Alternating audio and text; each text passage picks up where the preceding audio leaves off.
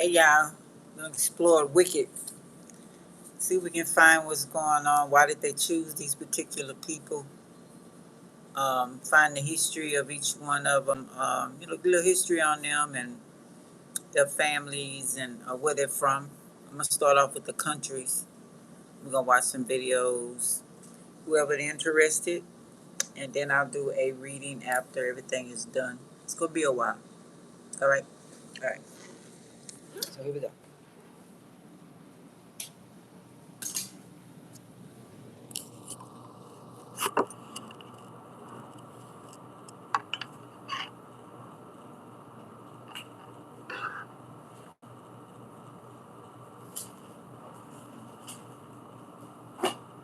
Um, I'm gonna start off with the main character, which was let me go back.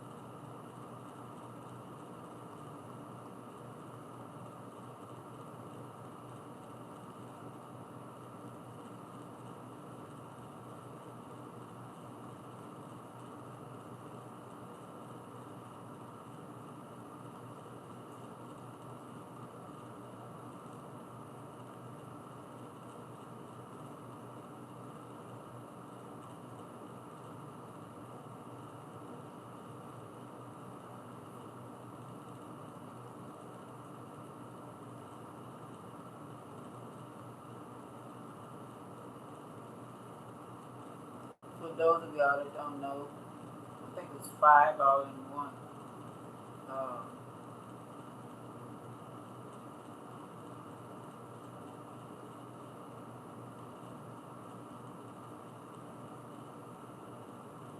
Um, Wicked in 3 minutes or less.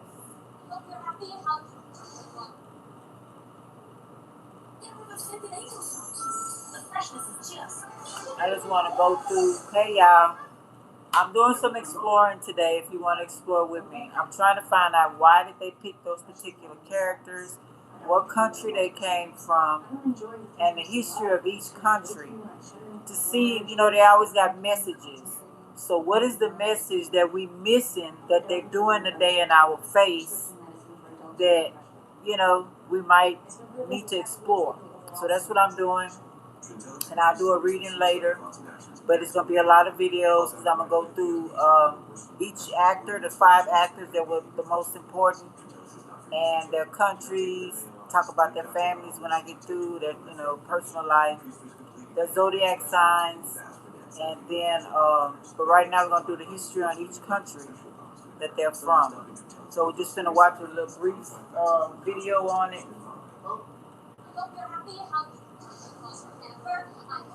Well, the singing got me though. The long-awaited film adaptation of the Broadway smash Wicked has arrived, and we're here to break it all down in 3 minutes or less. Be warned, major spoilers follow. Wicked is a prequel to The Wizard of Oz. Although it is not directly connected to the classic 1939 film, it does, however, follow the same story. The film covers the first act of the stage musical, with the upcoming sequel covering the second. Wicked begins just after Dorothy kills the Wicked Witch of the West and the people of Oz celebrate. Glinda the Good Witch recounts how she and the Wicked Witch were once friends, and we flash back to their origin story.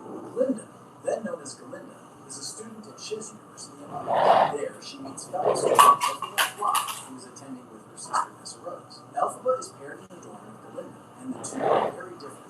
Elphaba is shy and reserved, but is gifted in magic. Galinda is outgoing and aspires to be a great witch, but doesn't have the abilities Elphaba does. You're green. Elphaba's abilities and her green skin make her a bit of an outcast among the students. However, Madame Muriel, the Dean of Sorcery sees Elphaba's potential and begins giving her private lessons. Galinda and Elphaba don't get along at first, but after Galinda convinces the Munchkin Bach to take Elphaba's sister Nessarose to a party, the two become good friends. Elphaba even brings Galinda along to her private magic lessons. One of the professors, a talking goat named Dr. Dillon, announces he is leaving the university because the administration is forcing out animals as teachers, considering them inferior. Galinda changes her name to Glinda in a show of support, as Dilliman always mispronounced her name. When Elphaba sees Dilliman's replacement mistreated the lion, she and a fellow student named Fiero free the cub and leave the school.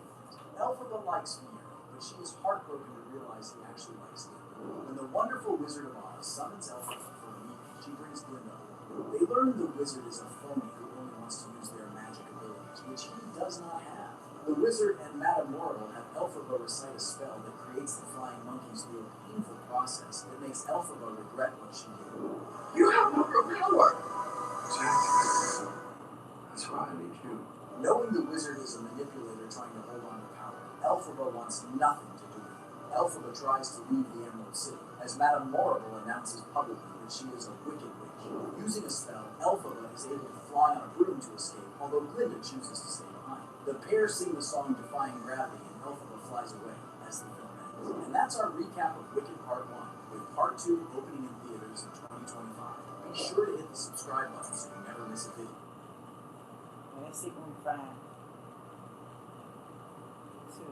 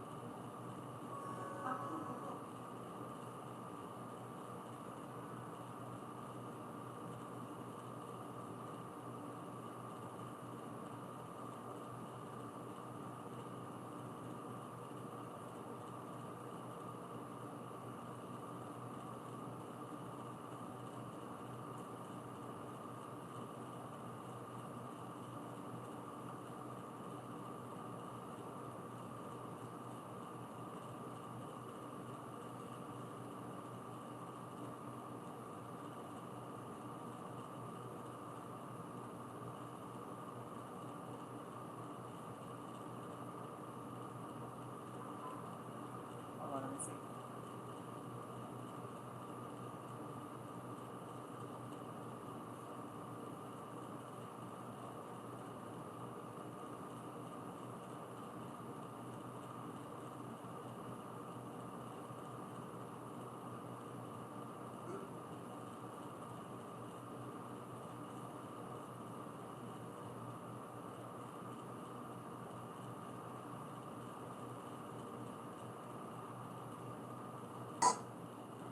Sorry about this. Okay. Now we're gonna explore the first one, the main character, the Wicked Witch of the North of the West. So we're gonna go to her country, okay, and explore that. She's from Nigeria. So we're gonna go to Nigeria. And then we're gonna go to what Nigeria was called before it was Nigeria. I'm gonna talk about something first. Before we go to the Civil War. That's what the Civil War is. The Nigerian Civil War. The Nigerian Civil War, often shrouded. Okay, this is what she was talking about. Her name is Cynthia. She's a Capricorn. British actor, but she's from Igbo, IGBO, Nigeria. Okay. She had mom and dad when they separated because of this civil war. The dad left the family, left the mom to raise her and her sister. And they escaped the civil war, and the dad denounced them. And like I said, the mom raised them, and then she was talking about this what separated them. Okay, so we're gonna listen to that first. in the dust of history, remains a wanting chapter in the nation's past, echoing with the cries of millions caught in the crossfire. This brutal conflict, also known as the Biafra War, tore Nigeria apart from 1967 to 1970, pitting brother against brother in a desperate struggle for survival and self-determination. As the world watched, millions of lives were lost, many due to starvation, in what became one of the most tragic humanitarian crises of the 20th century.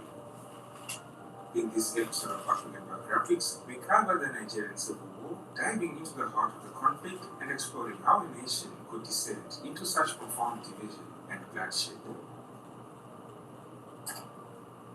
To understand the events that led to the Nigerian Civil War, it's important to understand the country's complex history. The area that is now Nigeria was historically inhabited by a diverse range of ethnic groups, each with its own distinct culture, language, and traditions. Let me say this first. It says that the name Nigeria did not exist until before 1914. Okay. Under British colonial rule prior to 1897, the region was broadly known as Royal Nigeria, accompanied to territories named as Nigeria by British colony, combining the words Niger, after the river Niger, or Nigger they call over here, areas. But they changed the name. It was the original place of the Oyo people, Benin people, K-A-N-E-M people, B-O-R-N-U empire. So we're going to look at that later, but let's look at why they fled from their country.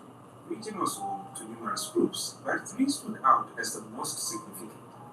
Firstly, the Igbo, who made up 60 to 70% of the population in the southeast, the Hausa Fulani, accounting for around 65% of the people in the northern region, and the Yoruba, comprising about 75% of the population in the southwest. In the north, the semi-feudal and deeply Islamic Hausa Fulani were governed by a rigid autocratic hierarchy steeped in tradition.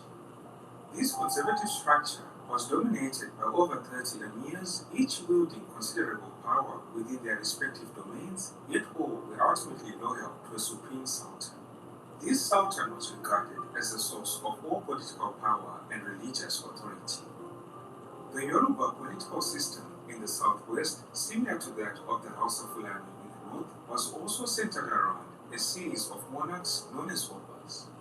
Unlike the rigid hierarchy in the north, the Yoruba system provided greater opportunities for upward mobility, where individuals could rise in status based on their acquired wealth and titles rather than solely on inheritance. The Igbo in the southeast, unlike the other two major groups, lived in around 600 autonomous organized villages. In contrast to the more centralized systems of the Hausa Fulani and Yoruba, decisions within Igbo communities were made by a general assembly where every man had the right to participate. The diverse political systems among these three peoples produced radically divergent customs and values. The arrival of Europeans marked a significant turning point in Nigeria's history. Initially, they came as traders and slavers along the coast, but their ambitions soon grew, evolving into imperialists who extended their reach into the interior through trade. The formal construction of Nigeria as a multinational state began in 1900 when the British government established the northern and southern protectorates alongside the colony of Lagos. Given the country's diverse tribal and ethnic makeup, numerous religious, political, and cultural differences posed significant challenges, often disrupting the smooth operation of the government. The first significant step taken by the British in shaping Nigeria as a modern state was the amalgamation of the administrative divisions of the two regions of Nigeria on January 1, 1914, orchestrated by Frederick Lagarde. Despite the formal unification of the two regions, the colonial administration operated quite differently in each. The South, particularly the East, was governed directly by the British, whereas in the North, an indirect rule approach was adopted adopted where local emirs were entrusted with daily administrative duties. This system allowed the northern emirs to preserve their traditional political and religious institutions, thereby limiting the extent of social change in their region over the ensuing years. In the south, missionaries were permitted to establish churches and schools, which led to the widespread introduction of Christianity and Western education. This contrasted sharply with the north, where such influences were minimal. By the time of Nigeria's independence in 1960, the north was significantly less developed, with a literacy rate of just 2% compared to 19.2% in the east. The west, having been the earliest region to encounter Western education, benefited from having much higher literacy rates. Meanwhile, population pressure in the Igbo homeland, combined with an intense desire for economic improvement, drove thousands of Igbo to other parts of Nigeria in search of work. By the 1960s, the Igbo had become politically unified and economically prosperous, with tradesmen and literate elites active not just in the traditional Igbo southeast, but throughout Nigeria. One thing I've noticed, Premier, while I've been here, is that Northerners seem to have what's called an obsession about the Igbos. Could you perhaps explain that to me? Well, the Igbos are more or less the type of people whose desire is mainly to dominate everybody. If they go to a village or a town, they want to monopolize everything in that area. If you put them in a labor camp as a laborer, within a year they will try to emerge as headmen of that camp, and so on. In 1946, under the Richards Constitution, the British colonial government divided southern Nigeria into distinct regions, the eastern region and the western region. The north, which was not affected, retained its position as the dominant region, both in population and landmass. Also, during the 1940s and 1950s, Igbo and Yoruba political leaders and parties were at the forefront of the push for Nigerian independence. Prominent figures like Nnamdi Azikiwe and Chief Obafemi Awolowo played significant roles in the independence movement. Northern leaders were cautious about independence, largely concerned that it might lead to domination by the more westernized southern elites. Over time, however, these northern leaders, under figures like Sir Amadu Bello, began to push for independence but wanted to ensure that the North's interests were protected in a post-colonial Nigeria. During this time, political parties emerged along regional and ethnic lines.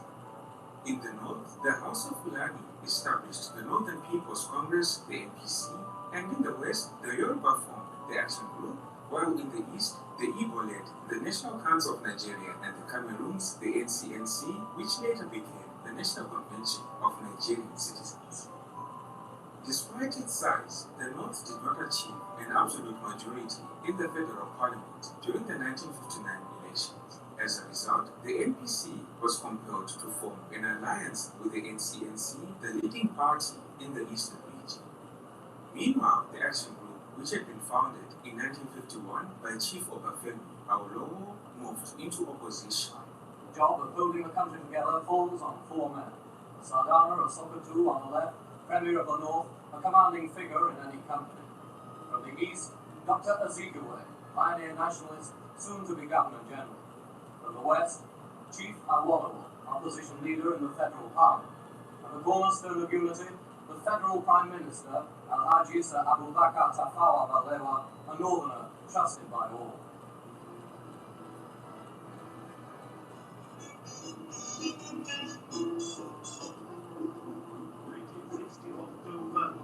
Now back to this over.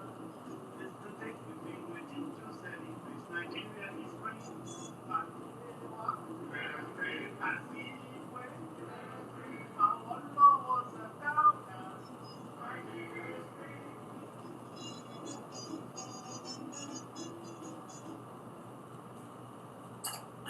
From the moment Nigeria gained independence in October 1960 until its first military coup in January 1966, a series of political crises posed significant threats to the stability and survival of the Nigerian Republic.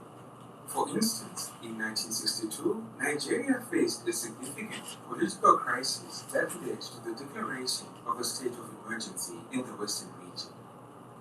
The crisis primarily revolved around two prominent figures, Samuel Ladoke Akintola and Chief Obafemi Awolowo. Awolowo, a well-known nationalist and former premier of the Western region, had shifted his attention to national politics, becoming the leader of the opposition in the federal parliament. Chief Awolowo championed a socialist approach which clashed with Akintola's more conservative and regionally focused views. The growing tension between the two men eventually led to Akintola's expulsion from the AG by Awolowo's faction. In response, Akintola refused to step down as premier of the Western region, leading to violent clashes and widespread unrest in the Western region. Nigeria's federal government, then led by Prime Minister Tafawa Balewa, intervened by declaring a state of emergency on May 29, 1962. This action suspended the regional government and installed an administrator to restore order. Chief Awolowo was later arrested and charged with treason, accused of plotting to overthrow the federal government, further deepening the crisis. While all of this was taking place, in 1963, due to growing demands for greater representation and autonomy, particularly from the ethnic minorities in the Western region, the Midwest region was carved out of the Western region. The Midwest region, with Benin City as its capital, was primarily populated by the Edo, Urhobo, Itsekiri, and other ethnic groups in the area. By 1964, the alliance between the NCNC and the NPC had effectively collapsed. A key factor in this breakdown was the contentious national census, which granted the North a majority over the South. This contentious census sparked widespread accusations of population inflation, with each region accusing the other of manipulating figures to gain political advantage. The stakes were high as population numbers directly influenced the distribution of electoral representation in the federal parliament as well as revenue allocation among the regions, making accurate census data a matter of significant political and economic power. The atmosphere of suspicion generated by the 1963 census carried over into the federal elections that were held at the end of 1964. On this particular occasion, the election process was marked by disputes with frequent accusations of fraud and controversy surrounding the results. The NCNC and its allies even attempted to boycott the elections, leading to significant tension. This tension escalated when Federal Prime Minister Tafawa Balewa clashed with the now President Nnamdi Azikiwe. A compromise was reached on January 7, 1965, resulting in the formation of a new coalition government with Tafawa Balewa continuing as Federal Prime Minister and Festus Okotie-Eboh serving as Finance Minister. However, this resolution did little to alleviate the underlying issues, and many believed that the prevailing crisis in Nigeria had really been postponed rather than fully resolved. In Nigeria at the time, corruption, electoral fraud, and violence had become rampant, particularly after the controversial 1964 federal elections and the 1965 Western Region elections, which were marked by accusations of widespread rigging. This atmosphere of chaos and corruption, coupled with the perceived dominance of the northern region in federal politics, created widespread disillusionment among the military and the public at large. This prevailing discontent laid the groundwork for the major school, where young military officers sought to overthrow the government to address these issues. A real champion knows you're only as strong as the team behind you. Champion Energy is backed by one of the largest energy producers in the state and offers 24/7 5-star customer support. Champion Energy, your champion for better energy.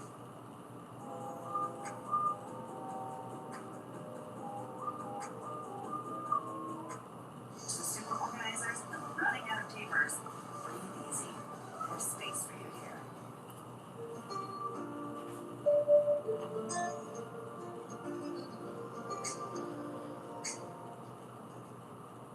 If you are still emailing yourself session files for your music like it's 2010, we got it. On January 15, 1966, a faction of the Nigerian army, coordinated by Major Chukwuma Nzeugu from Kaduna, attempted to overthrow the federal system. The young majors aimed not to merely carry out a military coup, but to ignite a revolution that would dismantle the entire existing order. During this military coup, in the north, Sey Ahmadu Bello, the Sardauna of Sokoto and regional premier, was assassinated. In the west, Chief Samuel Ladoke Akintola made a similar fate. In Lagos, the federal prime minister, Sey Abubakar Tafawa Balewa, and the federal finance minister, Chief Festus Okoti Ebo, were also killed. All of these leaders that had been killed during this coup were either Hausa Fulani or Yoruba. Additionally, 9 senior army officers lost their lives in the upheaval. Major Chukwuma Nzeugu, the Sandhurst-trained officer, addressed the nation from Kaduna, speaking on behalf of the Supreme Council of the Revolution. In his address he said, and I quote, "Our enemies are the political profiteers, the swindlers, the men in the high and low places that seek bribes and demand 10%, those that seek to keep the country divided permanently so that they can remain in office as ministers and VIPs of waste, the tribalists, the nepotists, those that made the country look big for nothing before the international circles, those that have corrupted our society and put the Nigerian political calendar back by their words and deeds." Major Chukwuma Nzeugu, declaring martial law over the northern provinces of Nigeria, issued a series of proclamations imposing the death penalty for offences such as embezzlement, bribery, corruption, rape, homosexuality, and any act seen as obstructing the revolution. However, this initial coup, which had eliminated several key political figures, was short-lived. Troops that were loyal to the federal government, led by Major General Aguiyi Ironsi, swiftly regained control and restored federal authority. On January 16, 1966, General Ironsi assumed control of the government, declaring himself Nigeria's first military head of state. The coup now begins to look more and more like a straightforward military revolt against corruption in government, and one that's likely to last. It has popular backing. What's not so clear is who its real backers are. The man at present being put forward is the army commander, General Aguiyi Ironsi, who arrived at the heavily guarded Parliament buildings to hold the new administration's first press conference. However, his Igbo ethnicity soon became a source of tension, particularly in the north, where the coup was viewed as an Igbo-dominated conspiracy. Under General Ironsi's leadership, North-South tensions would intensify for various reasons. The coup, despite its failure, was widely perceived as having benefited the Igbo community, since all but one of the 5 coup plotters were Igbo, and General Ironsi, also an Igbo, was suspected of favoring his ethnic group by promoting many Igbos within the army at the expense of Yoruba and Hausa officers. Further exacerbating tensions, on May 24, a government decree by the general established a unitary state, banned political parties and tribal organizations with a political agenda, and suggested that the regime could continue for up to 3 years. This decree, which also unified the civil service, combined with the earlier rejection by the northern military governor of the northernization policy in the private sector and civil service, fueled fears in the north that jobs would be lost to the better educated southerners. The reaction in the north was swift and violent. Civil servants and students organized anti-government demonstrations, which quickly escalated into widespread riots targeting Igbos living in the Sabon Garis, the designated quarters for non-indigenous people in northern towns. These riots resulted in the deaths of hundreds of Igbos and the destruction of their property. Amid growing unrest, northern officers in the army, led by Lieutenant Colonels Muritala Mohammed, Theophilus Danjuma, and others, orchestrated a counter-coup. On the night of July 29, 1966, they launched a coordinated assault against the military government. During this operation, General Ironsi and his host, Lieutenant Colonel Adekunle Fajui, the military governor of the Western region, were captured and brutally murdered in Ibadan. In the turbulent aftermath, Yakubu Gowon, a young and relatively junior officer from the north, was chosen as the new head of state. Yakubu Gowon, a northerner from a minority ethnic group, was a Christian and a soldier known for his disciplined lifestyle. He neither smoked nor drank. This young military officer was deeply committed to the idea of a unified Nigeria and was respected for his understanding of military operations and his ability to seek advice and build consensus. While the July 1966 coup succeeded in many parts of Nigeria, it failed to gain traction in the eastern region, where Lieutenant Colonel Chukwuemeka Odumegu Ojukwu served as the military governor. Ojukwu, an Igbo and a charismatic leader, had been appointed by General Agui Ironsi during his brief tenure as head of state. Born on November 4, 1933 in Zungeru, northern Nigeria, to Sir Louis Odumegu Ojukwu, a wealthy Igbo businessman, Ojukwu's early education took place in Lagos and Nnewi. His intellectual development was further shaped by his time at Epsom College in England and later at Lincoln College, Oxford, where he studied history.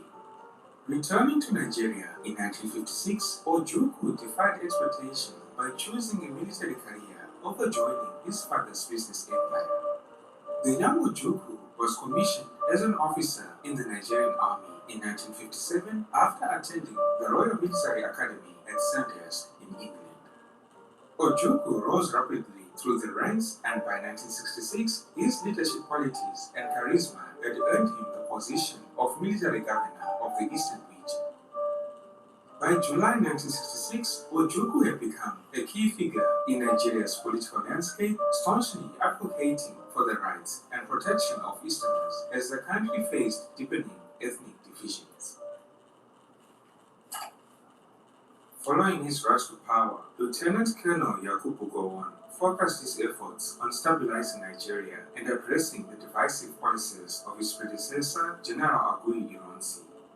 On August 31, he reinstated the regional structure, signaling a significant shift back to a federal system which was seen as more capable of representing the diverse interests of the nation. Additionally, Gowon introduced a policy of amnesty leading to the release of prominent political prisoners, including Chief Obafemi Awolowo, who had been jailed after a prison trial in 1962, and Dr. Michael Opara, the former premier of the Eastern region. However, Lieutenant Colonel Chukwuemeka Ojukwu refused to be appeased. In a radio broadcast, he declared that the July coup had effectively split Nigeria into two. This assertion seemed to be confirmed when a new wave of violence against Easterners erupted in the north, far more brutal than before. This time, the aim was not merely to seek revenge, but to forcibly expel Easterners from the region entirely. The deep-seated envy, resentment, and mistrust that Northerners harbored towards the minority Eastern communities in their midst would explode into a violent pogrom. The authorities in the federal government did nothing to stop it, and Northern troops even joined in the rampage. In the ensuing chaos, thousands of Easterners were killed or injured.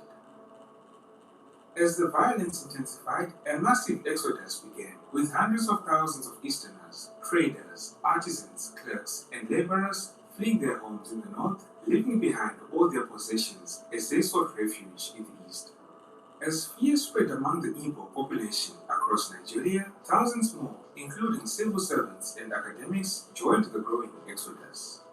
By the end of the year 1966, over 1 million refugees, many of them injured, exhausted, and traumatized, had sought refuge in the eastern region.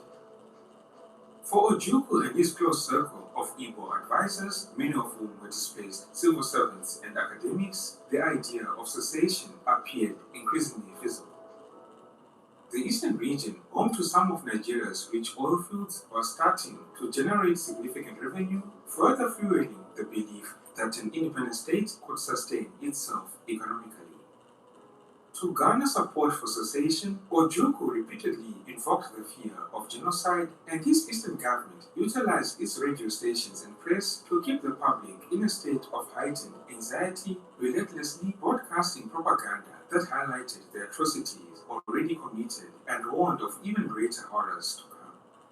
This propaganda not only united the Igbo against the perceived northern threat, but also generated a powerful momentum towards cessation.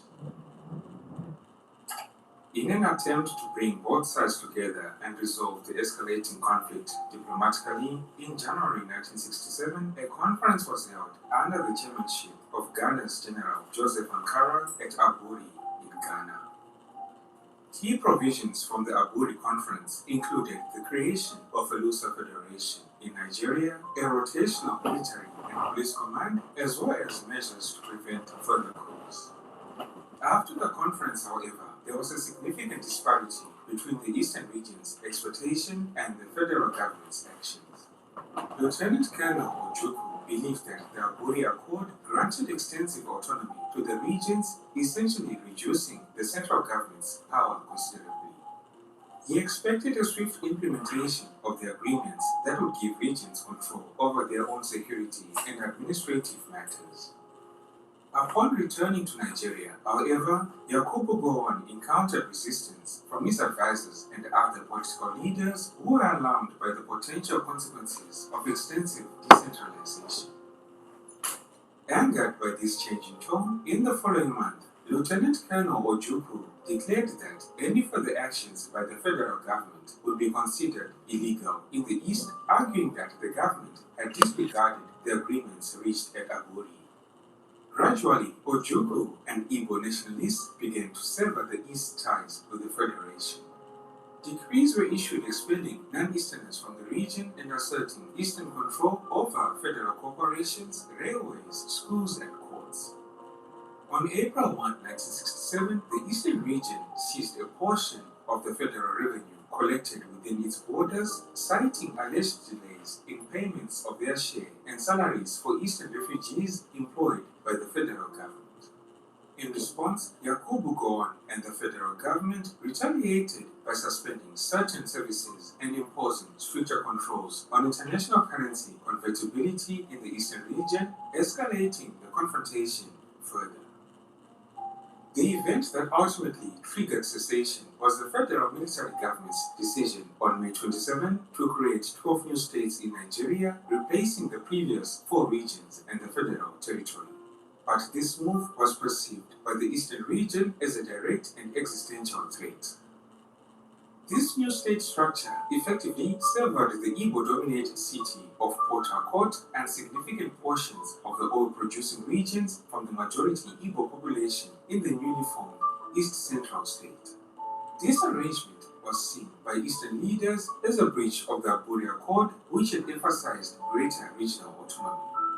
And so, in response, Lieutenant Colonel Ojukwu convened an emergency meeting of the Eastern Nigeria Consultative Assembly to address the new division of Nigeria. The Assembly rejected the 12-state structure and granted Ojukwu the authority to declare an independent state. At 2 a.m. on May 30, 1967, Colonel Ojukwu made an historic announcement from State House in Enugu, and part of it goes like this. I do hereby solemnly proclaim that the territory and region known as Eastern Nigeria, together with their continental shelves and territorial waters, shall henceforth be an independent sovereign state by the name and title the Republic of Biafra.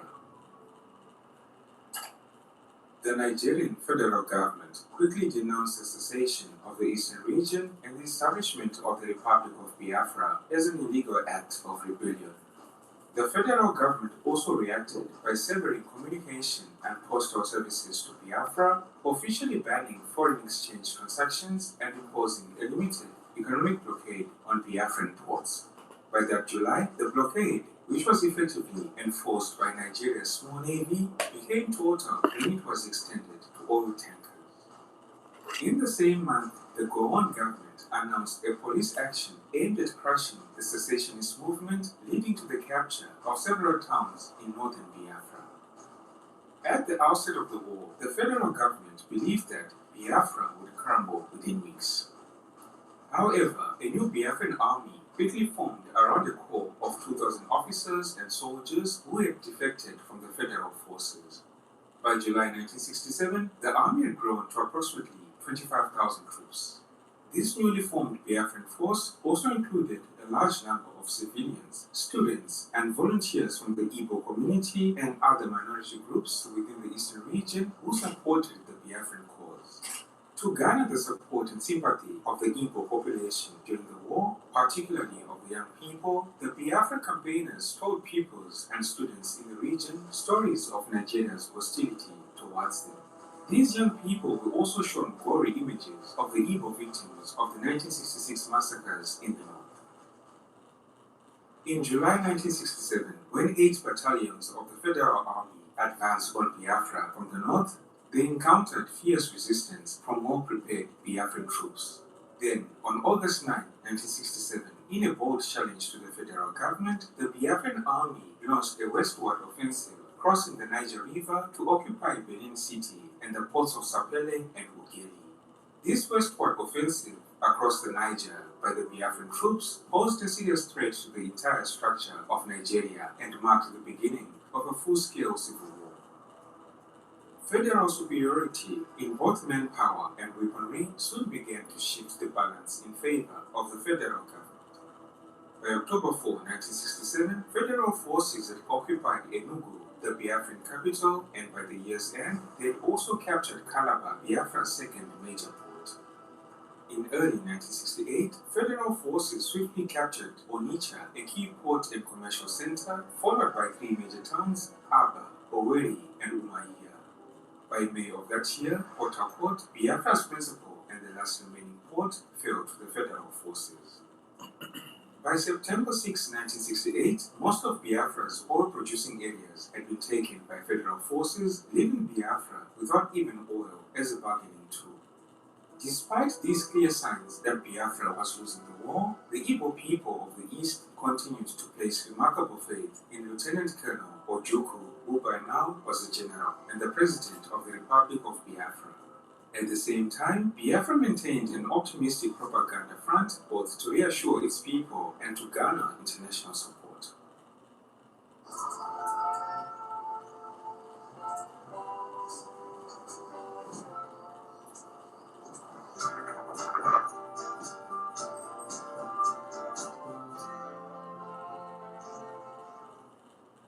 Hey, look at you! Floors by day, student by night.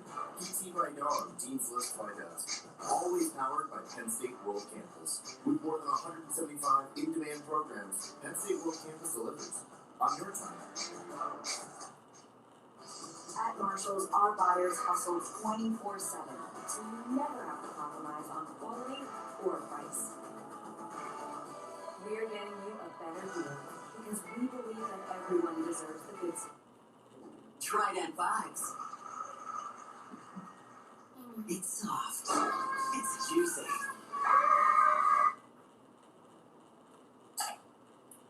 Nigeria's vast size and emerging economic potential, particularly due to its burgeoning oil wealth, attracted significant international interest in the Civil War, prompting outside powers to consider intervention. Britain, as the former colonial ruler, had substantial investments in Nigeria, which it was determined to protect. British Petroleum and Shell, 2 major oil companies, were deeply involved in the exploitation of Nigeria's oil resources.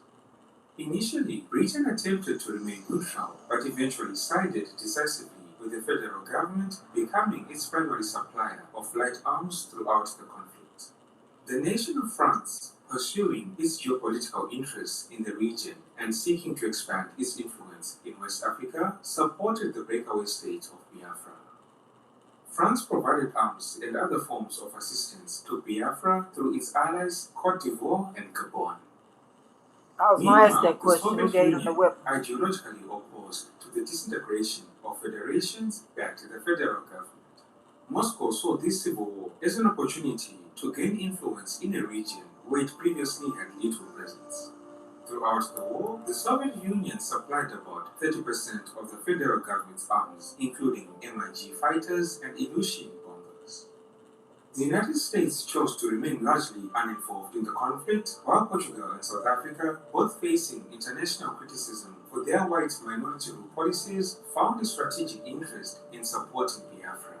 Their support was driven by a desire to prolong conflict and instability in Nigeria. During this conflict, Biafra garnered considerable international sympathy as the underdog, and the Nigerian federal government faced criticism for not making greater efforts to reach a peaceful resolution. Several African nations, including Tanzania, Gabon, Cote d'Ivoire, and Zambia, recognized Biafra. Tanzanian President Julius Nyerere defended his country's decision, arguing that the Igbo people had been artificially incorporated into Nigeria by the British for imperial purposes and had the right to secede if that was their collective will.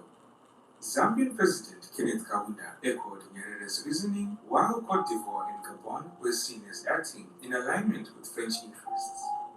The country of Haiti, for reasons that remain unclear, recognized Biafra on March 23, 1969. As General Olusegun Obasanjo later observed, the main paradox of the Nigerian Civil War was that Tanzania, Zambia, Rhodesia, South Africa, Portugal, and Spain all found themselves in the same camp supporting secession in Nigeria. Another dimension of the Nigerian Civil War was the presence of mercenaries on both sides, which added an unwelcome layer of complexity to the conflict. For the Nigerian federal government, mercenaries mainly served as pilots, flying combat missions crucial for maintaining air superiority and conducting bombings. These foreign pilots helped address a shortage of skilled native pilots and enhanced the federal military's operational capabilities. On the Biafran side, mercenaries played a more diverse role. They served as pilots, ground troop commanders, and trainers, playing a key part in organizing Biafra's defenses, training new recruits, and implementing military strategies.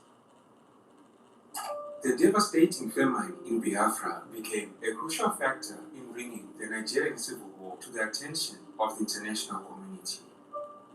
Biafra's claimed territory was densely populated and had historically relied on imports of protein-rich foods.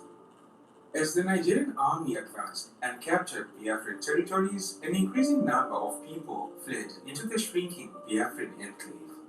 The federal government's strategy of siege warfare led to severe starvation among the Igbo population, as Biafra could only obtain supplies by air from that point onward. Within a year of declaring independence, Biafra had been reduced to a mere tenth of its original size, and for the remainder of the war, its civilian population endured worsening starvation. By the end, Biafra was confined to a small enclave served by a single airstrip where supplies were flown in by mercenaries. As images and reports of widespread starvation and suffering emerged, the plight of the Biafran people captured global attention. Despite their dire circumstances, Biafran forces managed to launch a successful counterattack in 1969, briefly retaking Owerri and recrossing the Niger River. However, they lacked the resources to sustain these gains, and the Nigerian federal forces gradually tightened their grip on Biafra. Throughout December 1969, as the federal army continued to harry the Biafran government, peace efforts were made, but the Biafran leadership was forced to move from one location to another. In late December 1969 and early January 1970, the federal army deployed 120,000 troops for a final assault. On January 9 and 10, 1970, Owerri, the last remaining town, and Uli, the solitary airstrip, fell to the Nigerian federal forces, marking the end of the war. A few days later, General Ojukwu fled the country, leaving his deputy, Philip Effiong, to manage the situation. On 15 January 1970, at Jordan Barracks in Lagos, the headquarters of the Supreme Military Council, Lieutenant Colonel Philip Effiong signed the formal act of surrender and declared, "We accept the existing administrative and political structure of the Federation of Nigeria. Biafra ceases to exist." The so-called rising sun of Biafra is set forever.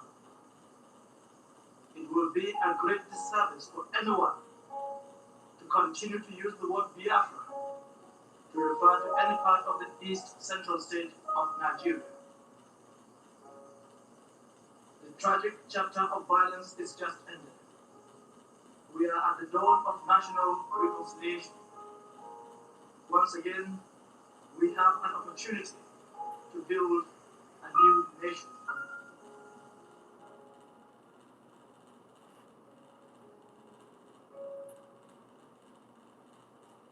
Okay. Let's recap.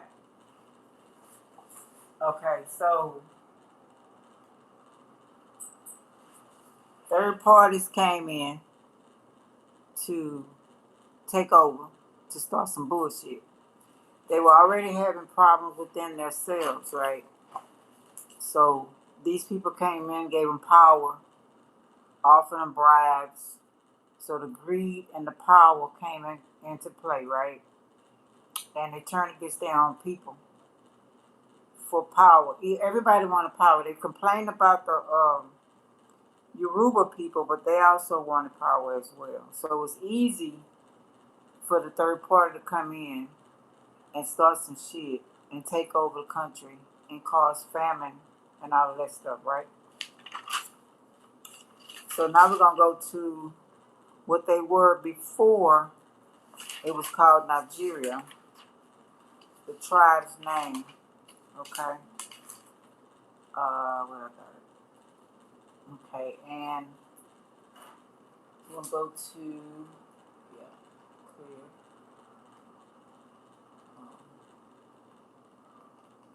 This is what they were before.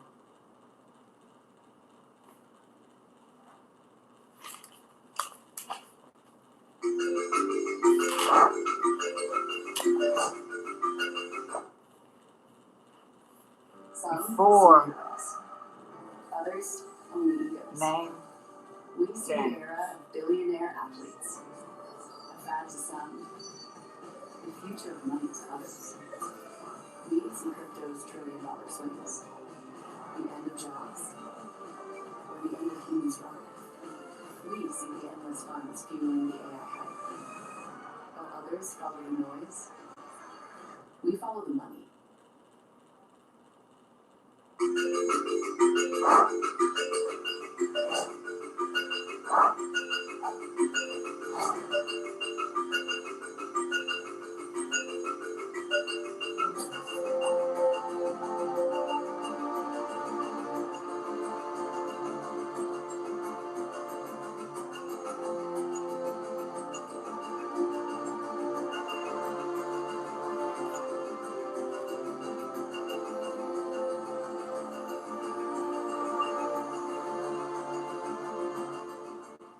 I came to this town to understand an almost forgotten history. The history of the old Oyo Empire. Not the new Oyo we know today, but the one almost buried under the savannah forest of the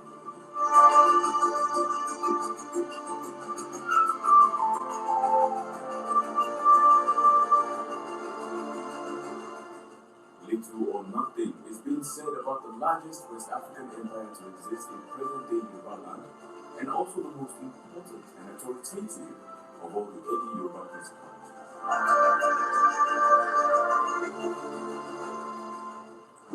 Little research has brought me here with too many questions to ask, like how did the empire start? How great was the empire? The fall and the aftermath. How did the new Oyo come to be?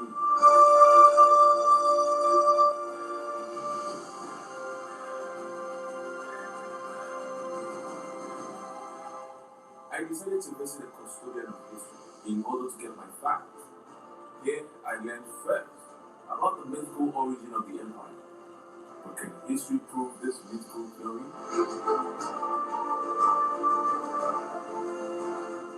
Bí Oòduà ṣe wá àti Mọ́kàlá ṣe wá, ìran kan náà ni wá, àwa Yorùbá àti Haúsá ni àti Fúlàní ni àti Ìjẹ̀bú ni àti Ẹ̀gbá ni, ìran kan náà ni wá. Lápapọ̀, Oòduà ló ti Mọ́kà wá. Nígbà tó Oòduà wá dé, ó dé sí Ilé-Ifẹ̀. So lẹ́yìn eléyìí, ó wá bí àwọn ọmọ. I also spoke to Chileleye, an author who shared with me a different theory. How did the Oyo Empire start?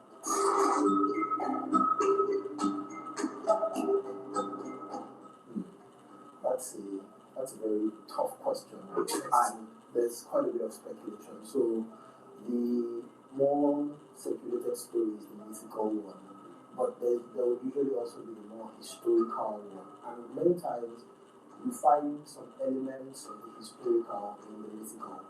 What's the mythical? The mythical is that Oduduwa came from the east, Or if you listen to some other people, he came down the chain, obviously, and landed in Ife, any which way. Founded in Ife, had 7 children. The youngest of the children then went away because he didn't get any of the land. He sojourned and sold his wild oats in Benin and started the Benin line of kings. And then he came back and founded, Oyo. So that's the mythical version. But what a lot of the archaeology, a lot of the artifacts, cultural artifacts suggest is that a migration happened from the east, correctly, but that east was more of the Niger basin. So the migration happened from there, and there were stops, as is typical. That migration happened in waves, and that's why you find some of the linguistics are related. How Yoruba towns start is a very, very good way to understand how a city like Oyo would have started, or other cities that emerged from the migrations from Ife. And so it would have been somebody from the royal line that had a big farm that would have then gone to set up, and that person would have been called Romeo. Yes, the Romeo, Oraya Gangani. I want you, is the Papa, young Romeo, but you put in Baba, Oraya, in the Papa,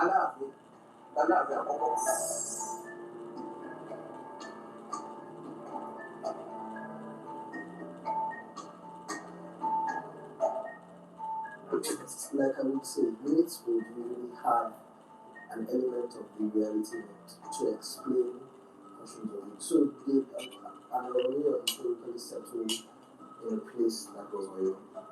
That I believe very strongly, and most of the facts indicate it. There was a historical Romeo that was at some time in Ife, that was at some time in Benin, and that was in Oyo.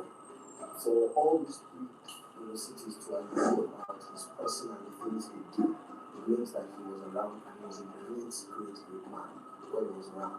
And we settle those places, absolutely. We settle because we said, Oyo. If I can go, if I need only see the video with you as a new phone, as a new son, that's about your bite of a colleague. That's your lower. Because they got your lot of your lower. You deal with a will. You are making everything in your as a lawyer. As in the York.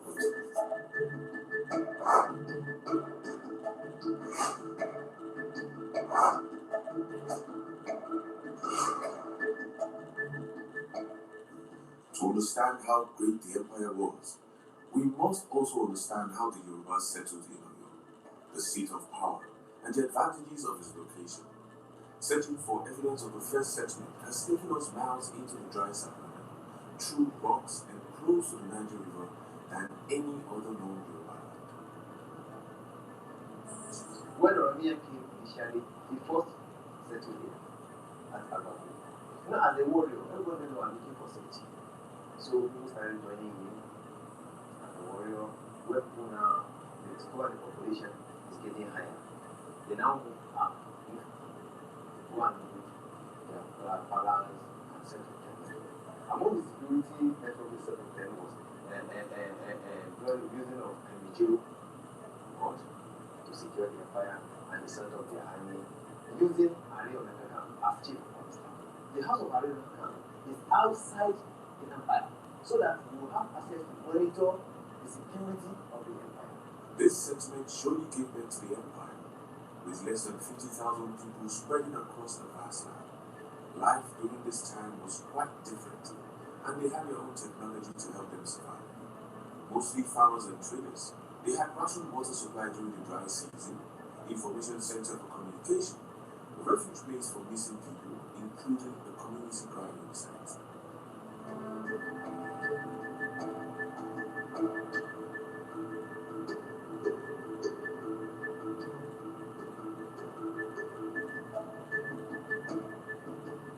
As you can see, since when we started journey within Oyo Empire, you see that the empire is so wide.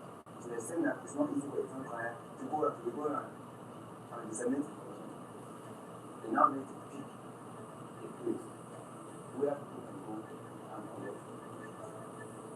those ones that their information is not clear to them will go to the palace, go and make inquiry. So this is the thing. Then there was no ABC or Army crisis. They use signals. Part of their signal is what you see on the wall.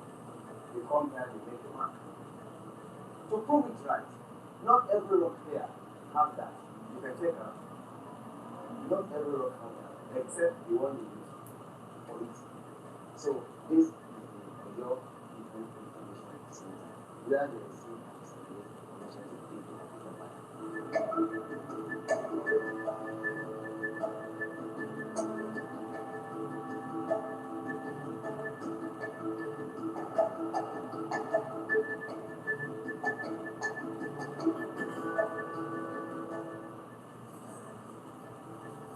This plant can serve as emergency water supply. You can take water from the tap water from this plant and take it pending till the time maybe you're ready for a family that to go to the reservoir to collect water. You just come out of the plant, you don't have water. Just look at the process and you can perceive the odor of water or you taste it and see.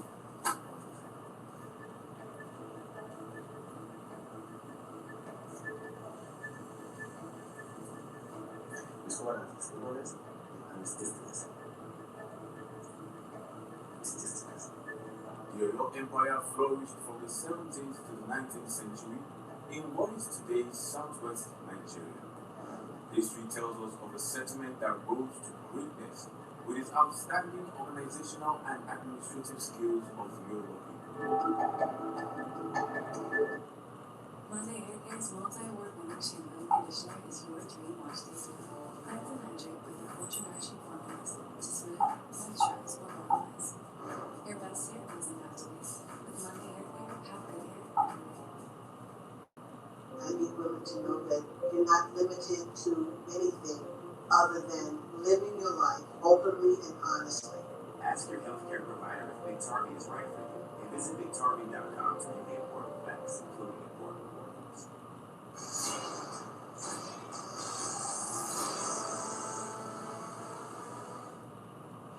Trucks. And then there's the 2026 GMC Sierra. It's the truck. At HEB, we work hard to buy and make just the right amount of food to keep our stores stocked, not Gbogbo jíjẹ́lẹ̀ Yorùbá àbí Ọ̀yọ́ ló wà. Kò sí ìlú kan tó lè kúrò sí lábẹ́ Ọ̀yọ́. Kẹ́ ẹ lè mọ̀ pé abẹ́ Ọ̀yọ́ ló wà. Òkú ọ̀sán tó ní ojú ẹni tó ló gbọ́ ọ̀sán lónìí. Aláàfin ló lọ́wọ́ ọ̀nà ọ̀sán òun ní ti lọ bá bẹ̀rẹ̀ ní sọ̀rọ̀. Ẹni tí ń bẹ náà tẹ́lẹ̀ ọ̀tọ̀ ni. Aláàfin ló lọ́wọ́ ọ̀nà ọ̀sán òun ọ̀tọ̀ ló kọ́ rẹ̀ jíjẹ́. Wealth from trade and its powerful cavalry, the Oyo Empire was one of the most politically important states in the entirety of West Africa. Making the empire so great, it ruled not only over most of the other kingdoms in Yoruba land, but also over nearby African states, notably the fourth kingdom of Daomia and the modern Republic of Benin to the west, with its capital both located at Old Oyo, also known as Oyo. So you find that the location of Oyo and what it had access to in terms of trade, in terms of horses, and in terms of even interaction with the people across the river. You will find that, for example, there are great interactions with the Nupe, which you will not have. We call Tapa, which the more southern guys will not have. One of the early Alafins, his mom was Tapa. Alafin, his mom was Bariba. That was why he could flee to Bariba land when they were sent for the first time. So they had a lot of that cultural exchange, took things like Ebony tradition from there, Halifa introduced from across. And of course, that would have also included military technology and all of that. And that gave Oyo a very, very clear advantage over its more southern neighbors. And it could then be moved. So you would find that the system of government in Oyo then was essentially what I call an imperialization of the regular Yoruba system of government where you have a barrier, Otumale, Osimale, and all that. Many of those chiefs evolved into the Oyomisi. The Oyomisi are essentially the chiefs of the quarters in Oyomi. That's what they are doing because Oyo became imperial. Their role became more and more pronounced than the regular townships. Táwọn ìbò làwà tí a gba Èkó wá, Èkó ni ẹ gbàgbọ́ Nàìjíríà. Ìyẹn wá dé tí ẹ bá wá dé ìlú ìgbà ìjọba ní àní ọba yín tó lò dáa wọ́n kọ́ láàfin. Tí ẹ bá tún dé ìlú mi tí ẹ bá béèrè, wọ́n sì béèrè kálẹ̀ gbogbo ọ̀rọ̀ ìgbà. Sẹ́ni kan tó lè sọ pé ẹ náà fi ṣe bàbá wọn. This ancient settlement soon began to multiply. The empire began to grow in power, wealth, and size. Mostly farmers and traders, but with a more advanced civilization, the empire would rule over other lands as the king systematically planted kingship in other parts of the Yoruba land, and even further, with descendants now spread globally. And that is evident today as there are more Yoruba-speaking communities all around the globe, as far as we see.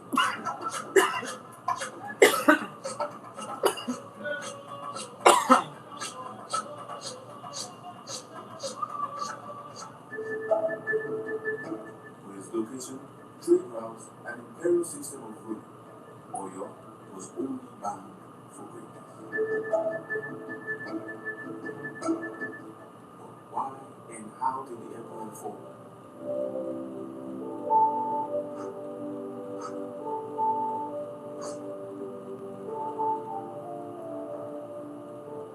So when Oyo eventually collapsed, one of the key things was that the Fulani had choked its supply of horses. And that significantly affected its ability to muster its cavalry, so that it was then the person who a lot of the cavalry was concentrated in his hand, in the person of Afonja, that had the most military might in the land at the time. With an imperial system of administration, just like every other nation experiencing any form of evolution, there will always be political division. Or is there more to the fall than we know about today?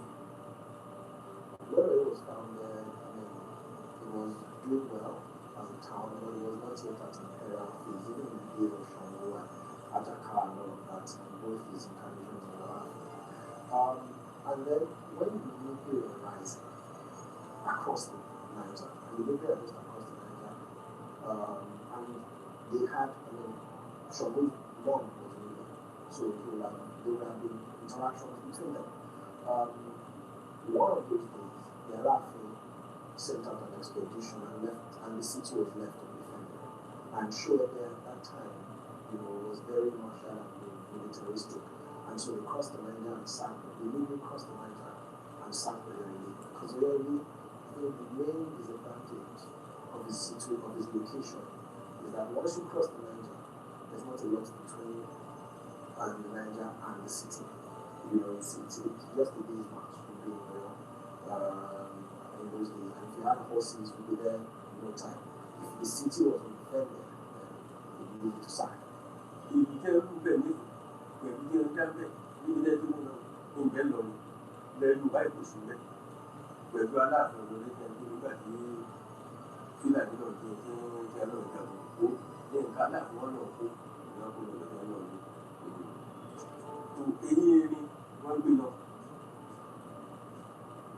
Kàkàkí wọ́n kó lọ. Nígbà tí wọ́n fi dáta lọ àwọn Yorùbá, wọ́n ní olùtọ́jà tó gbé kàkàkí ní ìdí kan. Nígbà wọn fa fèrè lọ́wọ́ ìmọ̀ pé lọ́wọ́ nígbà tí wọ́n gbé Àfọ̀njá tí wọ́n gbé kàkàkí. Àfọ̀njá ni òyìnbó tí mẹ́lẹ̀.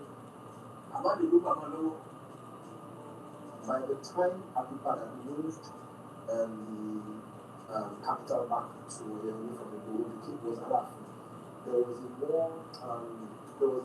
greater power distance between the Alaafin and his chiefs and the Oyomisi. So the court of the Alaafin moved to Maribaland. Two Alaafin were there. The second one then moved the court to Oyo, which for Alaafin reigned before they went back to Oyo, well, before Apipa moved then back to Ere. War. Nobody wins. The fall of the empire gave birth to new kings, new legends, new stories, and new settlements. Ibadan was by far the strongest university that emerged after the collapse of the empire.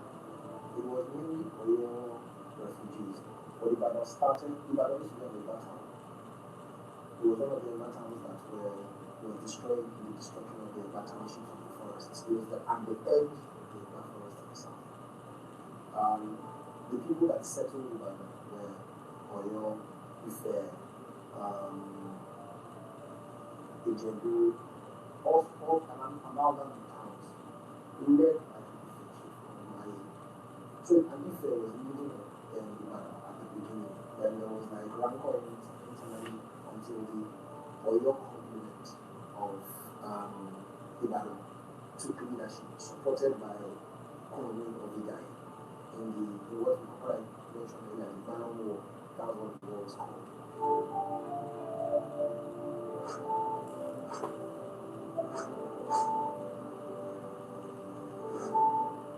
Today, the new Oyo stands almost as a replica of the old Oyo, with the palace and the affiliated Akeso market, but without its imperial glory, missing representation of the great years a king once truly ruled all the land. Oyo that I moved to Agodoyo, was not by any stretch of imagination a strong military power at the time.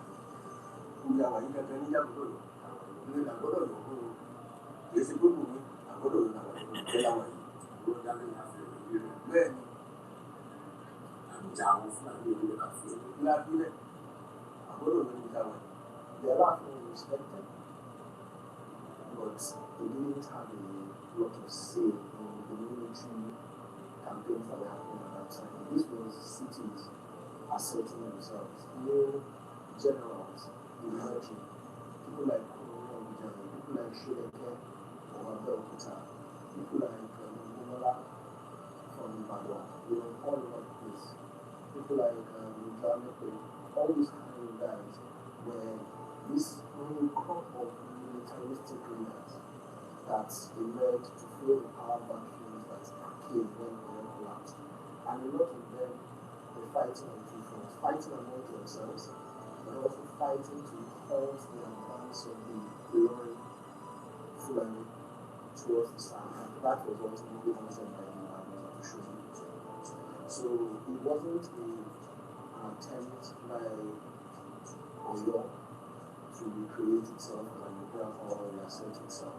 In fact, what the Arab did at that time was to start using titles, the old imperial titles, to try to win influence amongst the new. So we gave the Kakanfo title to Korean Guy.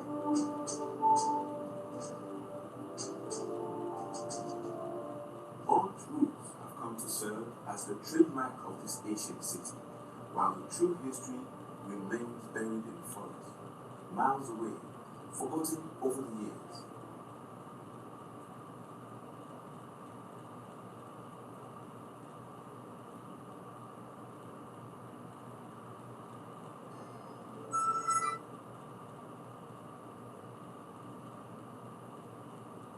Before Napoleon,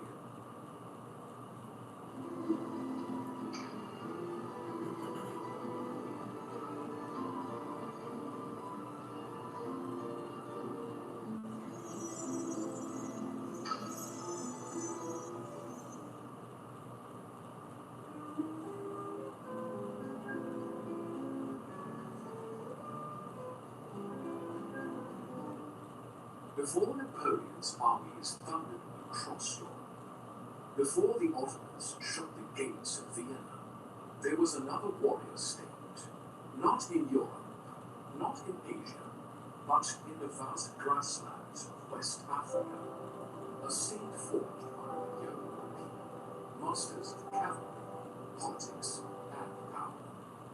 A kingdom called Oyo. This is the story of how Oyo rose from myth and legend to dominate African continent.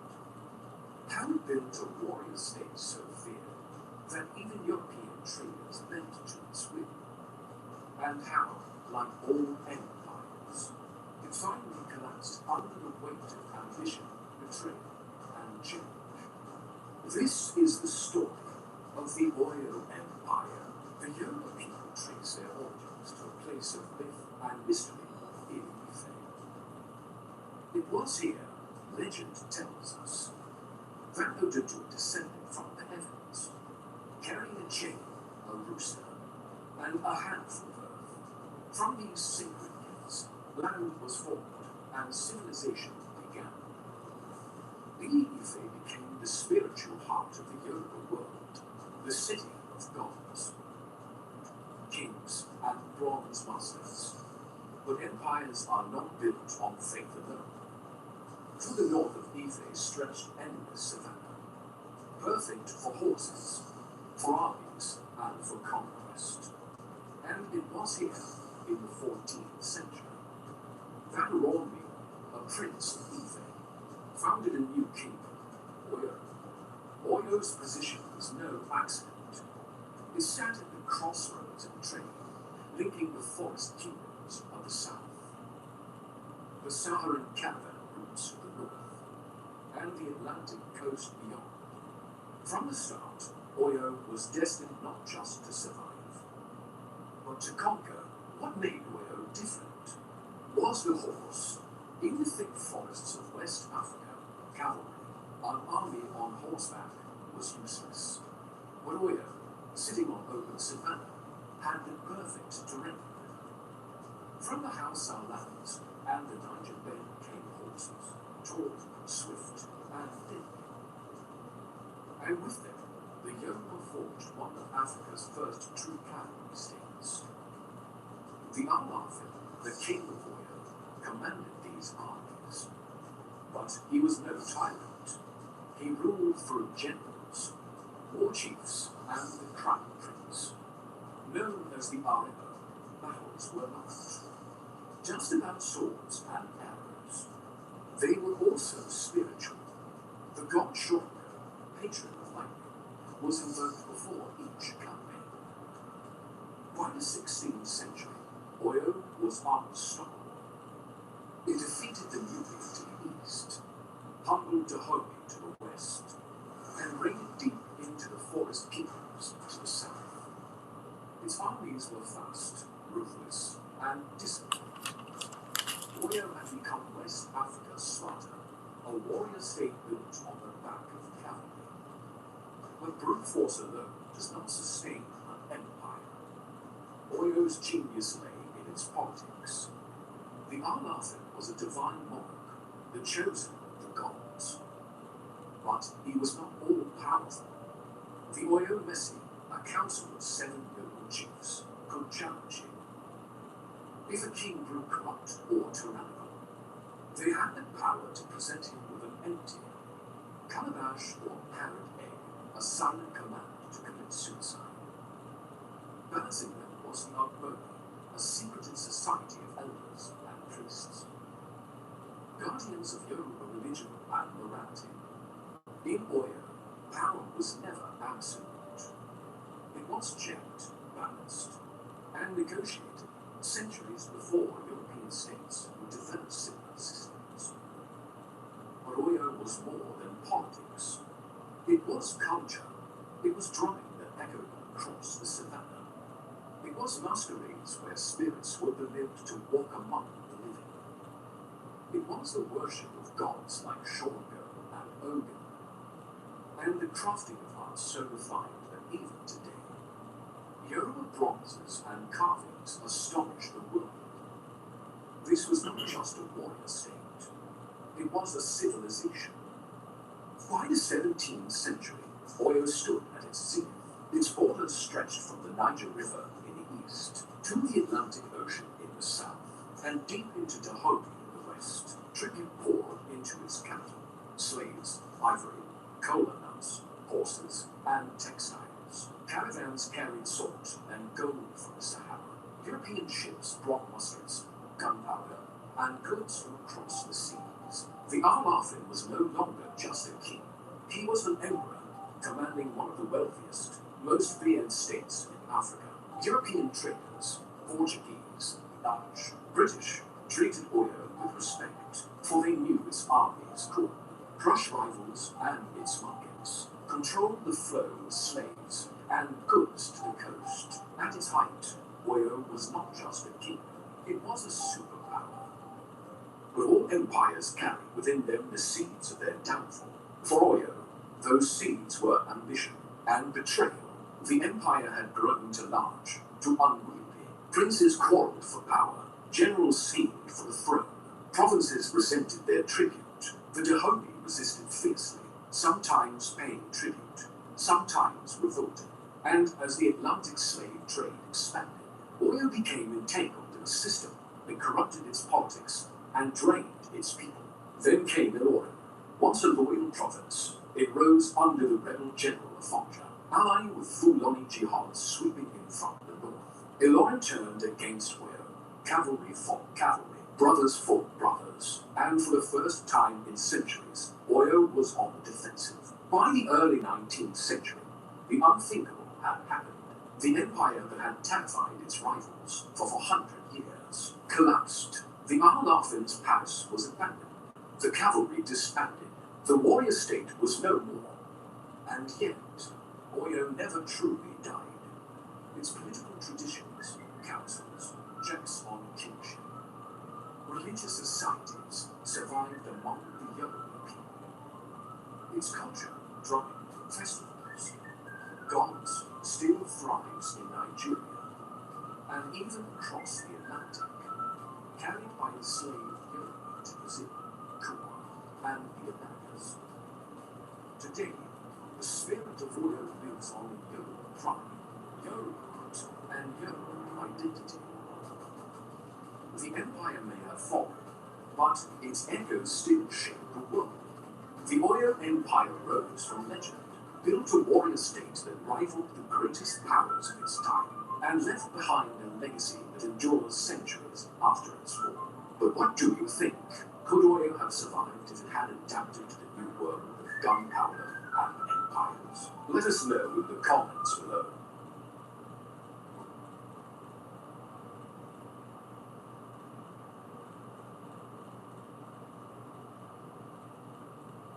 We're gonna go to her, when she was born. I just want to see a little history. She was born in,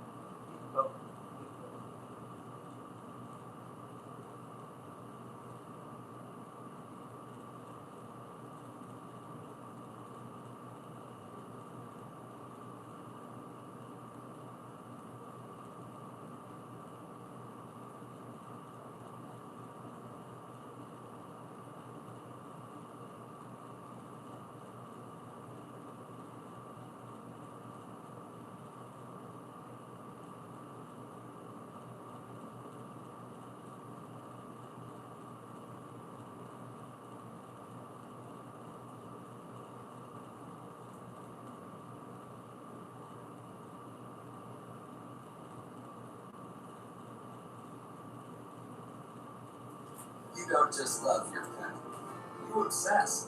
Good Charlie Energy is the electricity provider with free plans for you and free perks for pets. Good Charlie Energy, power to the pet people.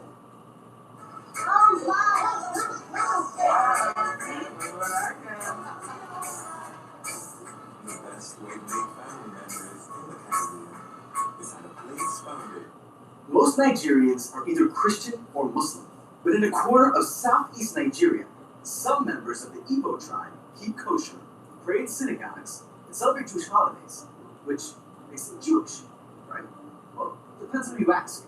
Under traditional Jewish law, Jews are those who were born to a Jewish mother or have formally converted to Judaism. Yet, many Nigerians see the Igbo as Jewish, regardless of what they practice or believe. As for the Igbo themselves, well, they're split. Some identify as Jews, others don't. So who's right? And why is Igbo identity so complicated?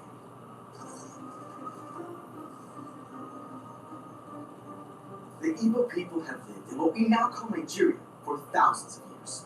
They're known for their sophisticated metalwork and glassmaking techniques, not to mention a unique banking system that's still in use today. Plus, they have been practicing a form of democracy for centuries. Until European Christian missionaries showed up in the 19th century, the Igbo practiced a traditional religion they called Omenala. Some of their customs included circumcising their sons, offering burnt sacrifices, and undergoing various purification rituals. The most uncommon of these rituals involves sending a goat out into the wilderness to carry away the community's sins, which will become relevant in a minute. You'll find similar customs throughout Africa. So, what makes the Igbo unique? Well, according to the anthropologist Dr. Daniel Liss, a lot. Dr. Liss began studying the Igbo after a chance encounter with an Igbo man at a bar in Switzerland. And he points out that some Igbo customs have an unusual twist. Circumcision is quite widespread in Africa. That doesn't prove anything. But then you could say, okay, what's the date the circumcision is performed? Circumcision on the 8th day is right there in the first sources on the Igbo. Plus, remember that whole sending a goat out into the desert to carry away sins? Well, that sounds a lot like an ancient Israelite custom. Ever heard of scapegoats? That's where the concept comes from. So are these overlapping practices merely a coincidence? Or do they indicate an ancient connection? Long before they knew of the Igbo's existence, many Jews and Christians believed that Africa might be home to a hidden pocket of Israelites. Why? The Talmud claims that some portions of the 10 lost tribes ended up in Africa. Plus, the biblical book of Zephaniah states that dispersed Israelites will return from beyond the rivers of Cush. So when the British Empire sent expeditions up the river Niger, the UK's chief rabbis handed colonial authorities a pack of letters written in Hebrew, just in case they happened to encounter any tribes of Israel. To our knowledge, they didn't find anyone who spoke Hebrew, but they did find something interesting. The British, who set up shop in parts of West Africa, brought along Christian missionaries to teach locals about the Bible, which records the story of the 10 lost tribes of Israel.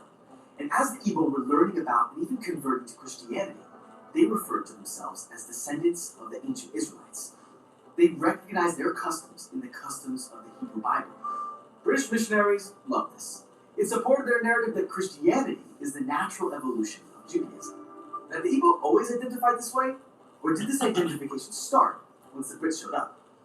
Like everything to do with the Igbo, depends who you ask. Traditional Igbo leaders will tell you that their people have always identified as descendants of the tribe of God. So when I was growing up in Nigeria, everybody proudly said, oh yes, Igbos came from Israel, the land of Israel. It was a common knowledge, we all said it loudly, we didn't care who said about it. Most academics disagree, believing this connection only started after the British arrived. Either way, one thing is indisputable. By the late 1800s, leading Igbo intellectuals were writing at length about their connection to the ancient Israelites. Though most Igbo practiced Christianity, some began to take an interest in Judaism. But like stereotypical Jews, they all took a different approach.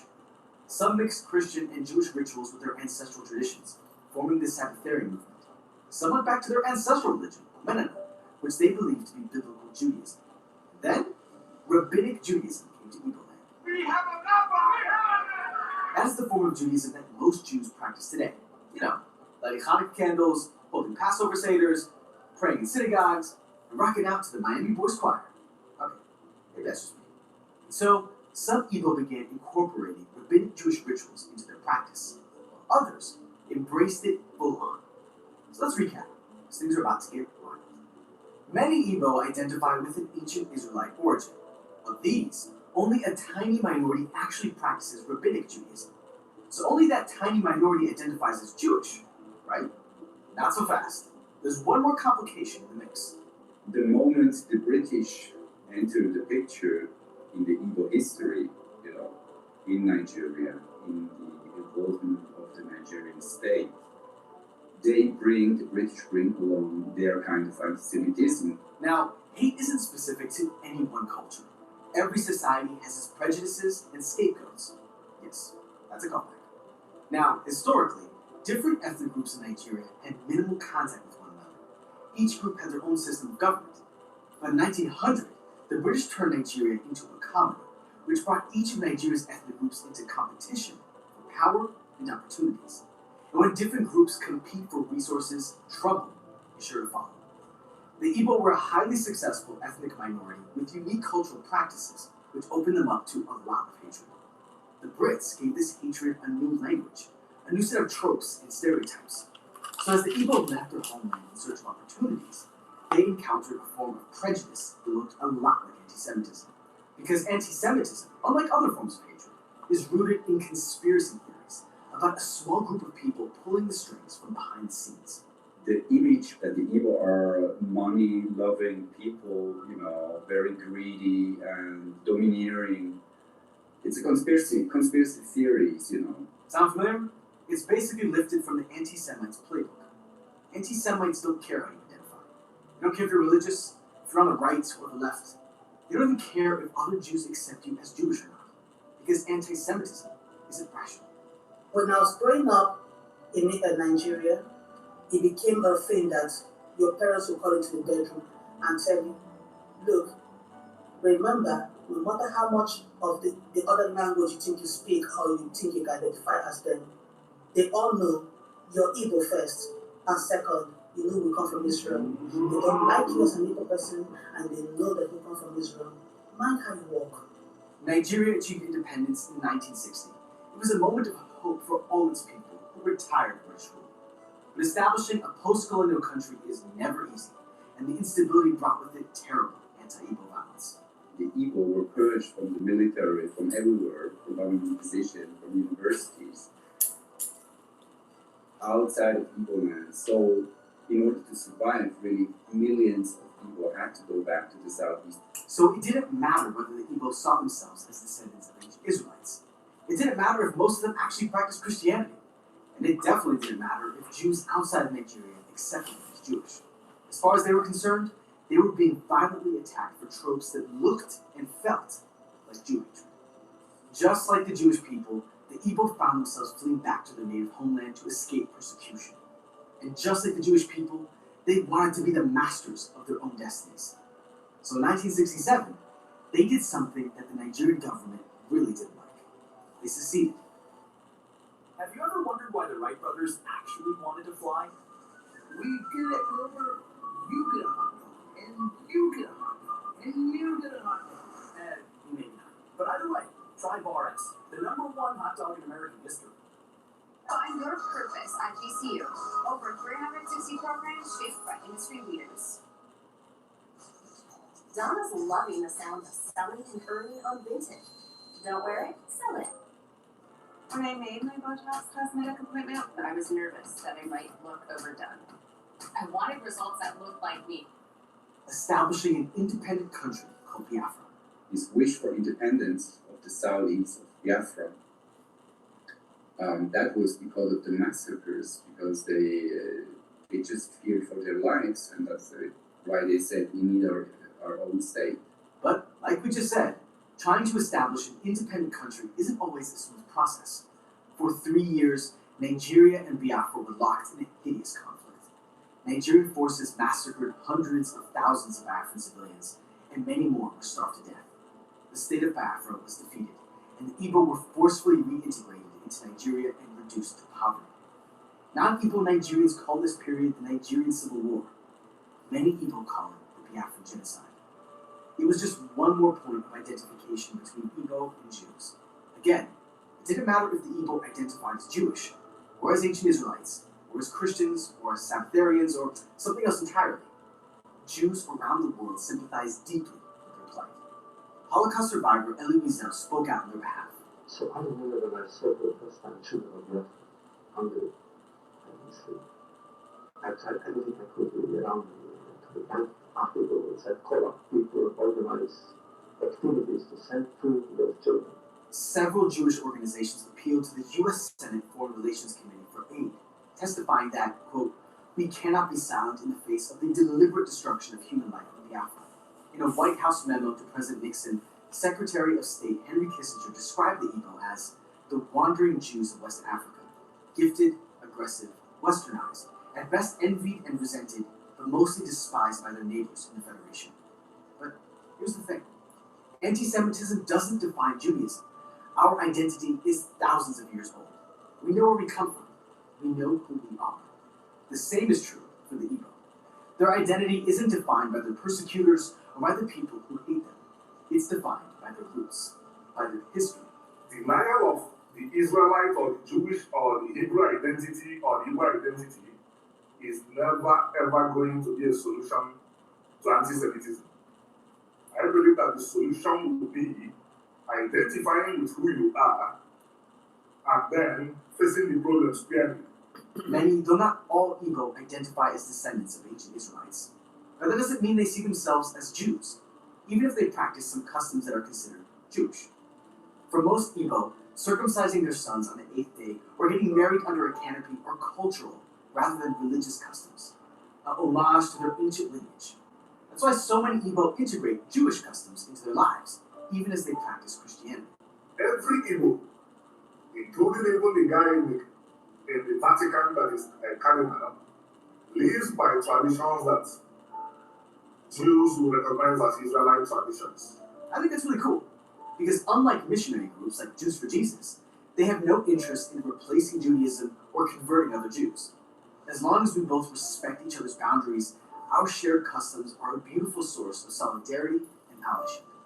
I accidentally stumbled into an Igbo gathering in Atlanta recently. When I told the organizers I'm from Israel, they got excited.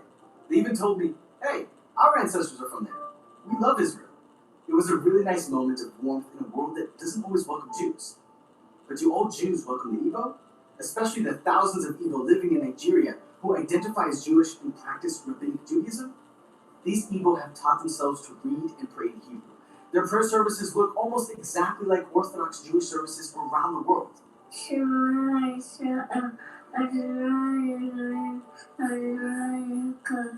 All we want is just recognition. Just recognition. We want to be able to walk into any synagogue and be welcomed and seen as a brother, as a sister. In fact, hundreds of Igbo have even moved to Israel, where they proudly send their children to serve in the IDF. But their status there is complicated. After coming to Israel, they formally converted to Judaism through an Orthodox rabbinical court. Yet, due to internal politics, the state refused to recognize them as Jewish. Such incidents have led to a feeling of profound isolation among Igbo in Israel. My first son has completed his service in the IDF. My second son, Joel, is currently serving in the IDF. And there are so many others. Basically, I would like the Igbo Jewish community in Israel to be accorded their pride of place among all the Jewish people here in Israel. Whether in Nigeria or Israel, the minority of Igbo that practices Judaism is in a very tough position. In reclaiming their ancient identity, they've done all they can to learn about rabbinic Jewish practices. But mainstream Jewish authorities won't accept them as is unless they formally convert, in some cases, for a second time. Though some rabbis in both Israel and America are challenging this idea and are starting to build a relationship with Igbo communities. So, are the Igbo Jewish? It's such a complicated question. History has linked Igbo and Jewish identities in uncanny ways. We are connected by shared customs and experiences, including a history of survival in the face of persecution. Identities evolve over time. But the Jewish people and the Igbo, no matter how they identify, remain firmly rooted in the ancient traditions that have sustained us. Okay, now we're going to Grande. What is that name? The Glenda. Okay. She is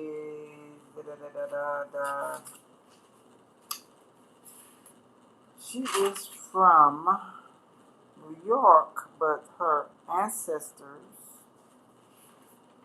Where am I? Yeah. She is from Boca Raton, Florida. That's where she grew up.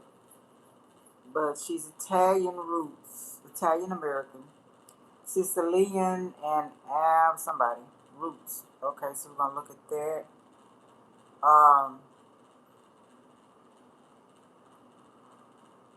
Her mom and dad were together. Blah blah blah. They moved from New York to Florida. Parents departed. Oh, they did divorce. So she's from a divorced family as well. When she was 8 or 9, and I think the Wicked Witch, the West Witch, her family, when she turned 16, her dad and mom separated. She's close to her grandmother. I think a couple of them are. Um, so we're gonna look at her hometown, her family's legacy. Okay, and we're gonna go what was there before Italy. Italy.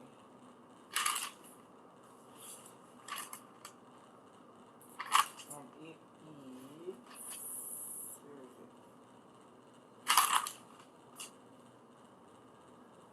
Okay, Sicily.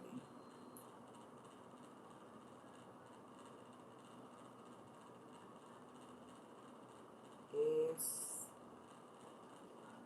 I C.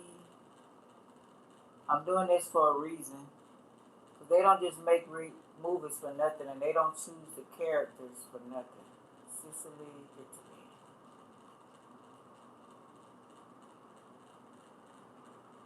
History. Okay, we'll go down first. Despite the best attempt. Despite the best attempts of literally every civilization in history, they all fall down eventually, and that's just part of the game. You rise, you fall, business is business. Now, sometimes there comes a rare society so catastrophically unfortunate that even their own culture forgets that they existed. And that becomes doubly tragic when it's a really cool one, too. Because when it comes to Italy, we can talk a lot, like, a lot about the northy bits with all the Venice and forms, but meanwhile, popular memory of the millennia-spanning history of southern Italy is buried under 2 tons of Neapolitan pizza, mafia movies, and icky World War II stuff. In one of Europe's weirdest cases of collective amnesia, a reputation for poverty now dominates a region that was known for multiculturalism, magnificent architecture, and exquisite intellect. Not just another case of this place was shiny and then it wasn't. The civilization of southern Italy and Sicily was so distinct and impressive that their later neglect is far more tragic than their actual downfall. So, to find out what was so special about Naples and Sicily and see how their name got stomped into the dust, let's do some history. Being smack in the middle of the Mediterranean Sea, Sicily has a distinctly social history, starting with Greece. In the ancient period, the south of Italy was packed full of Greek cities built by settlers from the east. With natural resources aplenty and lots of room to grow, several colonies became richer and sometimes even more powerful than the mainland cities. This, the mighty Athenian Empire discovered the hard way. The people of this Western Hellenic civilization were known as Italiotai, but the land was known as Magna Graecia according to their neighbors, the Romans. This corner of the Hellenic world happens to be the young Roman Republic's first contact with Greek culture, and needless to say, it left a strong impression. Magna Graecia was Rome's entryway to the Greek East, and, as it happens, the accidental flashpoint for their conflict with Carthage, thus beginning the very apt visual metaphor of Sicily getting kicked. After Rome's conquest of the Mediterranean, southern Italy and Sicily produced much of the empire's grain and were well positioned for maritime trade and Greco-Roman cultural exchange. One metric empire later, Italy was Byzantine. Briefly.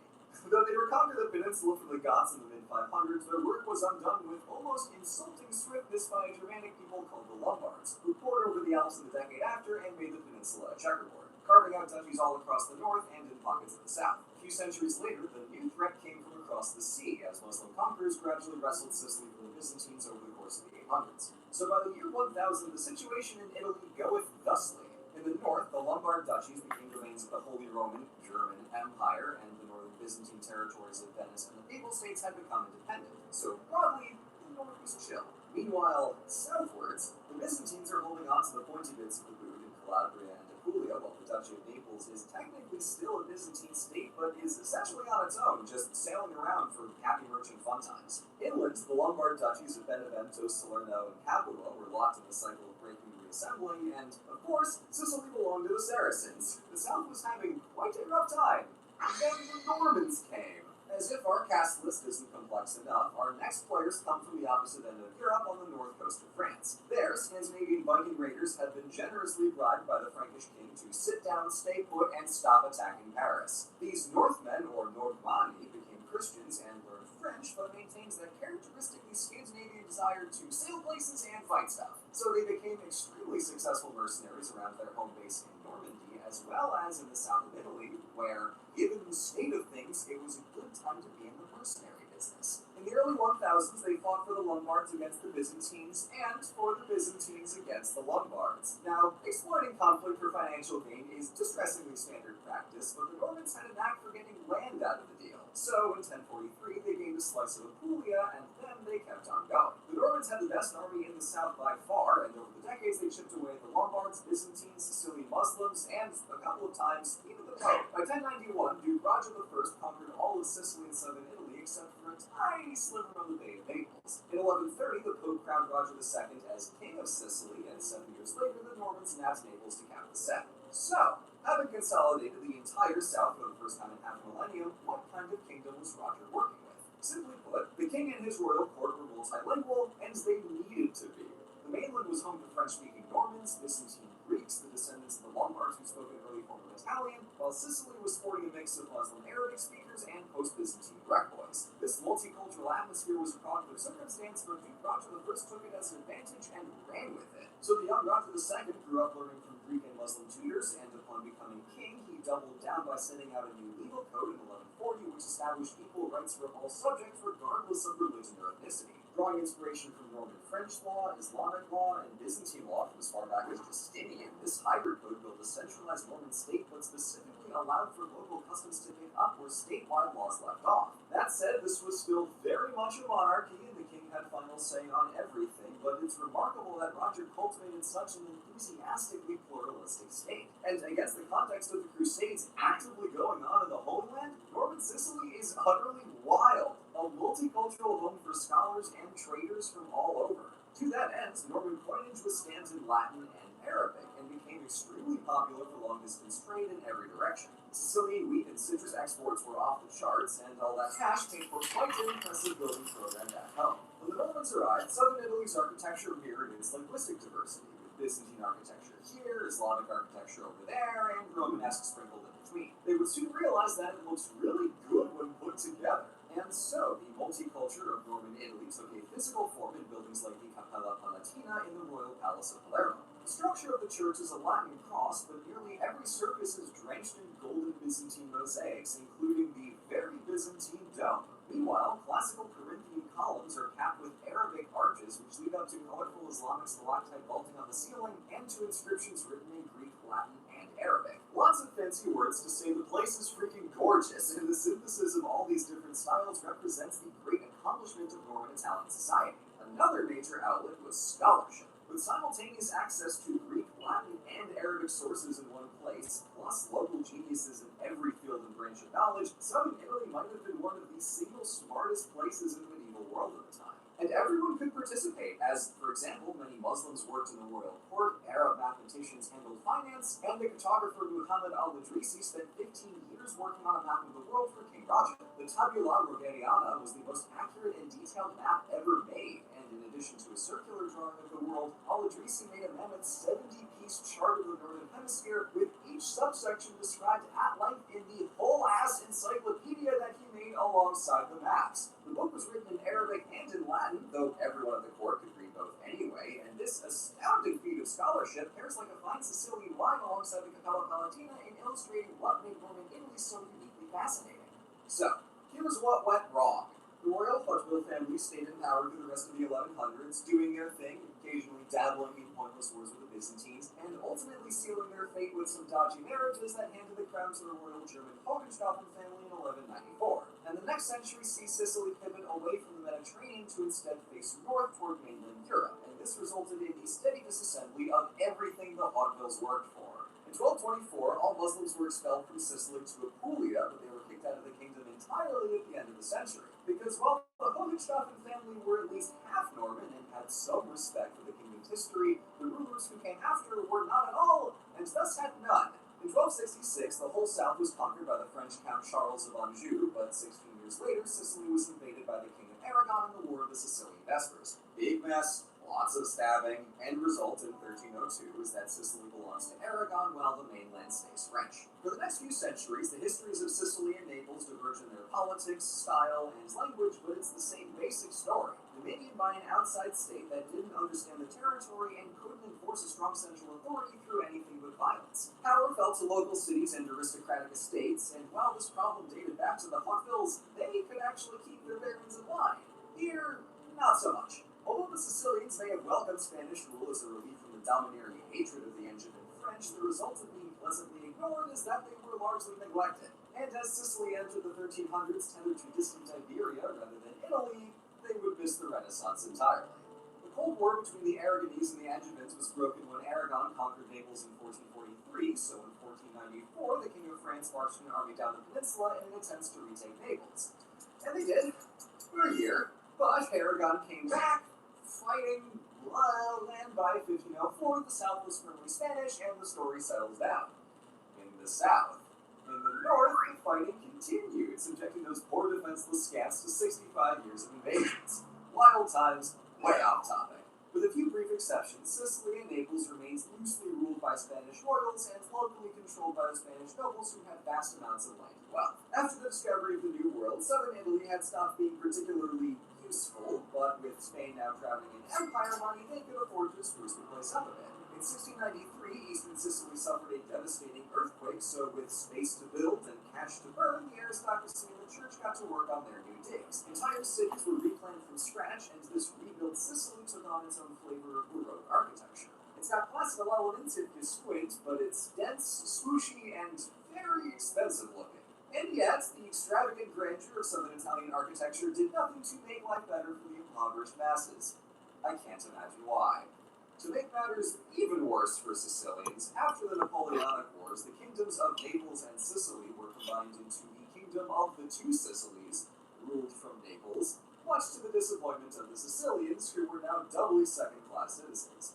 And this was the state of the South on the eve of Italian unification. Very long story short, Giuseppe Garibaldi and 1,000 of his buddies took advantage of a revolt in Sicily to march across the island and up to Naples to help annex the South for the new Kingdom of Italy in 1861. But the trickier task was combining the North and the South into the same country, because although they were culturally close enough, their economies were centuries apart. North Italy with the Industrial Revolution, South Italy with some farms, which by this point were hopelessly outcompeted by American grain. Northerners naturally saw themselves above the inferior barbaric South, and so Southern Italians started looking for the exit, especially after Europe's most destructive earthquake ever struck Sicily in 1908. Facing all of this and lacking in any meaningful help from the government, South Italy developed its own mechanism of enforcing social order, the Mafia.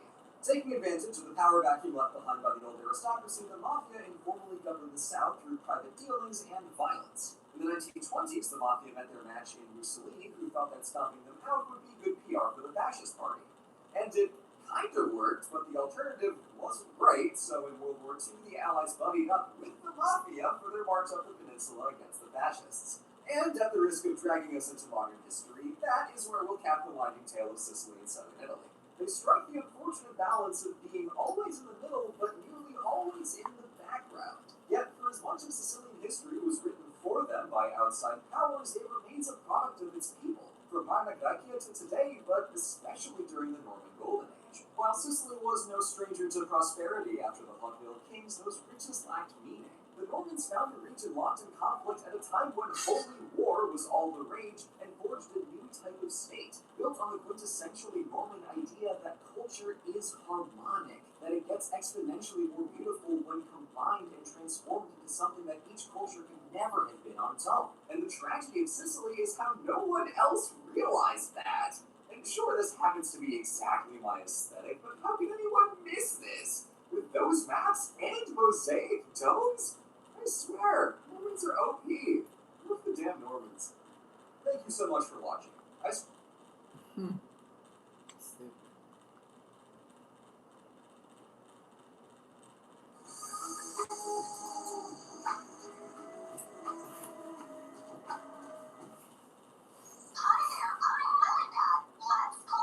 Get to know the Toy Story gang. No way.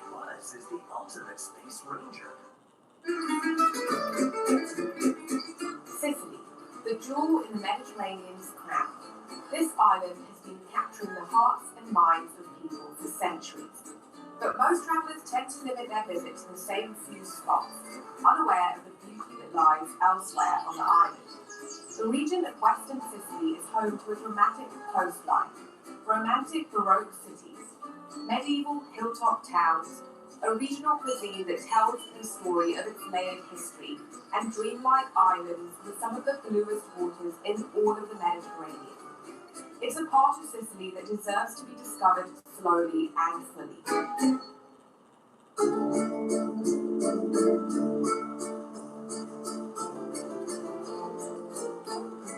An hour west from the capital Palermo, the port city of Trapani sits on a crescent-shaped peninsula contained by centuries-old limestone walls, and is a perfect antidote for a slower pace of Sicilian city life.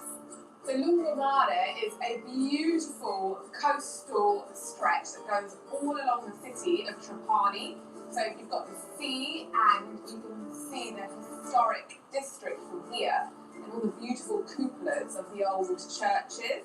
But all the greats have passed through here: the Phoenicians, the Romans, the Muslims, and Trapani was an incredibly strategic place, which is why so many people fought over it, because we're right on the edge, the western tip of Sicily, and across from the Mediterranean Sea, you've got North Africa and Tunisia, so it really is the bridge between Europe and the Middle East.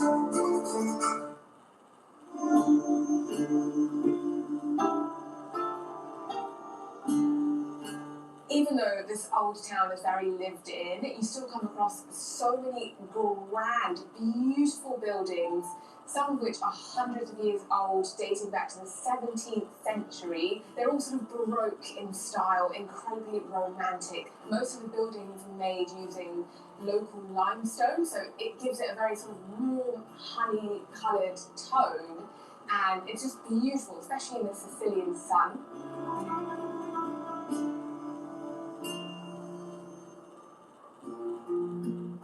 What I am about to eat right now is one of Sicily's most fascinating and unique dishes, couscous alla trapanese. It quite literally tells the story of a time when Sicily was under Muslim rule. Sicily very much served as a cultural bridge between Europe and the Muslim world. Lots of things were exchanged, not least food. So couscous originally is actually from the Maghreb, North Africa, so countries like Morocco, Algeria, Tunisia, but it made its way over here during the Muslim period, and amazingly, it never disappeared. It just got transformed. Things like the lamb and meats that you'll find in the couscous in North Africa got substituted for things like fish and seafood here, because you're using ingredients that are found in abundance, Sicily's coastline, for example. So the couscous here comes with a seafood broth. It smells gorgeous. Well, that is not what I would imagine at all from a couscous. Like, it's not at all heavy or meaty, it's just very light and fishy. You can really see that influence of the North African technique, but honestly, the flavour is 100% Sicilian.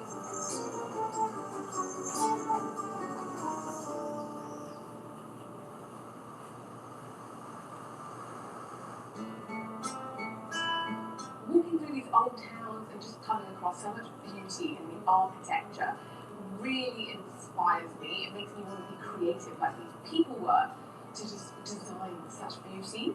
Which reminds me, I've got an amazing offer for you in this video. I have 10% off Squarespace. They're an online website design service. So if you have a business, for example, you're creating beauty too, whether that be selling online courses or even selling physical goods or products, everybody needs a gorgeous website to showcase their business, and that's where Squarespace makes it so easy. Even if you have no prior knowledge about building a website or coding like I did, they've got beautiful ready-made website templates for you to choose from. If, for example, you have an online business and you're selling courses or workshops, Squarespace makes it easy to create booking pages and secure payment system so customers can easily purchase and access more content. It also gives businesses the ability to create members-only areas and subscriptions alongside automated email updates, which is great for building premium communities or offering exclusive content to paying members. You can also post your own video content onto your website, similar to how I have created my own YouTube page on my personal website to showcase my content, with the ability to organise and even monetize content through subscriptions or memberships.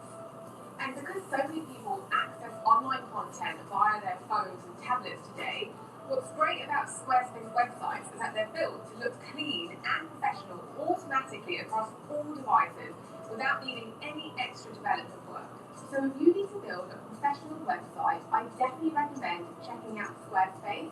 You get a free trial for 14 days, and then once you're ready to launch your website or domain, you can get 10% off by using my code Melini Angelica at the final stage of checkout. So have fun building your incredible website.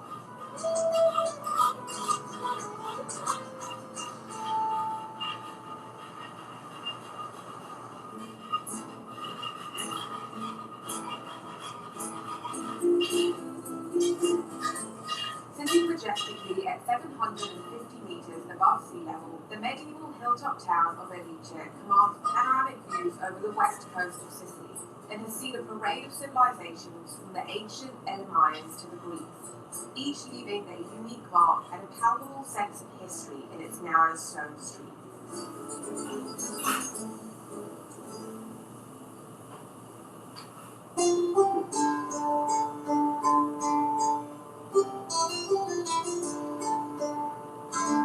So I've just stumbled upon the main Duomo here in Elice, and it is beautiful. It's quite unusual because it's all made of exposed stone, which makes it look incredibly ancient, and it dates back to the 1300s, so it was built during the period of Spanish rule. It's built in this Gothic style, but then you have the bell tower right next to it, and it almost looks like a fortress, so it's almost like the church was built also as a defensive mechanism. But it's very interesting because even though this was a period that came after the Normans and after the Arabs, we have some design elements, especially in the bell tower, which are quite reminiscent of the minaret of Mosque, for example, or the horseshoe arches. So it's very fitting with the medieval atmosphere of this town.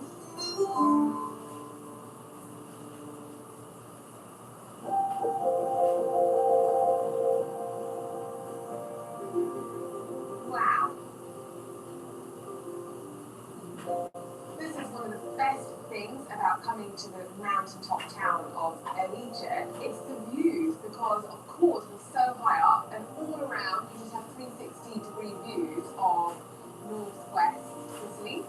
So right there in the distance is the coastline, and you can see this mountain jutting out into the sea, and right behind that you've got the famous beach of San Vito del Capo. It's just amazing. You can really see how varied the landscapes in Sicily are, because you've actually got so much greenery, which a lot of people might not really know, but Sicily's very green as well as having this gorgeous turquoise coastline. It really does have it all.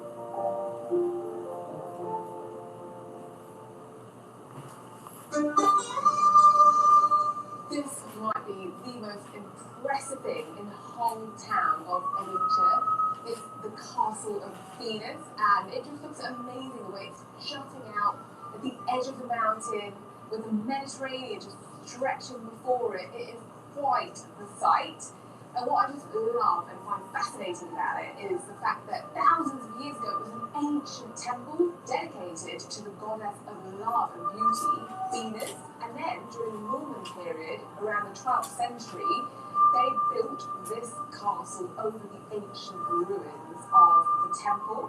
So this place really does carry the layers of Sicilian history, from the Greeks to the Romans to the Normans and medieval period.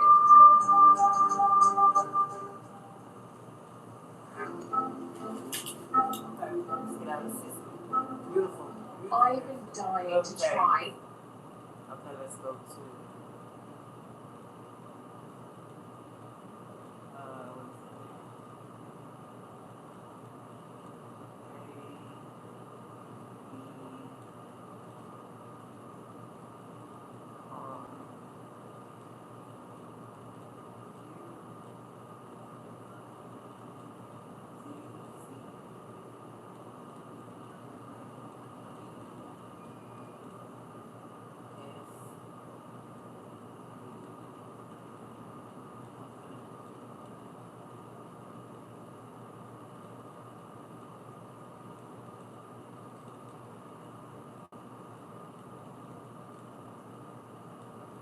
it's a language. Okay. Mostly. Okay. So it's a language. Okay. Now, before Italy, Italiano, there were, let's see if this is E,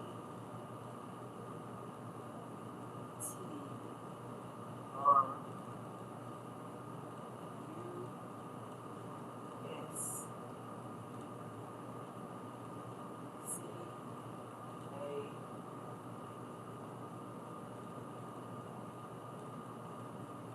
okay.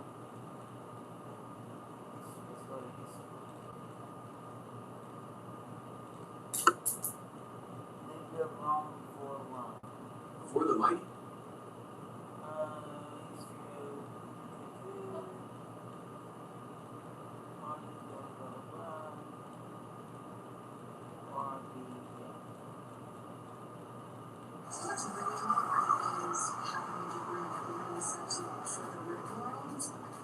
SAG teaches practical skills you need to know for the job. It is preparing you with skills that you will actually use. And also, I would say cost-wise, I mean, honestly, huge savings. SAG accepts so many transfer credits. Transferring credits to SAG saves me time and money. I hate it. A lot of practical skills. Overall, it's very clear how to go.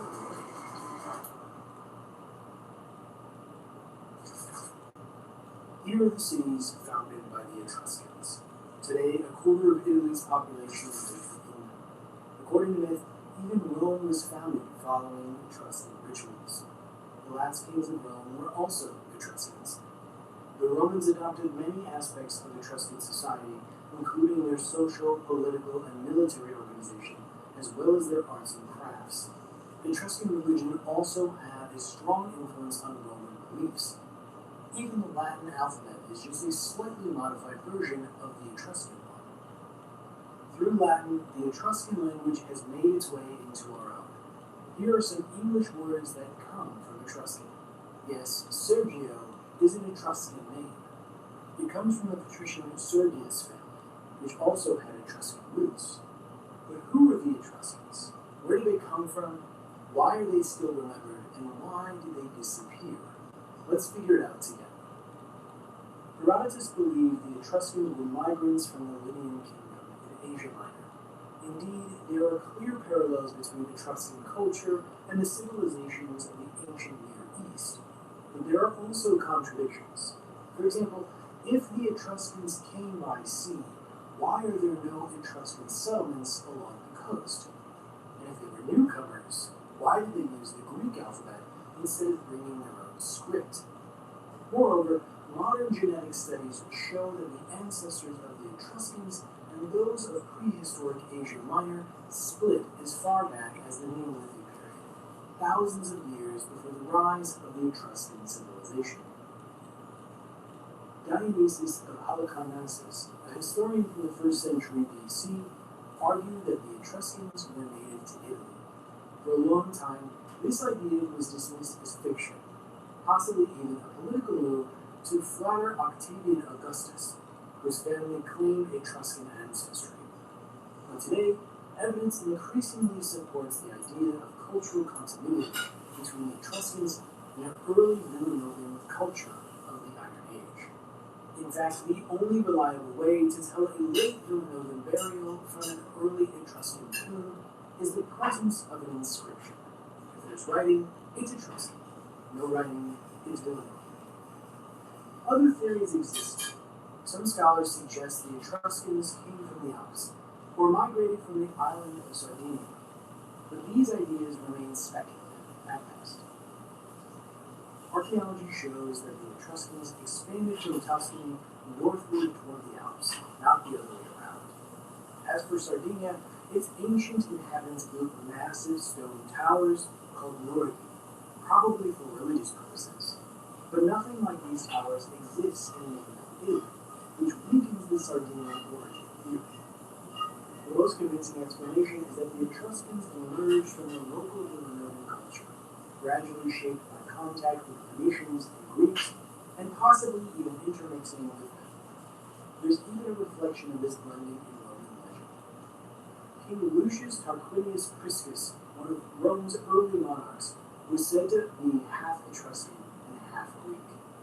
It's no coincidence that the Villanovan culture began transforming into what we now call Etruscan during the 9th and 8th centuries BC, right when the Phoenicians and Greeks first started sailing to Italian shores.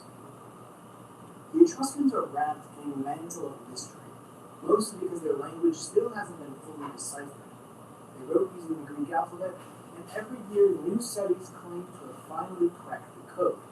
Some by fringe theorists, others by serious scholars. The problem, none of these translations agree. Different researchers interpret the same text in completely different ways. We do know a few things. The Etruscan language is not Indo-European, and it appears to have an agglutinative structure, meaning words are formed by stringing together multiple roots, prefixes, suffixes, and affixes. Around 400 words have been identified with some confidence, but beyond that, our understanding is limited. One major challenge is that, despite thousands of surviving inscriptions, most are short and repetitive. They're typically epitaphs like, "Here lies Sergia," or votive offerings such as, "I, Sergia, dedicate this sacrifice to the god Tinia." Only 8 known texts contain more than 50 words. The most notable of these is Liber Lentis, or Linen Book, a rare, lengthy Etruscan text that somehow survived because it was repurposed as mummy wrappings in Egypt. We know that the Etruscans had linen books, but only one had survived. In the 19th century, a Croatian officer named Mihajlo Baric purchased a mummy in a sarcophagus while in Egypt. The mummy eventually made its way to the Zagreb Museum. There, researchers noticed writing on the linen wrappings. For years, no one could identify the language, until the early 20th century, when it was finally recognized as Etruscan. Somehow, an Etruscan linen book had ended up in Egypt, where a local embalmer had cut it into strips and reused it as mummy bandages. The text turned out to be a religious calendar. We can make out references to recurring rituals, the names of gods, and the names of the months. But the book still hasn't fully been deciphered. Hopes for unlocking the Etruscan language soared in 1961, when archaeologists discovered the Pyrgi tablets, thin gold sheets inscribed in both Etruscan and Phoenician. It was a potential Rosetta Stone. But there was a catch. The texts aren't word-for-word translations. The Etruscan version is much longer, which limits how much we can learn from comparing them. 2 languages are believed to be related to Etruscan. The first is the language of the Rhaetian tribes, who lived in the Alps. Ancient authors often refer to the Rhaetians as mountain Etruscans, suggesting a shared origin or cultural connection. The second is the language once spoken on the island of Lemnos in the Aegean Sea. Interestingly, the ancient Greeks used the same word, Tyrrhenians, to describe both the Lemnians and the Etruscans. The problem is that we understand Rhaetian and Lemnian even less than Etruscan. The surviving texts are extremely limited, and most are just a few words long. Scholars hope that future archaeological discoveries, especially longer inscriptions, will help us finally decipher these ancient languages. It's also worth noting that during the late Bronze Age, around the 12th century BC, the urn-filled culture spread into the Italian peninsula. Some researchers believe this movement may be linked to the distant roots of Etruscan civilization. In Italy, this culture is usually referred to as the Proto-Villanovan culture. Its most distinctive feature was its burial practice. The dead were cremated, and their ashes placed in biconical urns. By the 10th century BC, this culture had evolved into the Villanovan culture, the direct predecessor of the Etruscans. Villanovan communities were typically small, housing about 3,000 to 5,000 people, and were built on flat, elevated areas like hills and rocky plateaus for easy defense. They continued the tradition of cremation and urn burials. As time passed and the population grew, social hierarchies began to emerge. This is clearly reflected in the archaeological record. Some tombs were far richer than others, filled with weapons, ritual objects, and finely crafted pottery. Then, around the turn of the 8th and 7th centuries BC, the Villanovans began to establish contact with the Greeks and the Phoenicians. Trade followed. The Villanovans exported food and iron ore, and in return imported luxury goods, bronze and iron tools, pottery, and art objects. It's around this time that inscriptions in the Etruscan language began to appear. The language likely existed long before, but it hadn't been written down, at least not in any form that has survived. Burial customs changed too. Cremation gradually gave way to inhumation, the burial of bodies rather than ashes, marking a significant cultural shift as the Villanovan era gave way to the fully developed Etruscan civilization. Small tribal settlements on hills gradually transformed into well-fortified cities, perched on plateaus and mountaintops. With this urbanization came the rise of crafts and the arts. At first, Etruscan artists simply imitated the works of Greek craftsmen. But everything changed in the 6th century BC, when the Persian Empire invaded Ionia. A wave of Greek refugees fled across the sea, and many of them settled in Etruria. Their arrival gave Etruscan art and craftsmanship a massive boost. By the end of the 6th century BC, Etruscan art had reached a level comparable to that of the Greeks. In fact, Etruscan pottery is often so similar to Greek that only meteorological analysis of the clay can reliably distinguish the two. At the same time, the Etruscans developed a distinct ceramic style of their own, vocero. This style of pottery was made by adding soot to the clay, and once the vessel was fired, it was polished until it gleamed like metal. The result was elegant, black, and almost bronze-like in appearance. Vivo is 5 times more attractive to flies. Match day. Let's go. Just wait. Tom's stealing our treats again. TikTok. Buy any 2 Florida brands for your chance to win $1 million. I can't believe we're saving him.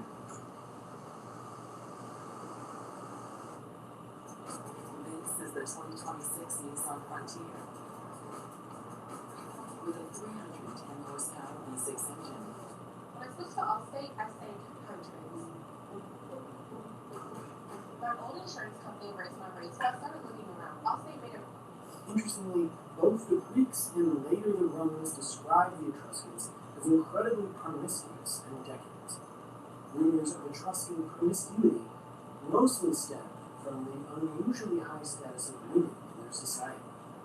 Unlike in Greek or Roman culture, Etruscan women dined and drank wine alongside men, something the Greeks and Romans found shocking, even scandalous. But in reality, erotic themes in Etruscan art are no more common than in Greek art.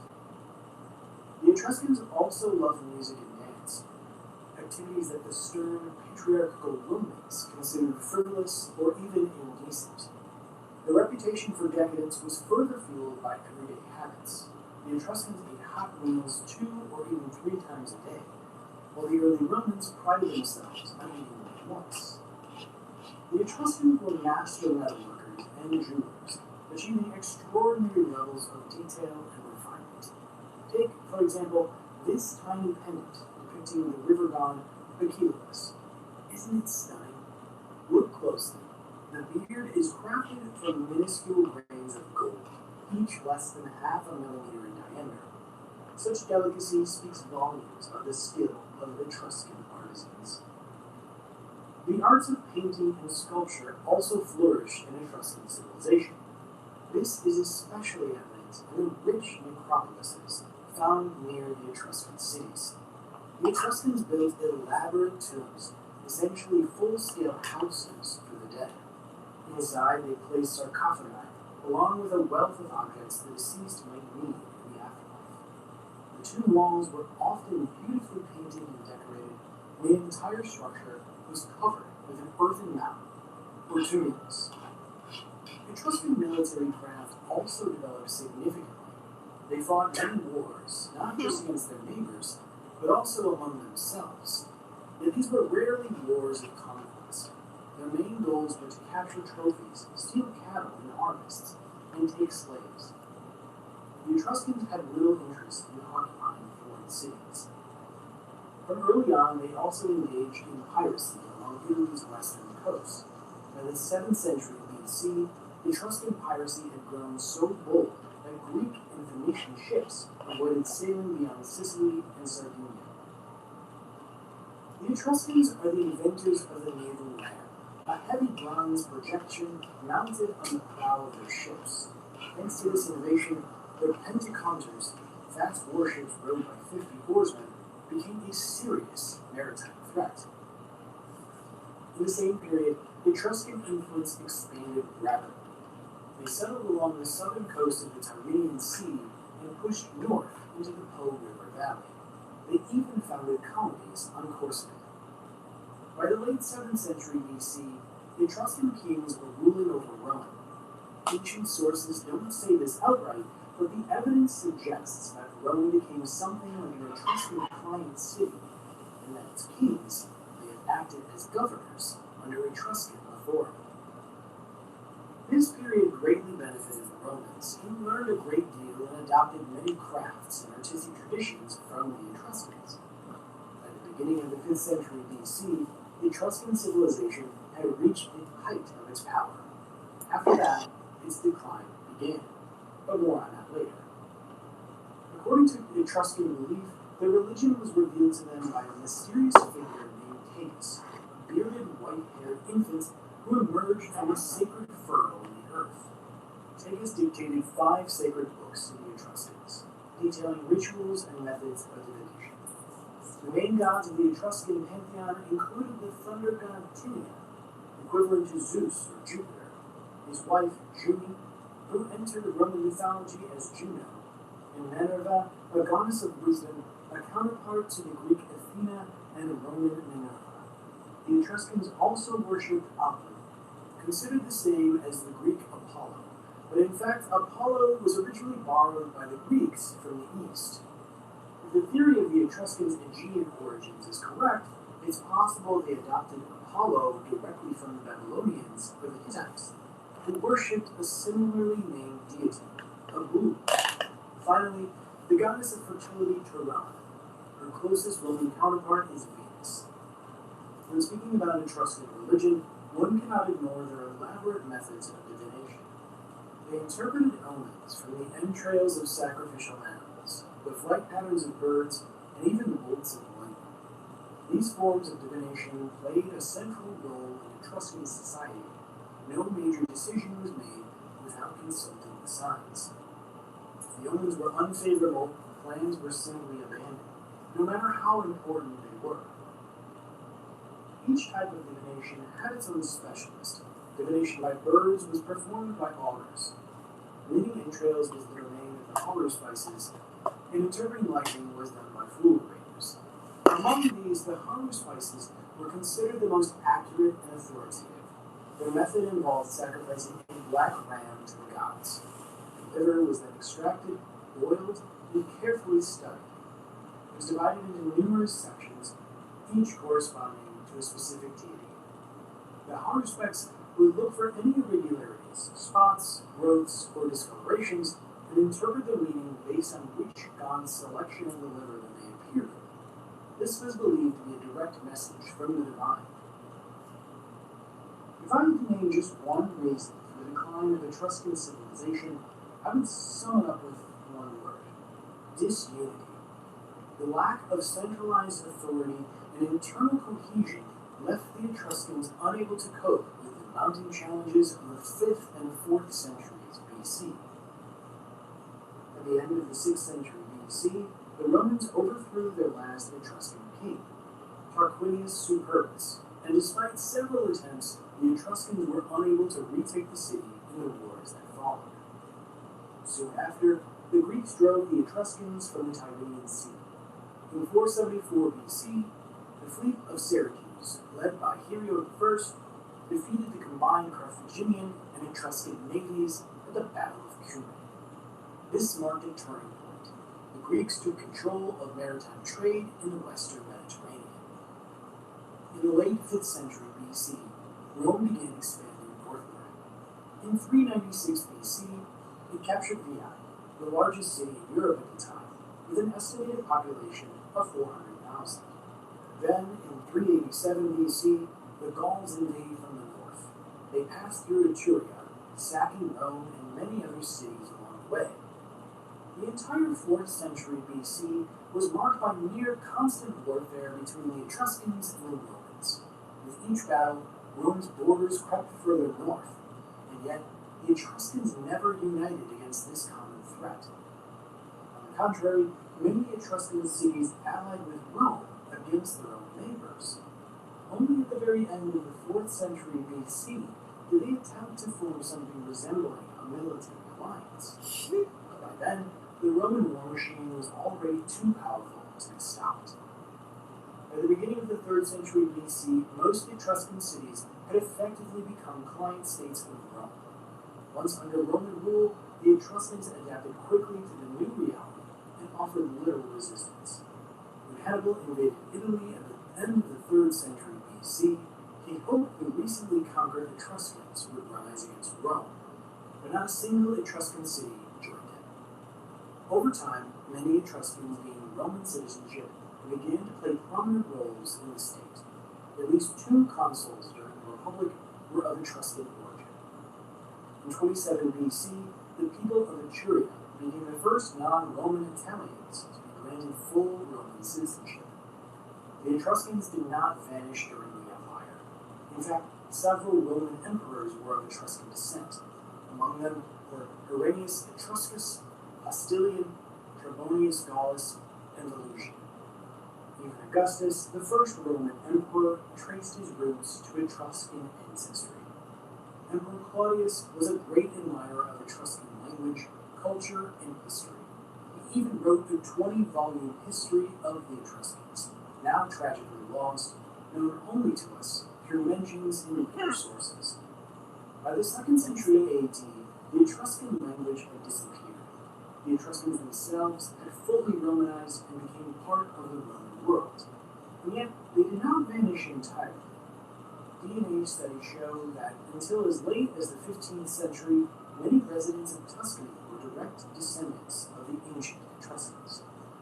The Etruscans appeared on the historical stage one final time in 410 AD. As a large and Gothic army besieged Rome, the situation was dire. In desperation, the city's prefects and Pope Innocent I turned to the last Etruscan haruspices for guidance.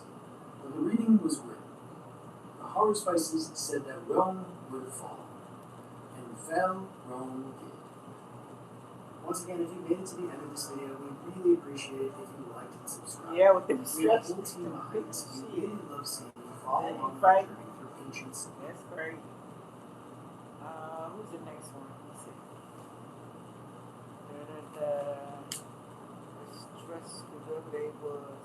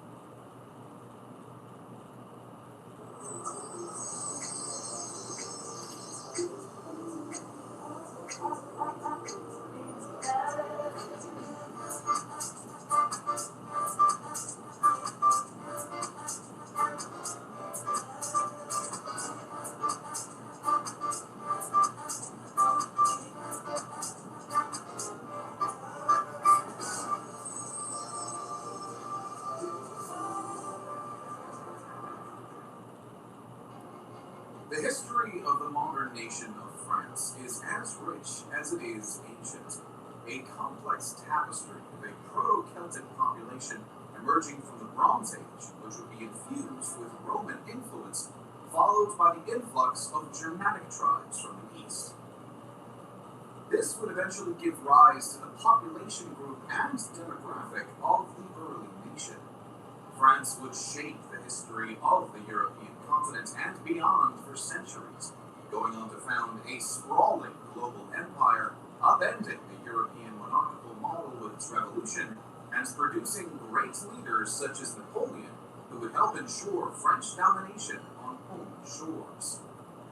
In this series, we'll explore the rich history of France and how it became one of Europe's greatest civilizations. Join us as we travel from prehistoric times through to present day, beginning here with its earliest ancient history. Early pre-human settlements in the region of modern-day France can be dated to at least 1.5 million years ago by stone tools found across archaeological sites. The next link in the chain were the Neanderthals, who were in the region from around 350,000 years ago. Unlike the simplified caricatures built up during the Victorian era of a basic and dim-witted group, it's now known the Neanderthals operated in far more complex ways than first imagined. Here in the region, they would have practiced their artwork and early spiritual practices, likely hunting the big game abundant across the area.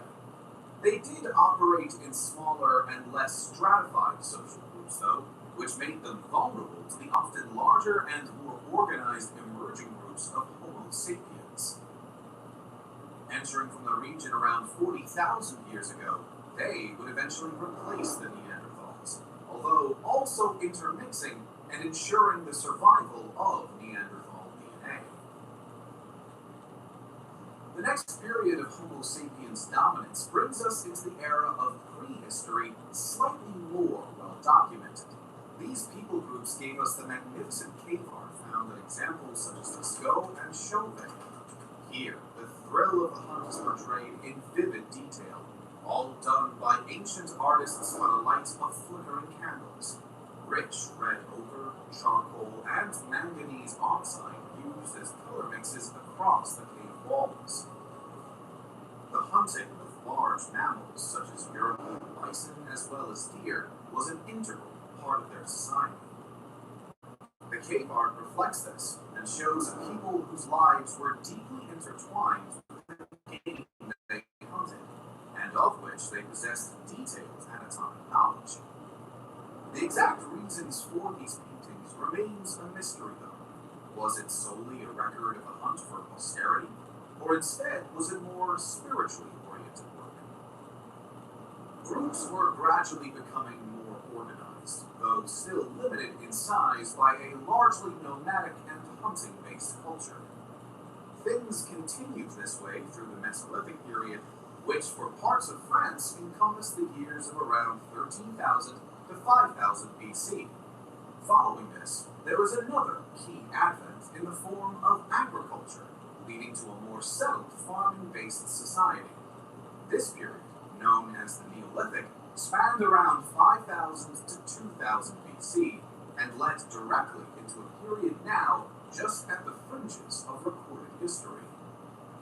It involved pretty monumental pivots in a way society organized itself, marking a break with the majority of human prehistory prior to that point. Roving bands of adept hunter-gatherers gradually morphed into more settled groups organized around farming and the development of single sites of occupation. In turn, a key prerequisite for a nation formed.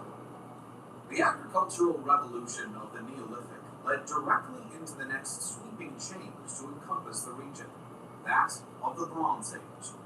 It was a fascinating and rich historical period in this part of Europe. More settled and agrarian societies meant greater populations could be supported. This, in turn, led to more complex social groups with increased labor specialization, giving rise to new uses of materials. One of the results of this was the emergence of the Bronze Age, The valuable new material was formed by mixing the metals copper and tin to create a new alloy. The stronger and more durable material allowed for increased efficiency across daily tasks, as well as improved military production capabilities. For example, the progression of metallurgy allowed for the proliferation of the bronze combat sword and armor. Undoubtedly, warring states would make use of their new tools to do battle and secure resources, though we do not know of specifics from this period. By the time of the late Bronze Age, around 1200 BC, and we likely have what can be identified as the first Proto-Celtic groups, thought to be united by their common language, an offshoot of Indo-European, these groups began to develop a distinctive culture, part of a process which would eventually produce a French national identity. While there is some debate as to the exact origins of Celtic culture, many theorize it spread from its source in Central Europe westward to include Gaul, parts of Iberia, and the British Isles. Though another school of thought argues it in fact originated on the Atlantic coast and spread east, explaining why there are such early Celtic-type archaeological finds along Britain and Spain's west coast. Regardless, by around 1000 BC, Celtic culture had spread rapidly through Europe and now included the region of modern-day France in its heartlands, united by shared spiritual practices with a revered role for the Druid priest. Communities were likely led by warrior kings, but with enough social specialization to allow for an intellectual class, which included poets and legal figures. The European continent was again to be swept up in a revolutionary development with the advent of the Iron Age. Emerging first in the Aegean region and rich civilizations of the Greek world by around 1000 BC, it soon spread into the rest of Europe. First through trade networks, then by the replication of the technology within communities. By 800 BC, and accompanying the new Hallstatt culture, iron was integrated into Celtic life, as well as allowing for a revolution in tool design, which increased efficiency of tasks from agriculture to home building. It also dramatically altered military dynamics. While bronze had been a step change from the tin and stone of before, it was still not particularly durable, and blades were prone to bending and degrading. Iron, however, was a stronger metal. Instead of being cast in molds as with bronze, these new blades could be hammered out in furnaces. What emerged was a new baseline weapon, which was much more deadly, and would soon be integrated into every level of Celt warrior culture. To find your way, sometimes you have to make it yourself.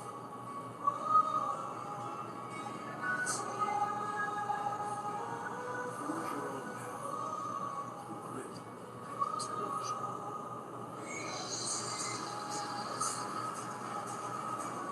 CRV Transport Highway, part of the other transport highway. The most capable CRV we've ever produced.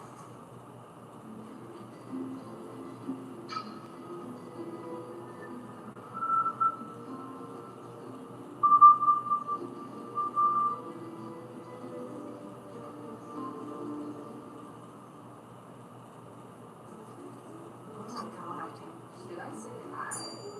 You smell good. Get ready for the summer of Disney. No way from the biggest movies to unforgettable experience. During the late Iron Age in the region of modern-day France, and the first colonists by sea were to arrive. The mighty Greeks and Phoenicians took interest in southern coastal areas as they expanded their Mediterranean trading empire. Here, they founded cities such as modern-day Marseille around 600 BC, which would go on to become a crucial hub for the modern nation. This thrust them into conflict with local Celtic groups, but also brought advanced technology and Hellenic culture into the region.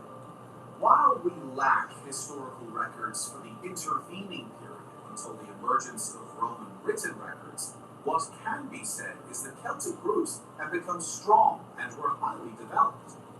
A culturally rich and connected people, the Celts of Gaul had extensive trade networks south into Iberia, north into Britain, and east into the Germanic heartlands. They were also a fearsome military force, employing devastating use of a slashing longsword, which would soon prove its worth against more established forces in the region. A great demonstration of Celtic power in this period is the campaigns conducted by legendary chief Brennus. He was a chieftain from the same region of modern-day France who commanded a force of his Sinoan people. At this point, much of what would later be northern Italy was controlled by Celts. This territory formed a region known in the period as Cisalpine Gaul. By 400 BC, Brennus already had a presence in the Alpine and Adriatic north, but began a new campaign pushing southward into central Italy around 391 BC. This involved the siege of the city of Clusium before marching on towards the capital of Rome. Here, around 11 miles north of the city, they faced Roman troops at the Battle of Allia. The Celts had possibly around 50,000 men, with Rome around the same level, or a little greater. The advance of Brennus's forces had taken Rome by surprise, though, so it seems to have been a chaotically mustered force with a large contingent on poorly trained militia. The main source for the battle, Livy, described the unfolding events. Roman forces had extended their wings of the battle line to try and avoid a flanking maneuver. They also placed reservists on a hill above the battle. Chief Brennus, though, was wary that this hill force would try and attack the Gaul rear while he was engaged with the main forces on the plains. As a result, he sent his forces first to this hill position. This move took the Romans by surprise, and their left wing proceeded to flee. A general rout soon erupted, with the Celt forces slaughtering fleeing Roman soldiers en masse. Many were also killed, as they attempted to swim across the river to safety by Celt javelin, or dragged down by the weight of their armor. The victory at Allia is said to have even taken Brennus and his men by surprise with its swiftness and total nature. After a reported desecration of the dead and taking of heads, his forces then proceeded on to Rome. Here they found a city vulnerable and deprived of its main defensive force, which had just been defeated by Brennus in battle. It said the fighting-age men of all social ranks retreated to hold Capitoline Hill above the city, with those unable remaining. Brennus's men entered and proceeded to sack Rome, with defenders on the hill above forced to watch over its destruction. Though the invaders were repelled after a period of months, it was a devastating blow for the Republic. It would mark only one of 3 times the city was sacked, and the state would face such humiliation, with the others being nearly 800 years later in the 5th century AD by the Goths and Vandals in the twilight years of the Empire. The campaigns of Brennus would be the high-water mark of Celtic power in Gaul. They are also a striking example of the precarious position of Rome in its early days as a republic. However, this situation would change over the following century, with key battles fought at Sentinum in 295 BC and finally Telamon in 225 BC, pushing the Gauls out of northern Italy and establishing a permanent Roman presence there. This would also be the precursor to a further Roman push into the territory of modern-day France itself, which would initially occur gradually over the next period. First, with a Roman incursion and annexation of the province region, as punishment for Gaul tribes allying with Hannibal in his war with Rome. It would then gather pace and culminate in the total subjugation of Gaul by Julius Caesar in 51 BC, with the completion of his Gallic campaign. This was a key turning point and marked the end of a long period of full autonomy for the people who had lived there. It would also begin the process of Romanization and dilution of Celtic culture, another key element in the future nation of France. From the rich artistry and nomadic cultures of the Mesolithic period, through the agricultural revolution of the Neolithic, and on to the Proto-Celtic population of the region, we can see a unique development trajectory. A rich and ancient history that culminated with a Celtic population living across the majority of the modern region of France. A collection of tribes so powerful at one time that they could threaten the very heart of the Roman Republic and maintain the initiative for centuries. However, the changing tides brought reduced influence and eventually subjugation by a Roman Empire gaining in power, followed by an influx of Germanic settlements. These were the conditions which set the stage for the next period of development of the foundations of the modern nation of France. If you'd like to help. Okay. That ends Ariana. The Glenda. Now we go to the wizard, who is Jeffrey Goldblum. Played the Fly. He played a lot of things. The Oz, the man in the Oz. He's Jewish. He's from West Homestead, Pennsylvania, outside Pittsburgh. But his father and mother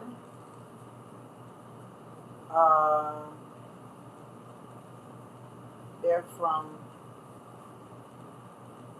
Russia and Austria, Hungarian. So let's go.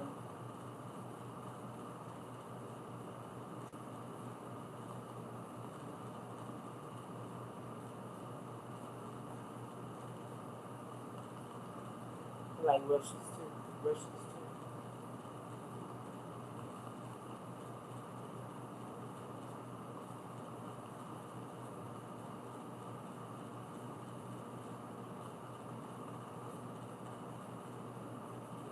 And they from Ukraine.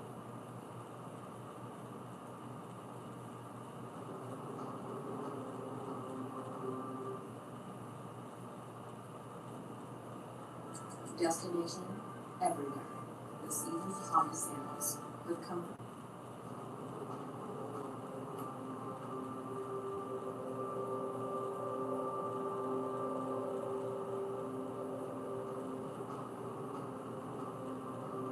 For thousands of years, the lands known today as Russia and Ukraine were inhabited by nomadic tribes and mysterious Bronze Age cultures.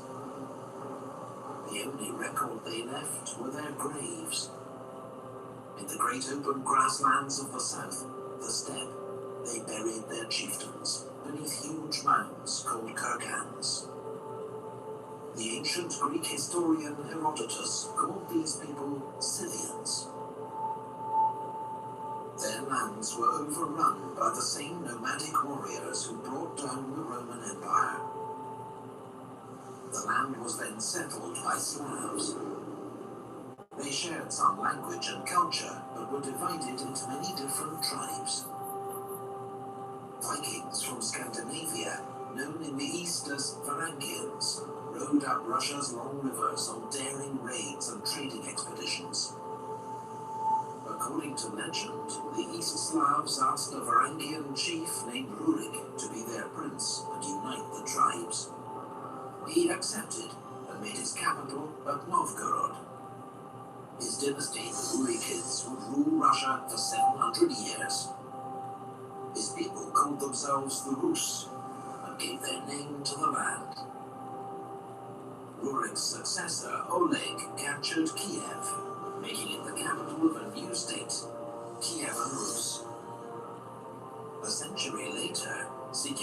bitter ties with the Byzantine Empire to the south, Vladimir the Great adopted their religion and converted to Orthodox Christianity.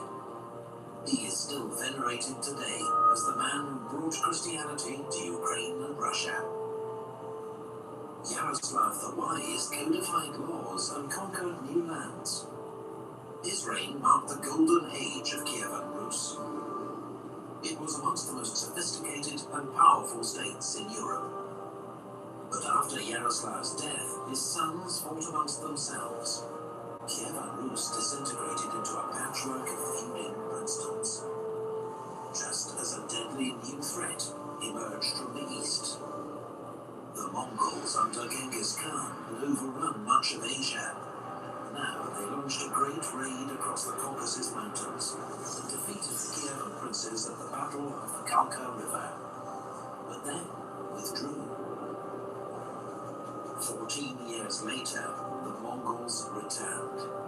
A gigantic army led by Batu Khan overran the land. Cities that resisted were burned, their people slaughtered. The city of Novgorod was spared because it submitted to the Mongols. Its prince, Alexander Nevsky, then saved the city again, defeating the Teutonic Knights at the Battle of the Ice, fought above a frozen lake. He remains one of Russia's most revered heroes. The Mongols ruled the land as conquerors. Their new empire was called the Golden Horde, ruled by a Khan from his new capital at Sarai. The Rus princes were his vassals. They were forced to pay tribute or suffer devastating reprisal raids. They called their oppressors Tatars. They lived under the Tatar yoke. Alexander Nevsky's son, Daniel, founded the Grand Principality of Moscow, which quickly grew in power. Under the great Uzbek Khan, the Tatars converted to Islam. A rising power, the Grand Duchy of Lithuania defeated the Tatars at the Battle of Blue Waters and conquered Kiev. 18 years later, Dmitry Donskoy, Grand Prince of Moscow, also defeated the Tatars at the Great Battle of Kulikovo Field.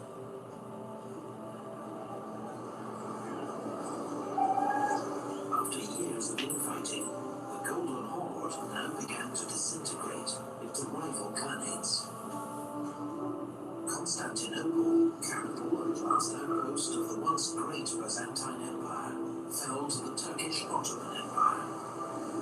Some hailed Moscow as the Third Rome, the seat of Orthodox Christian faith.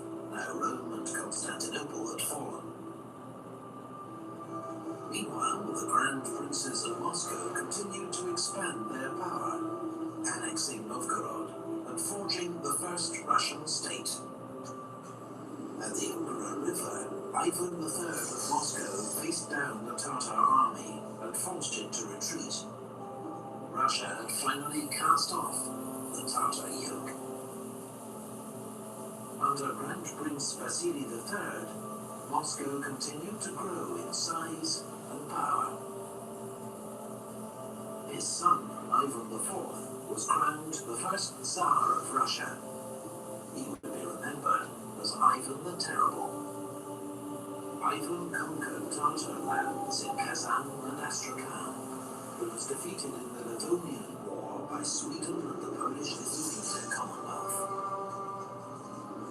Ivan's modernizing reforms gave way to a reign of terror and mass executions, fueled by his violent paranoia.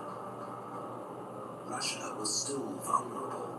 Raiders from the Crimean Khanate were able to burn Moscow itself.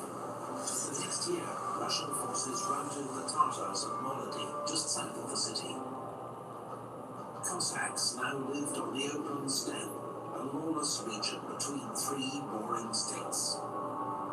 They were skilled horsemen who lived freely and were often recruited by Russia and Poland to fight as mercenaries. Ivan the Terrible's own son, the Tsarevich, fell victim to one of his father's violent rages, bludgeoned to death with the royal scepter. Cossack adventurer Yermak Timofeyevich led the Russian conquest of Siberia, defeating Tatars and subjugating indigenous tribes. In the north, Arkhangelsk was founded, for the time being Russia's only seaport linking it to Western Europe, though it was icebound in winter. Ivan the Terrible was succeeded by his son, Fyodor I, who died childless. It was the end of the Rurikid dynasty. Ivan's advisor, Boris Godunov, became Tsar. But after his sudden death, his widow and teenage son were brutally murdered, and the throne seized by an impostor claiming to be Ivan the Terrible's son. He too was soon murdered. Russia slid into anarchy, the so-called Time of Troubles. Rebels and foreign armies laid waste to the land. The population was decimated by famine and plague. Polish troops occupied Moscow. Swedish troops seized Novgorod. The Russian state seemed on the verge of extinction. In 1612, Russia was in a state of anarchy. They called it the Time of Troubles. The people were terrorized by war, famine, and plague. Up to a third of them perished. Foreign troops occupied Moscow, Smolensk, and Novgorod. But then, Russia fought back. Prince Pozharsky and the merchant Kuzma Minin led the Russian militia to Moscow and threw out the Polish garrison. Since 2005, this event has been commemorated every 4th of November as Russian National Unity Day. Libra.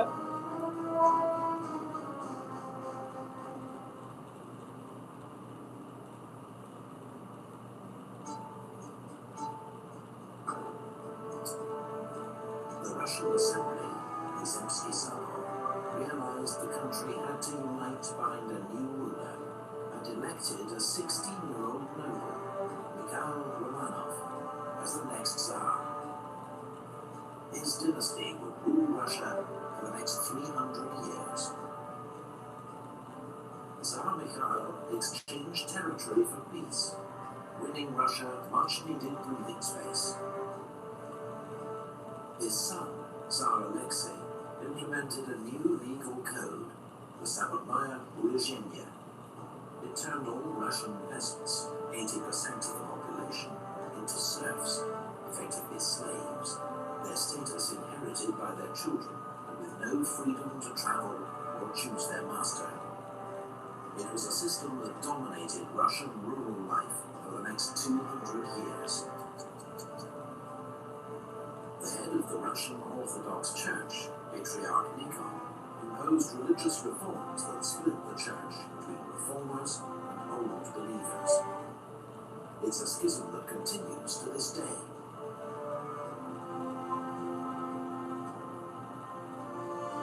Ukrainian Cossacks, rebelling against the Polish-Lithuanian Commonwealth, recognized Tsar Alexei as overlord in exchange for his military support.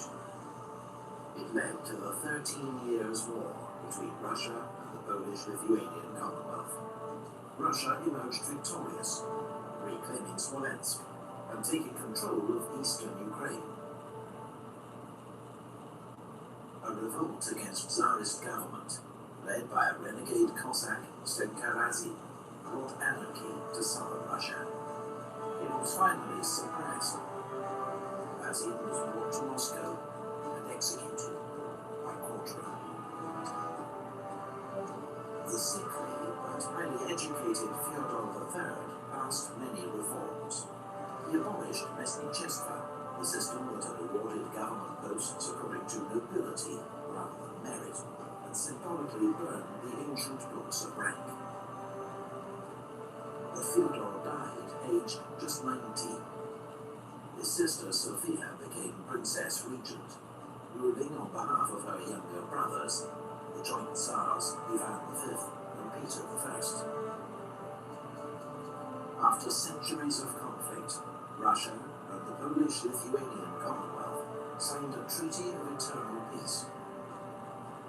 Russia then joined the Holy League in its war against the Ottoman Empire. Sophia's reign also saw the first treaty between Russia and China, establishing the frontier between the two states.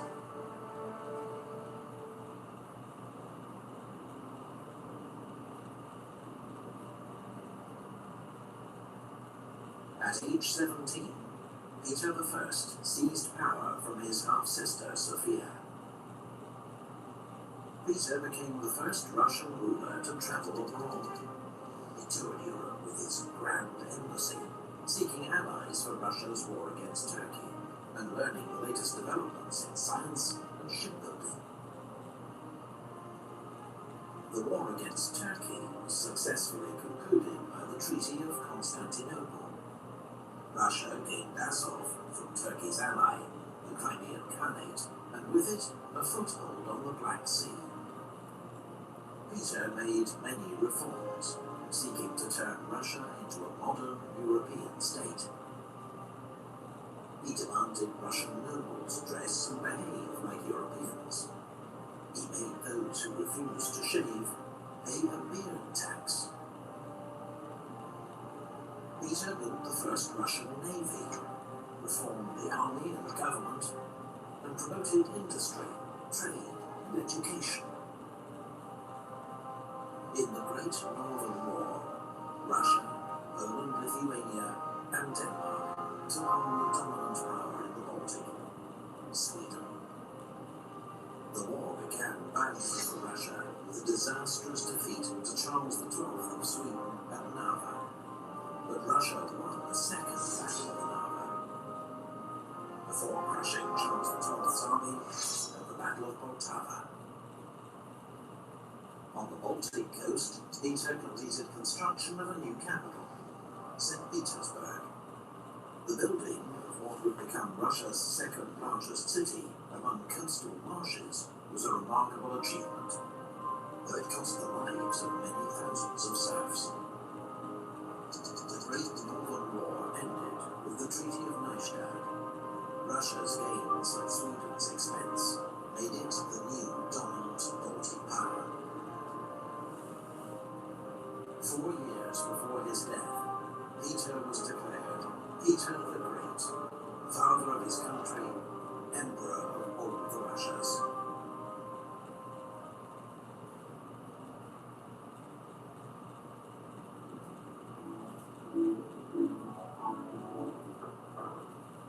Fantasy team is cooked.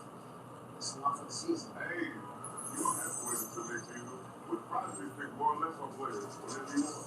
Download the Prize Picks app to get $50 instantly when you play your first $5 round. Bite size, sustained energy to raise your bar. New Clip Energy Bites.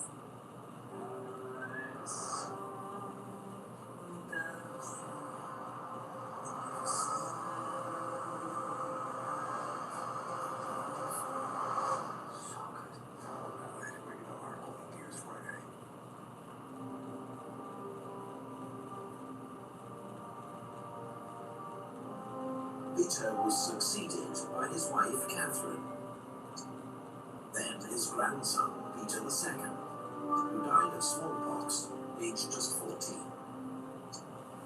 Empress Anna Ivanovna, daughter of Peter the Great's half-brother Ivan V, was famed for her decadence and the influence of her German lover Ernst Biron. During Anna's reign, Peter Bering, a Danish explorer in Russian service, led the first expedition to chart the coast of Alaska.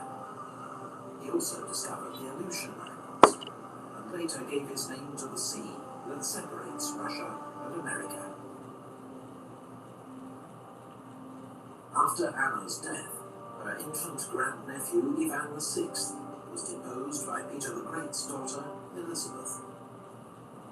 Ivan VI spent his entire life in captivity, until age 23 he was murdered by his guards during a failed rescue attempt. Elizabeth, meanwhile, was famed for her vanity, extravagance, and many young lovers. But she was also capable of decisive leadership. In alliance with France and Austria, Elizabeth led Russia into the 7 Years' War against Frederick the Great of Prussia. The Russian army inflicted a crushing defeat on Frederick at the Battle of Kunersdorf, but failed to exploit its victory. Meanwhile, in St. Petersburg, the Winter Palace was completed at vast expense. It would remain the monarch's official residence right up until the Russian Revolution of 1917. Peter III was Peter the Great's grandson by his elder daughter Anna Petrovna, who died as a consequence of childbirth. Raised in Denmark, Peter spoke hardly any Russian, and greatly admired Russia's enemy, Frederick the Great. So he had Russia swap sides in the 7 Years' War, saving Frederick from almost certain defeat. Peter's actions angered many army officers, but he'd always been despised by his German wife, Catherine. Together, they deposed Peter III, who died a week later in suspicious circumstances. His wife, Catherine, became Empress of Russia. Her reign would be remembered as one of Russia's most glorious.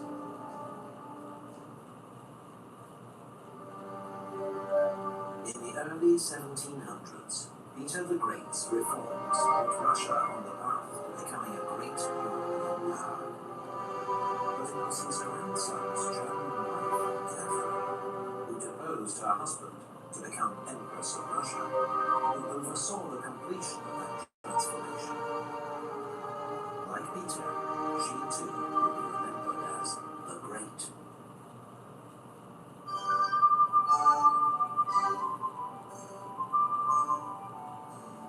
Catherine was a student and admirer of the French Enlightenment, and even corresponded with the French philosopher Voltaire. She reigned as an enlightened autocrat. Her power was unchecked, but she pursued ideals of reason, tolerance, and progress. Catherine became a great patron of the arts and learning.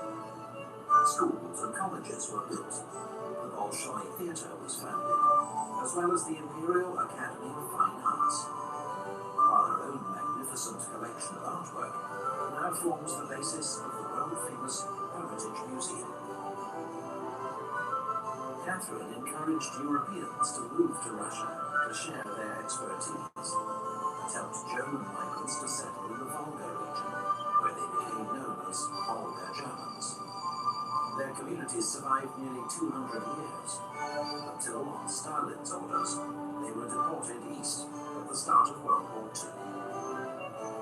Catherine's reign also saw enormous territorial expansion. In the south, Russia defeated the Ottoman Empire, winning new lands, and the fortresses of Azov and Kerch. But then Catherine faced a major peasant revolt, led by the renegade Cossack Yemelyan Pugachev. The rebels took many fortresses and towns, and stormed the city of Kazan, before they were finally defeated by the Russian army. Catherine then forcibly incorporated the Zaporozhian Cossacks into the Russian Empire, and annexed the Crimean Khanate, a thorn in Russia's side for 300 years. Russia's new lands in the south were named Novorossiya, New Russia. Sparsely populated, they were settled by Russian colonists under the supervision of Prince Potemkin, Catherine's advisor and lover. The Polish-Lithuanian Commonwealth, exhausted by war and at the mercy of its neighbours, was carved up in a series of partitions, with Russia taking the lion's share. Poland did not re-emerge as an independent nation until 1918. Russia inherited a large Jewish population from Poland, who Catherine decreed could live only in the so-called Pale of Settlement, where excluded from most cities. In France, the French Revolution led to the execution of King Louis XVI. Catherine was horrified, and in the last years of her reign, completely turned her back on the liberal idealism of her youth. 3 years later, Catherine died, ending one of the most glorious reigns in Russian history. She was succeeded by her son, Paul, a man obsessed by military discipline and detail, and opposed to all his mother's works. Russia joined the coalition of European powers, fighting revolutionary France. Marshal Suvorov, one of Russia's greatest military commanders, won a series of victories against the French in northern Italy. But the wider war was a failure. Meanwhile, Paul's reforms had alienated Russia's army and nobility, and he was murdered in a palace coup. He was succeeded by his 23-year-old son Alexander, who shared his grandmother Catherine's vision for a more modern Russian state. His advisor, the brilliant Count Mikhail Speransky, reformed administration and finance, yet the emperor refused to back his plans for a liberal constitution. Ultimately, it was war with France that would dominate Alexander's reign.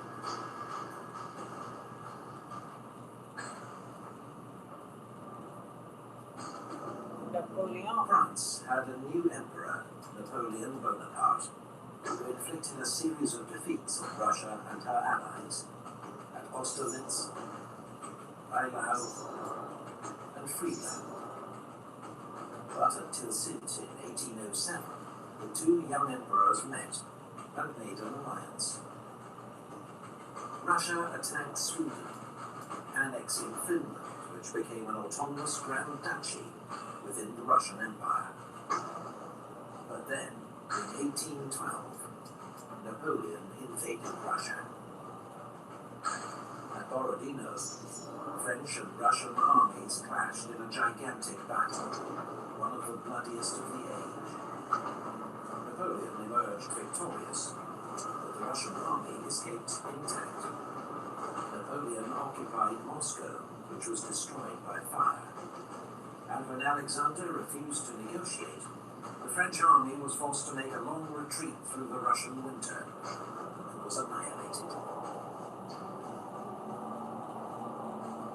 Napoleon had been dealt a mortal blow, and Russia, alongside Prussia, Austria, and Britain, then led the fight back, which ended in the capture of Paris and Napoleon's abdication. At the Congress of Vienna, as part of the spoils of war, Alexander became King of Poland. Then, with Austria and Prussia, he formed the Holy Alliance, with the aim of preventing further revolutions in Europe. Meanwhile, in Balkans and Caucasus, Russia had been waging intermittent wars against the Ottoman Empire, Persia, and local tribes. The frontier had been pushed south to incorporate Bessarabia, Circassia, Chechnya, and much of modern Georgia, Dagestan, Azerbaijan, and Armenia. But the peoples of the Caucasus bitterly resisted Russian rule. Russia's attempt to impose its authority on the region led to the Caucasian War, a brutal conflict fought amongst the mountains and forests that would drag on for nearly 50 years. Alexander was succeeded by his brother Nicholas, a conservative reactionary. But parts of Russian society have now developed an appetite for European-style liberalism, including certain army officers who had seen other ways of doing things during the Napoleonic Wars. They saw Nicholas as an obstacle, and the new emperor's first challenge would be military revolt.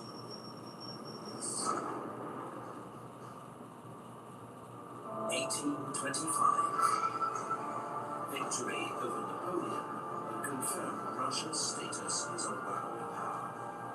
But there was discontent within Russia amongst intellectuals and army officers, some of whom had formed secret societies to plot the overthrow of Russia's autocratic system.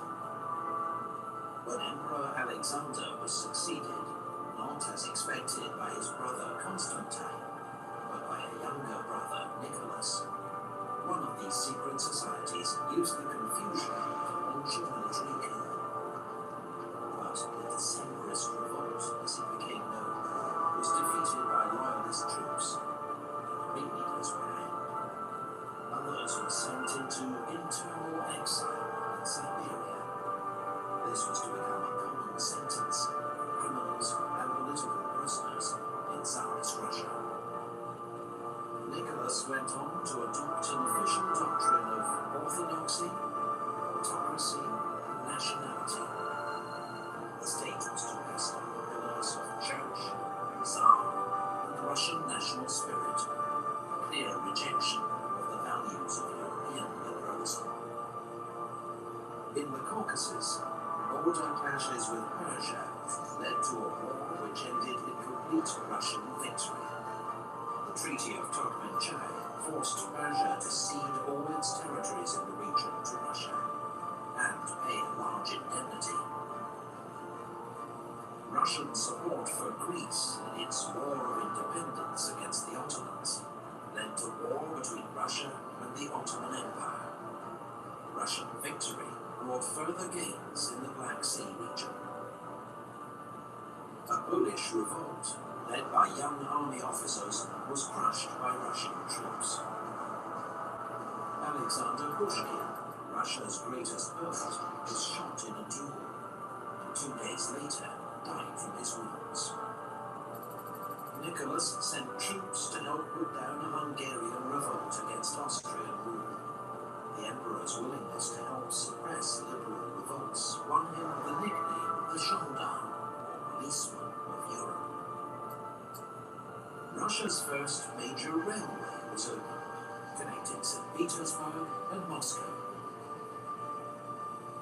Alexander Herzen, a leading intellectual critic of Russia's autocracy, emigrated to London, where he continued to call for reform in his homeland. He'd later be described as the father of Russian socialism. The Ottoman Empire, now known as the sick man of Europe, reacted to further Russian provocations by declaring war. The Russian Black Sea Fleet inflicted a crushing defeat on the Turks at the Battle of Sinope. But Britain and France, alarmed at Russia's southern expansion and potential control of Constantinople, declared war on Russia. The Allies landed troops in Crimea and besieged the naval base of Sevastopol, which fell after a grueling year-long siege. In the Baltic, British and French warships blockaded the Russian capital, St. Petersburg. Russia was forced to sign a humiliating peace, withdraw its forces from the Black Sea, and put on hold plans for further southern expansion. Support more radiant, even-toned skin with new Floristore Digestive Skin Renew Probiotic. Quickly, don't disappear. All you have to do is point. The 1-800-GOT-JUMP, or visit 1-800-GOT-JUMP.com.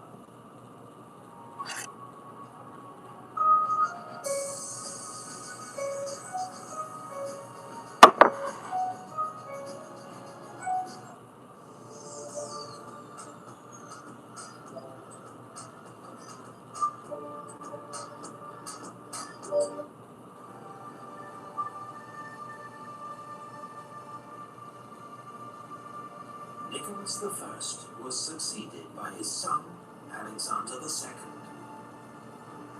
The Crimean War had exposed Russia's weakness. The country lagged far behind its European rivals in industry, infrastructure, and military power. So Alexander, unlike his father, decided to embrace reform. The most obvious sign of Russia's backwardness was serfdom. According to the 1857 census, more than a third of Russians were serfs, forced to work their master's land with few rights, restrictions on movement, and their status passed down to their children. They were slaves in all but name. In 1861, Alexander II abolished serfdom in Russia. He was hailed as the liberator. But in reality, most former serfs remained trapped in servitude and poverty. Alexander's reforms would continue with the creation of the Zemstva, provincial assemblies with authority over local affairs, including education and social welfare. In the Far East, Russia forced territorial concessions from a weakened China, leading to the founding of Vladivostok, Russia's major Pacific port. Another uprising by Poles and Lithuanians against Russian rule was once more crushed by the Russian army. In the Caucasus, Russia's long and brutal war against local tribes came to an end, with their leaders swearing oaths of loyalty to the Tsar.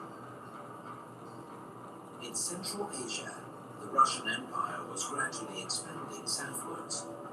Russian armies defeated the Emirate of Bukhara and the Khanate of Khiva, and by the 1880s, Russia had conquered most of what was then called Turkestan, today the countries of Kazakhstan, Uzbekistan, Kyrgyzstan, Tajikistan, and Turkmenistan. Imperial rivalry in Central Asia between Russia and Britain led to the Great Game, a 19th century version of the Cold War. Centered on Afghanistan, diplomats and spies on both sides tried to win local support, extend their own influence, and limit the expansion of their rival, while avoiding direct military confrontation. Russia decided to sell Alaska to America for $7.2 million. Many Americans thought it was a waste of money. Gold and oil were only discovered there much later. Leo Tolstoy's War and Peace was published, still regarded as one of the world's greatest works of literature. The late 19th century was a cultural golden age for Russia, a period of literary greats and outstanding composers. Russia, in support of nationalist revolts in the Balkans against Ottoman rule, went to war with the Ottoman Empire once more. Russian troops crossed the Danube, then, with Bulgarian help, fought to secure the vital Shipka Pass. Then they launched a bloody 5-month siege of Plevna in Bulgaria. Russia and her allies finally won victory, with their troops threatening Constantinople itself. But at the Congress of Berlin, Russia bowed to international pressure and accepted limited gains in a settlement that also led to independence for Romania, Serbia, Montenegro, and later Bulgaria. Meanwhile, within Russia, radical political groups were increasingly frustrated by Alexander II's limited reforms. There were several failed attempts to assassinate the emperor, but as he prepared to approve new constitutional reforms, he was killed in St. Petersburg by a bomb thrown by members of the People's Will, one of the world's first modern terrorist groups. This act of violence would lead only to a new era of repression.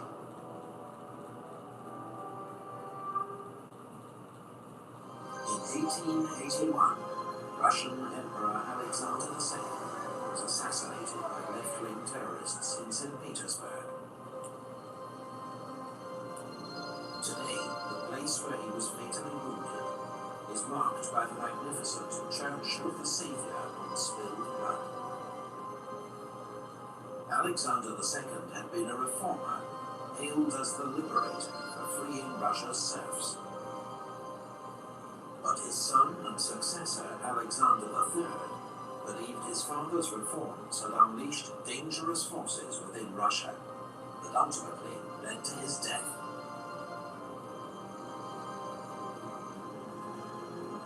As emperor, he publicly vowed to reassert autocratic rule, declaring that, in the midst of our great grief, the voice of God orders us to undertake courageously the task of ruling, with faith in the strength and rightness of autocratic power. The Tsar's secret police, the so-called Bagranka, was ordered to infiltrate Russia's many revolutionary groups. Those found guilty of plotting against the government were hanged or sent into internal exile in Siberia. Alexander III was a pious man who supported the Orthodox Church and the assertion of a strong Russian national identity. Russia's Jews became victims of this policy. They'd already been targeted in murderous race riots and as pogroms after false rumors were spread that they were responsible for the assassination of the emperor. Now, the government expelled 20,000 Jews from Moscow, and many who could began to leave the country. Over the next 40 years, around 2 million Jews would leave Russia, most bound for the USA. Concerned by the growing power of Germany, Russia signed an alliance with France, both sides promising military aid if the other was attacked. Sergei Witte was appointed Russia's new Minister of Finance. His reforms helped to modernize the Russian economy and encourage foreign investment, particularly from its new ally, France. French loans helped Russia to develop its industry and infrastructure. Work began on the Trans-Siberian Railway. Completed in 1916, it remains the world's longest railway line, running 5,772 miles from Moscow to Vladivostok. Alexander III was succeeded by his son, Nicholas II. His coronation was marred by tragedy when 1,400 people were crushed to death at an open-air celebration in Moscow. China granted Russia the right to build a naval base at Port Arthur. When China faced a major revolt, known as the Boxer Rebellion, Russia moved troops into Manchuria under the pretext of defending Port Arthur from the rebels. This brought Russia into conflict with Japan, who also had designs over Manchuria and Korea. The Japanese made a surprise attack on Port Arthur, then defeated the Russian army at the giant Battle of London. Russia's Baltic Fleet, meanwhile, had sailed halfway around the world to reach the Pacific, where it was immediately annihilated at the Battle of Tsushima.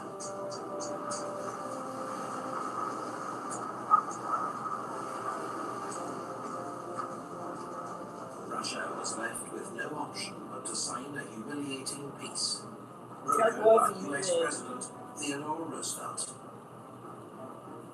Meanwhile, the Tsar faced another crisis much closer to home.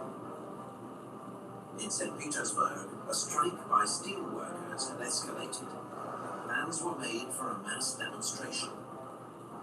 Tens of thousands of protesters marched to the Winter Palace to present a petition to the Tsar, asking for better workers' rights and more political freedom. But instead, troops opened fire on the crowds, killing more than 100. Bloody Sunday, as it became known, led to more strikes and unrest across the country. The crew of the battleship Potemkin mutinied, killing their officers and taking control of the ship. To defuse the crisis, Nicholas II reluctantly issued the October Manifesto, drafted under the supervision of Sergei Witte. It promised an elected assembly and new political rights, including freedom of speech, and was welcomed by most moderates. Russia's first constitution was drafted the next year. For the first time, the Tsar would share power of an elected assembly, the State Duma, though the Tsar had the right to veto its legislation and dissolve it at any time. Sergei Witte finally lost the Tsar's confidence and was dismissed. The Tsar's new Prime Minister, Stolypin, introduced land reforms to help the peasants, while dealing severely with Russia's would-be revolutionaries, so much so that the hangman's noose got a new nickname, Stolypin's necktie. But having survived several attempts on his life, Stolypin was shot and killed by an assassin at the Kiev Opera House. Meanwhile, Grigory Rasputin, a Siberian faith leader, had joined the imperial family's inner circle, thanks to his unique ability to ease the suffering of the Tsar's hemophiliac son, Alexei. Despite sporadic acts of terrorism, Russia now had the fastest growing economy in Europe. Agricultural and industrial output were on the rise. Most ordinary Russians remained loyal to the Tsar and his family. Russia's future seemed bright.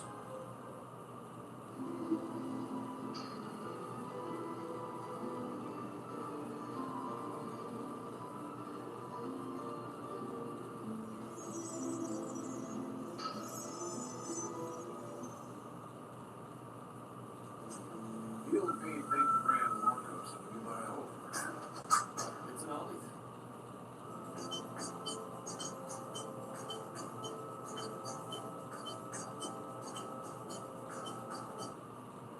It starts 10 a.m. Friday. The Rooms to Go 3-day warehouse and clearance sale at our Humble and Willowbrook outlets.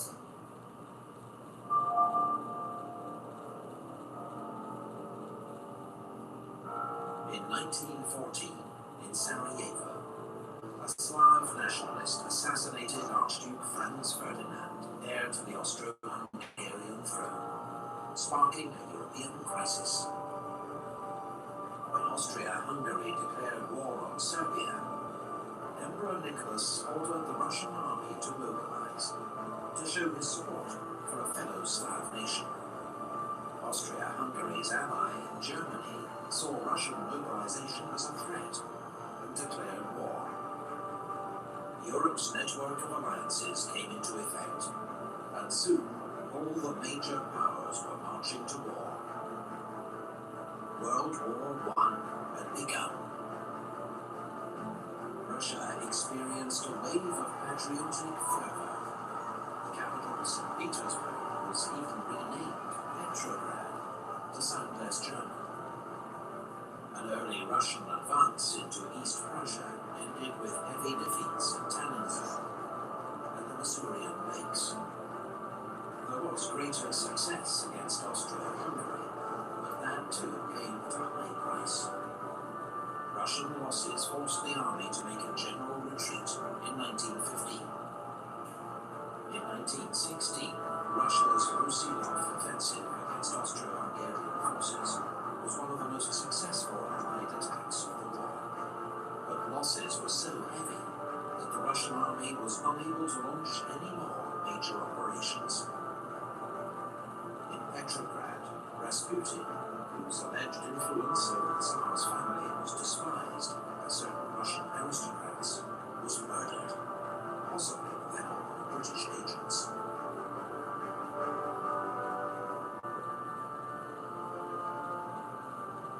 The war put intolerable strains on Russia. At the front, losses were enormous, while in the cities, economic mismanagement led to rising prices and food shortages. Okay, he was from, he's Jewish.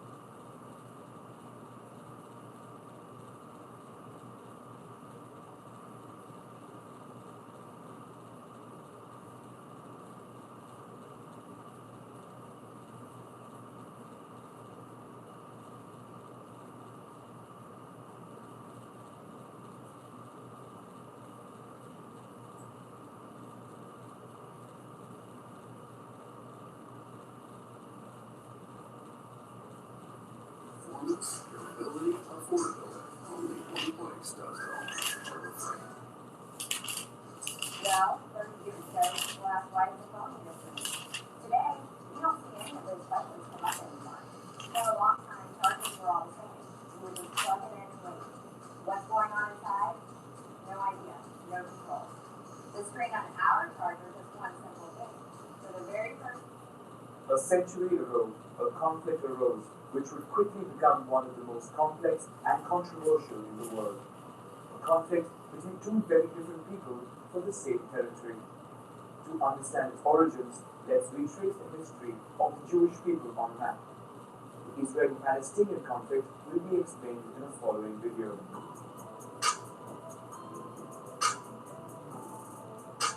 The story begins in 750 BC, when the Near East was divided into many small kingdoms and city-states.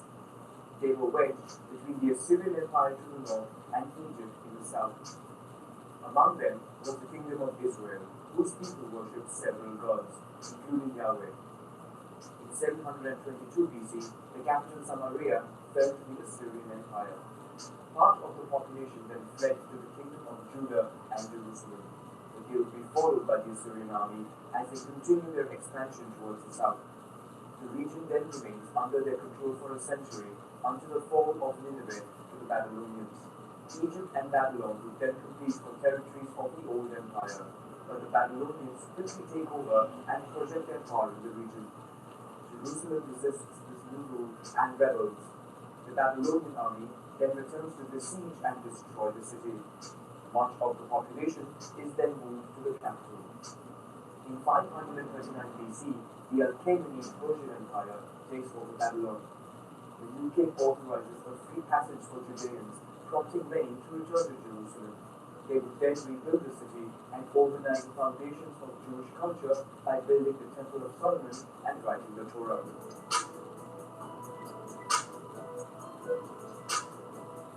In 324 BC, the ambitious young Macedonian king Alexander the Great set out with his army to conquer the known world. In just over 10 years, he rakes up a huge territory and builds many cities. But exhausted by conquest, he died at age 22 in Babylon without an heir of governing age. The empire was then divided by his generals into various Hellenic kingdoms. Judea came under the control of the Ptolemaic dynasty. The Jewish community settles in the new city of Alexandria, and the Torah is translated into Greek. Following a war against the Seleucid dynasty, Hellenic and Jewish culture developed friction to the point that one of the altars of the Temple of Solomon in Jerusalem was dedicated to the worship of Zeus. The traditionalist anti-Hellenic Jewish militia is organized and takes control of Jerusalem in 164 BC. The temple is restored and the kingdom of Judea becomes independent. A century later, the region was conquered by the Roman army. The Judeans would organize two major revolts against the new regime, which were violently crushed. The first revolt in 66 provoked the siege of Jerusalem, followed by the destruction of its temple. The only wall of the enclosure that survived would become known as the Wailing Wall.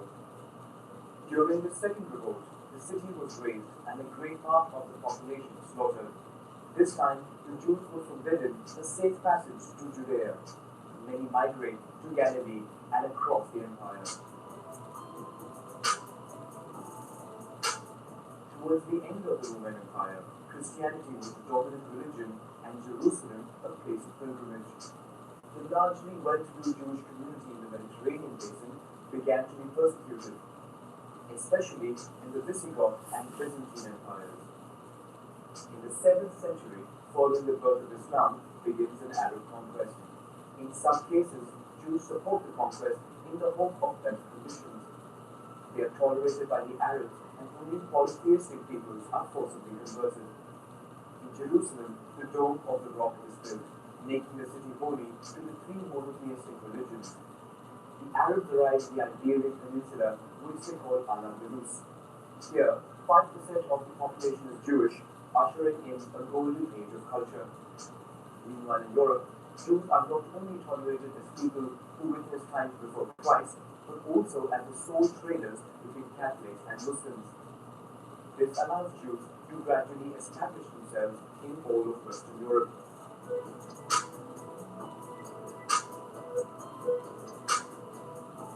In the 11th century, the Seljuk Turks, a Central Asian people, began their expansion and reached Jerusalem. They persecute Christians and forbid pilgrimages to the city.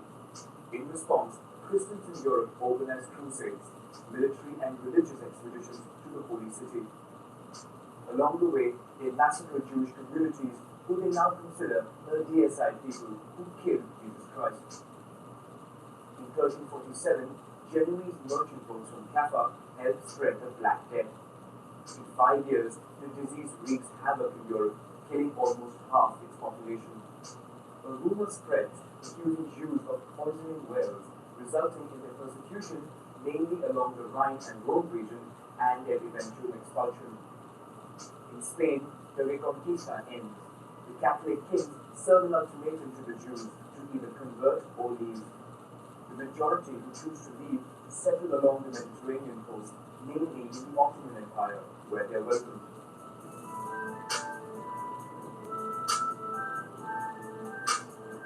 The Poland-Lithuania Commonwealth becomes a haven for Jews from Western Europe due to favorable migration policies. In the 17th century, the region boasts more than 300,000, or about half of the Jews in the world. But everything changed in 1648 with a revolt of the Cossacks and Ukrainian peasants against the nobility and the Jews. They accused the Jews of having a privileged relationship with those in power. More than 100,000 Jewish people are killed or flee the region. This episode would weaken the Polish-Lithuanian Commonwealth, besieged on all sides by neighboring powers. In 150 years, the regime falls and its territory is carved up. The Jewish community is divided, and 900,000 of them find themselves in the Russian Empire, where they are not welcome. They quickly become the targets of attacks called pogroms, a Russian term meaning devastation. Given the lack of response from authorities, these attacks become more frequent and deadly. The Jews then emigrate to the United States and Western Europe, which in the meantime has improved their living conditions. It is in this context that the first Zionist Congress is held in Basel in 1897, contemplating the founding of a new homeland for the Jewish people in Palestine. But the Ottoman Empire is fiercely opposed to the project. A few years later, the First World War breaks out. The Ottoman Empire fought alongside Germany. When the Allies were in trouble and desperately sought further support, the then British Minister of Foreign Affairs, Arthur Balfour, wrote an open letter promising a Jewish homeland in Palestine in return for Jewish support. In parallel, they support the Arab rebellion against the Ottoman Empire by promising them independence in the liberated territories. At the end of the war, the map of the Middle East was redrawn and divided up between the European powers. Palestine comes under the British mandate, marking the beginning of the Israeli-Palestinian conflict. Okay. Finished with him. Okay, now we go to, I guess, the Soldier Prince. I think he's from England. Who won Glendale, the witch was arguing over.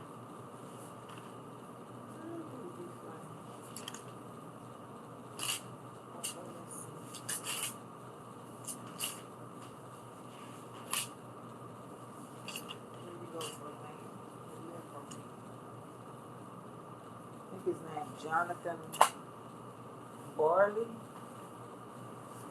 Now he is from England.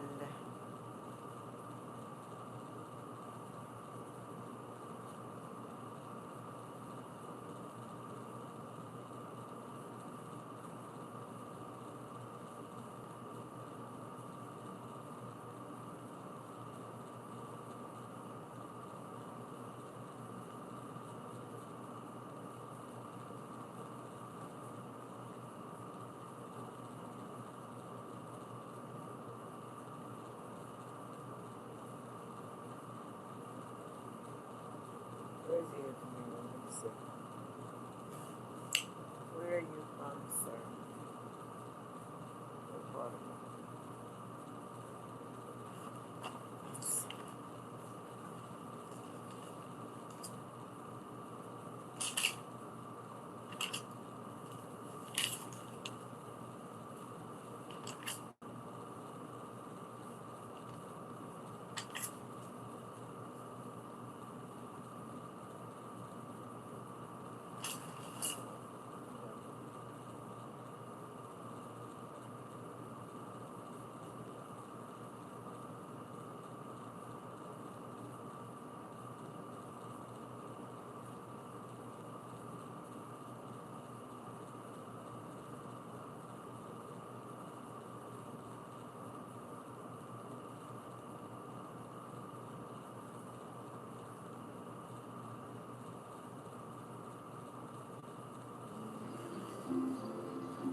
He is in Aries Taurus, April 25th. Grande was a Gemini. She was Gemini Cancer.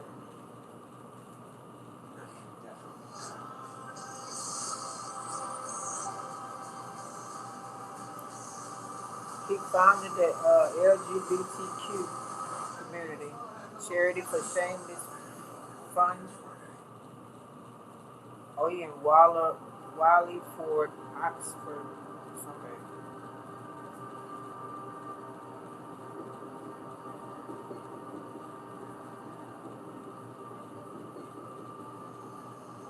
England is one of the four nations that make up the modern United Kingdom, alongside Wales, Scotland, and Northern Ireland.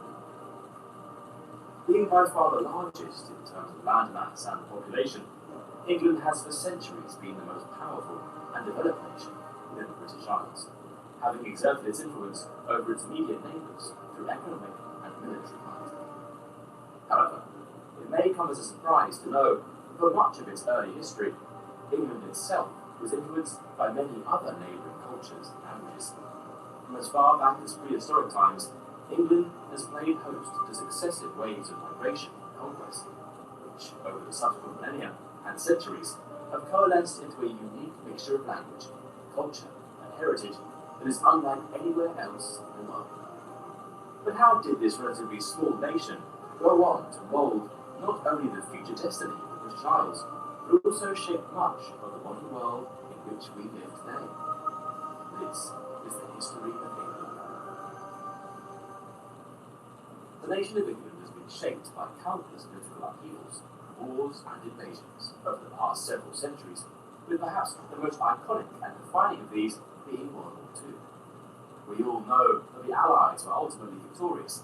However, if you've ever wondered how this conflict could have played out differently, you can now envision this for yourself by playing Call of War, who have kindly sponsored this video. You can fight up to 100 other players in this free-to-play, online, real-time PvP strategy game that can take weeks to fully complete, which is great if you're a fan of long-term strategic-based games like we are. You can recruit many different units to build out your army, including tanks, planes, and a nuclear bomb, as well as forge alliances with other players as part of your chosen grand strategy. Call of War can be played on both PC and mobile with the same account, and if you sign with the link in the video description, We ain't got time for your avatar. Let's see. Let's go here. From the Doggerland migrants to the Celts to the Romans, successive waves of newcomers have transformed England each time. With Rome's departure, England was left undefended from new waves of settlers and warriors who would be just as transformative as those who came before. In this video, the former Roman province of Britannia will be reforged by generations of invaders into a new nation of England. Angles, Saxons, Vikings, and more will reshape the land and its people, giving rise to famous figures like Arthur, Alfred, and Ethelstan, whose names would reverberate through English history forever after. The arrival of the Anglo-Saxons. The story of this new age must begin with the arrival of the Anglo-Saxons.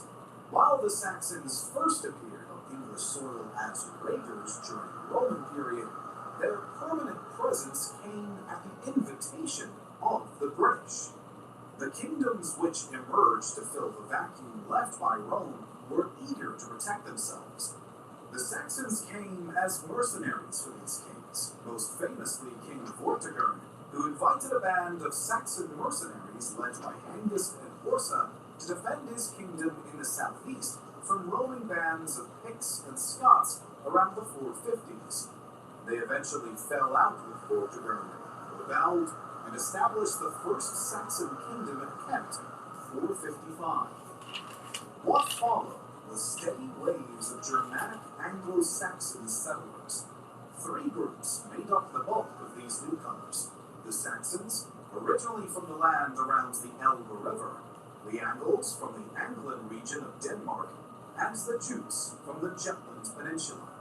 Smaller groups such as the Frisians also settled, but these three predominated.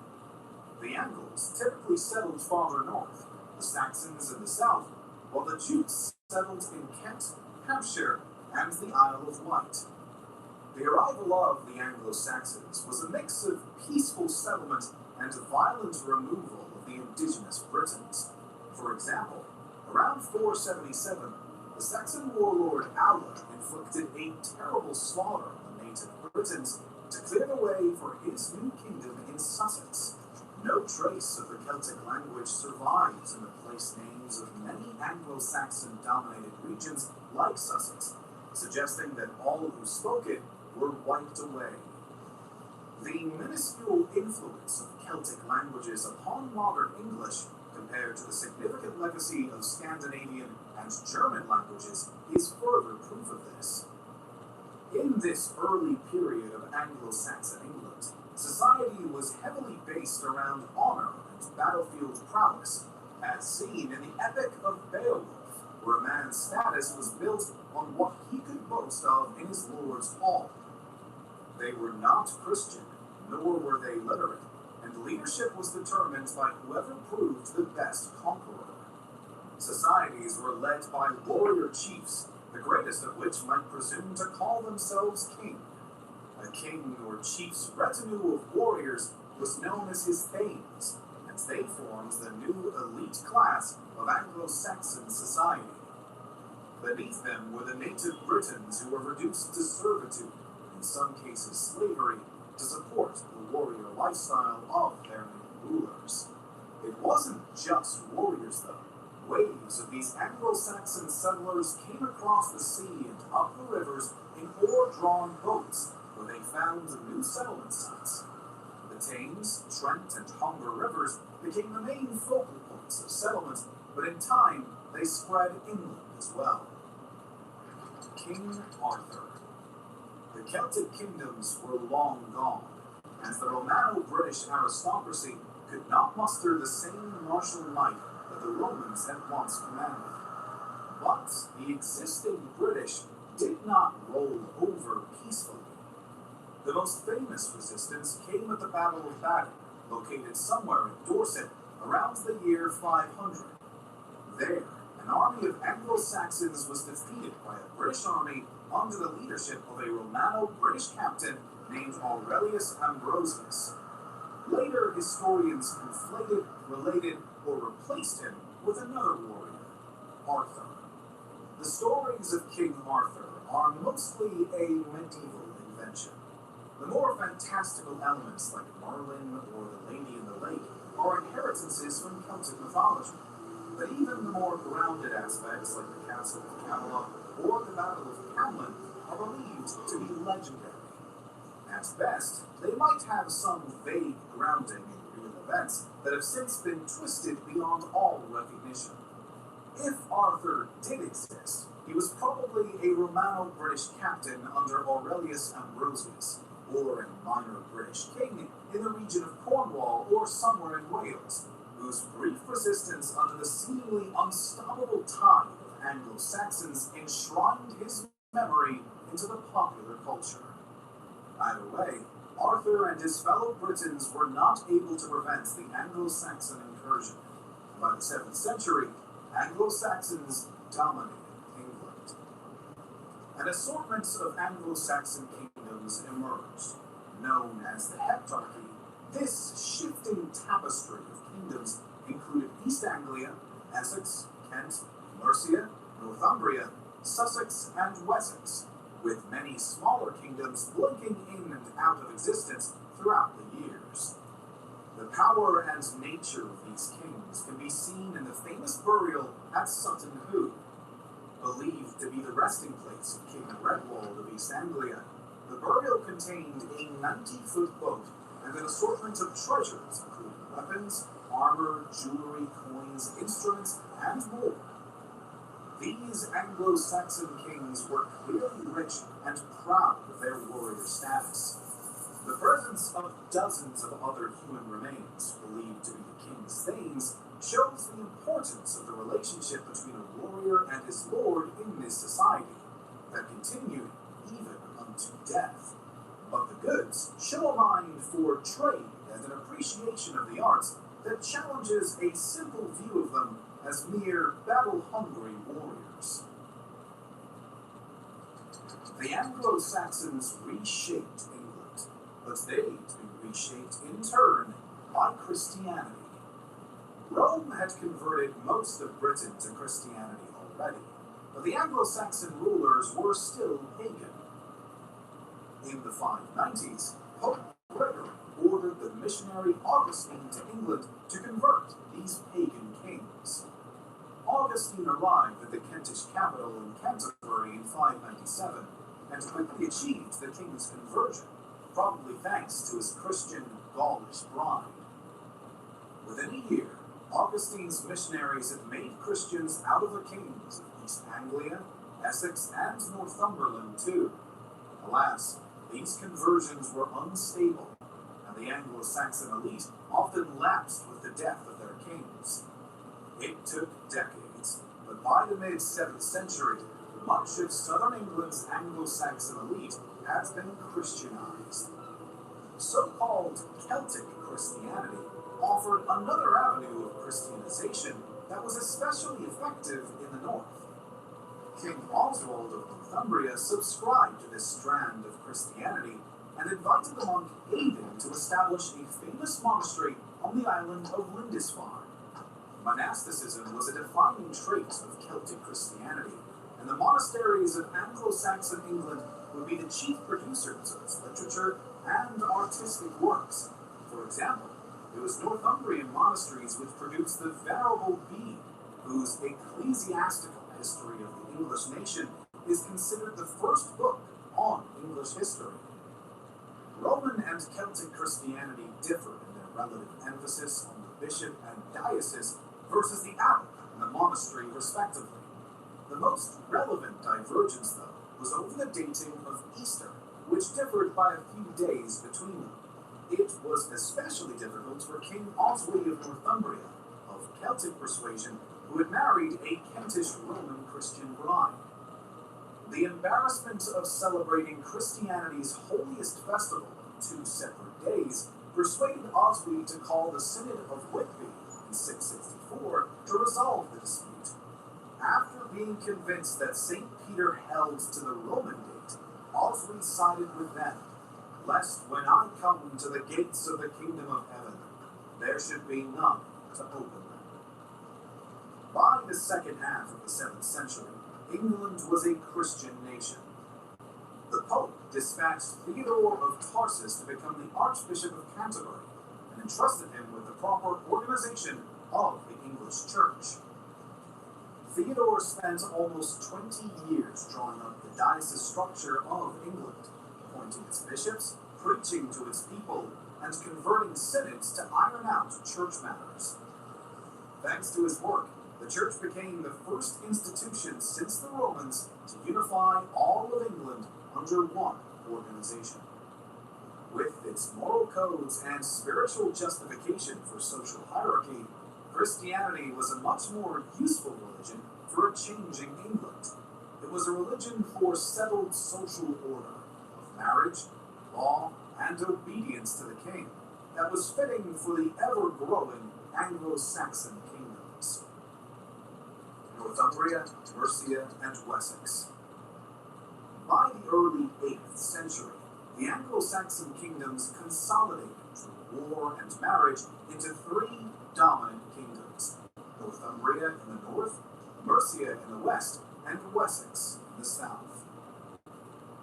The middle period was one of growing royal authority. The Christian belief that the king was God's representative on earth afforded them greater powers over their subjects. These were no mere warlords, but settled rulers who had begun passing laws and minting coins to signal their power.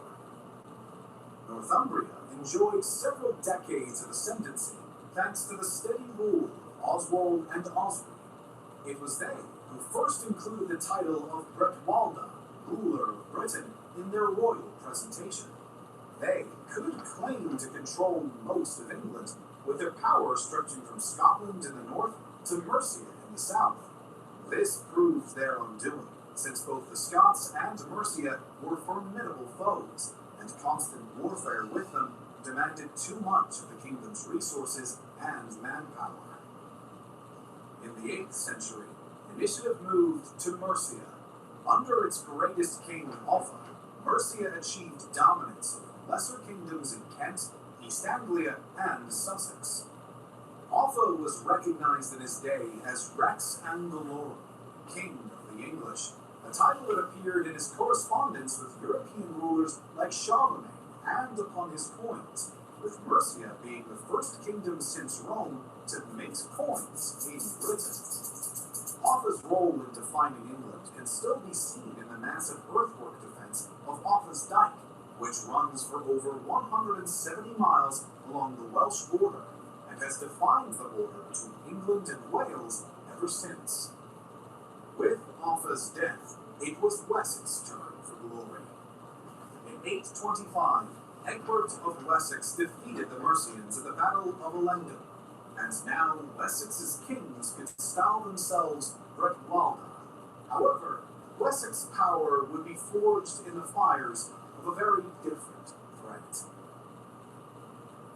Thanks to the phrase and hands on couples, one woman's search for the secret to smooth all things style drives her to obsession. Who's done that all along?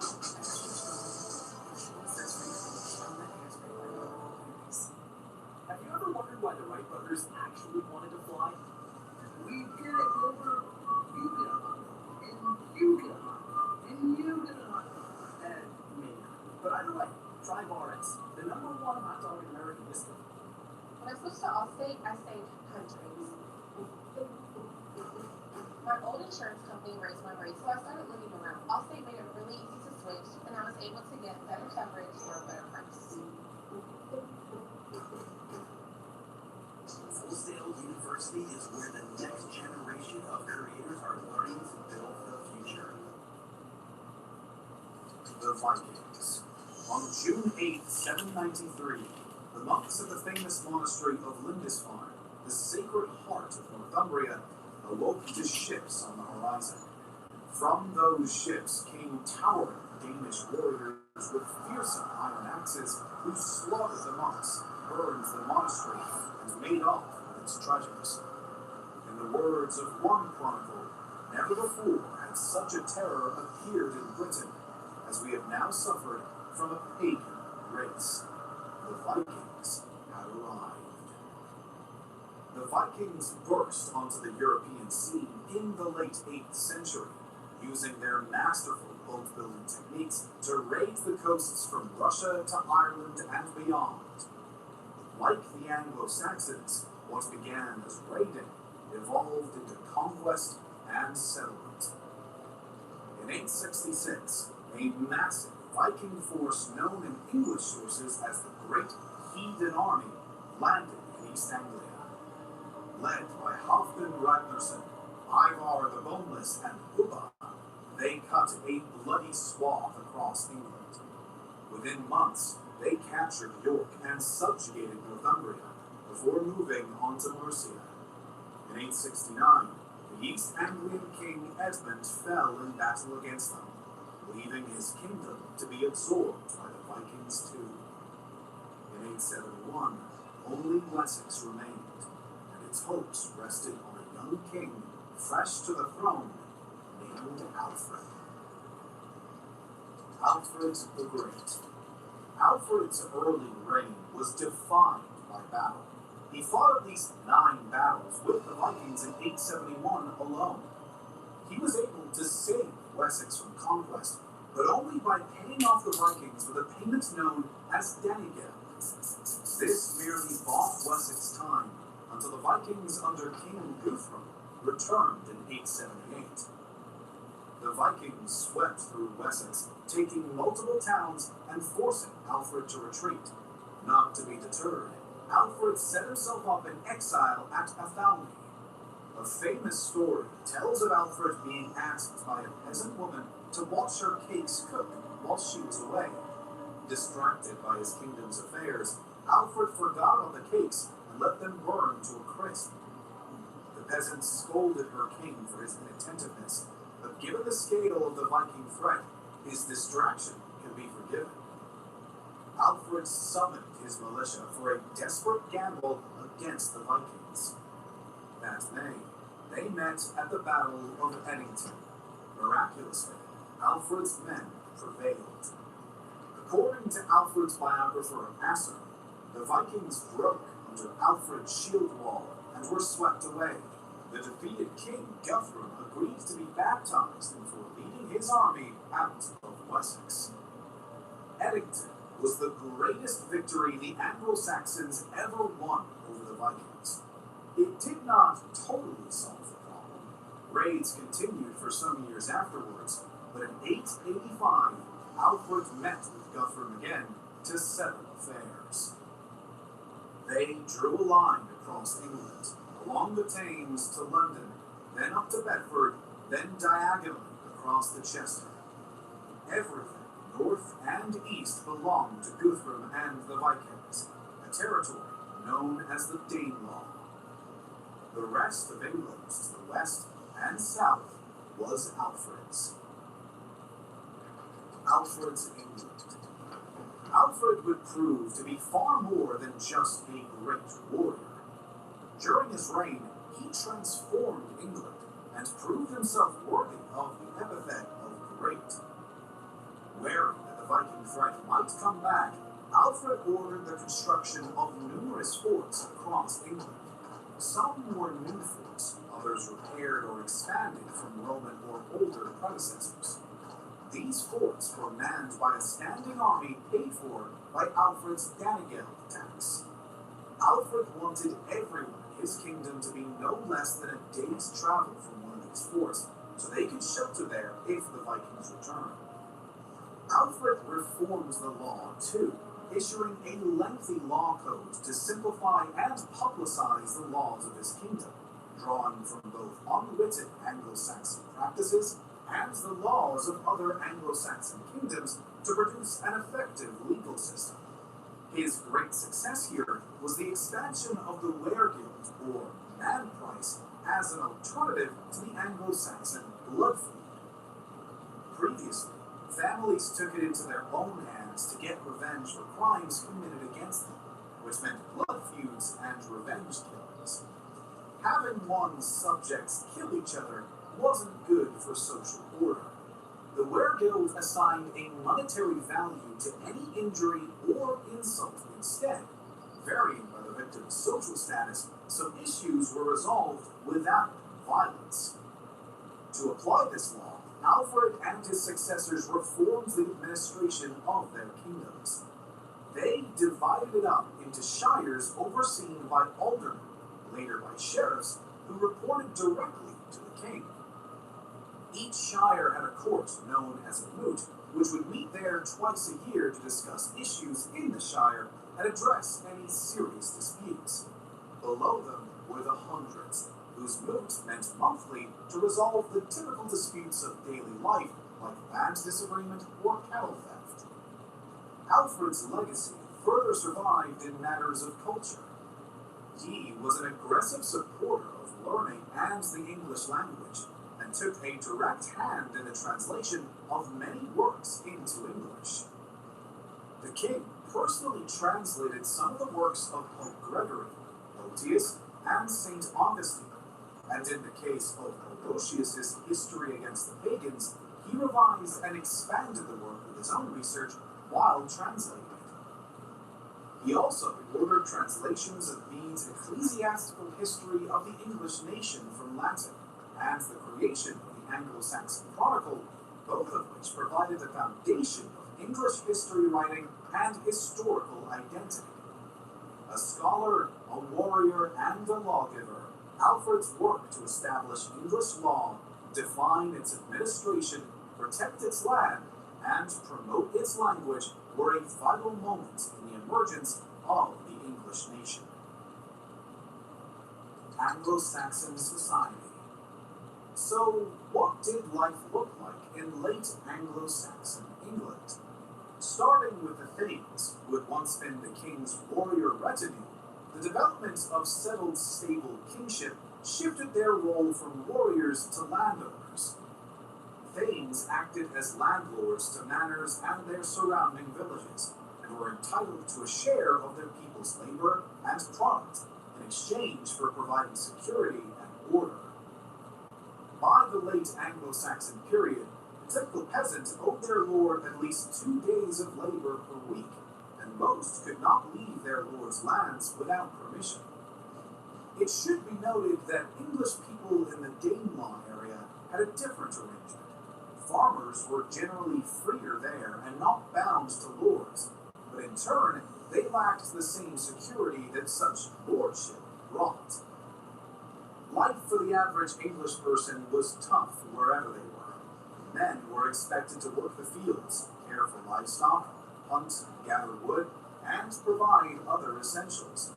Women's duties, meanwhile, included weaving, cooking, baking, and brewing, and lending a hand in the field when it was needed. Most people lived in one-room huts with their families, and their only solace from the relentless toil were the church holidays, which were usually just an excuse to drink and party rather than display religious piety. The Anglo-Saxon period saw the introduction of new farming techniques, which, for a society built around the agricultural cycle, had a profound impact on how the people lived.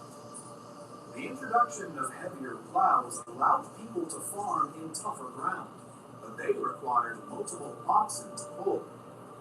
Since individual farmers wouldn't own enough oxen alone, they were encouraged to come together in villages to share resources. Villages would plow fields together and share the land around them, rather than living in their own isolated farms.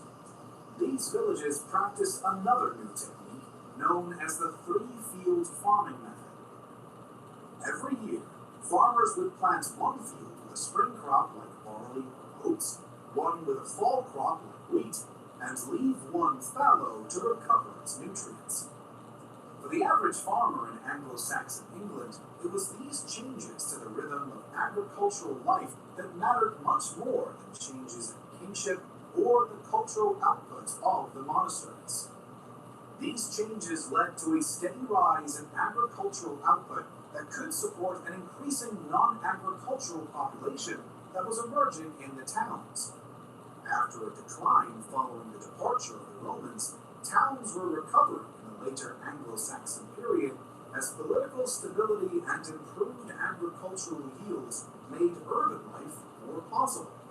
These towns were still quite small, no more than a few thousand people at a time.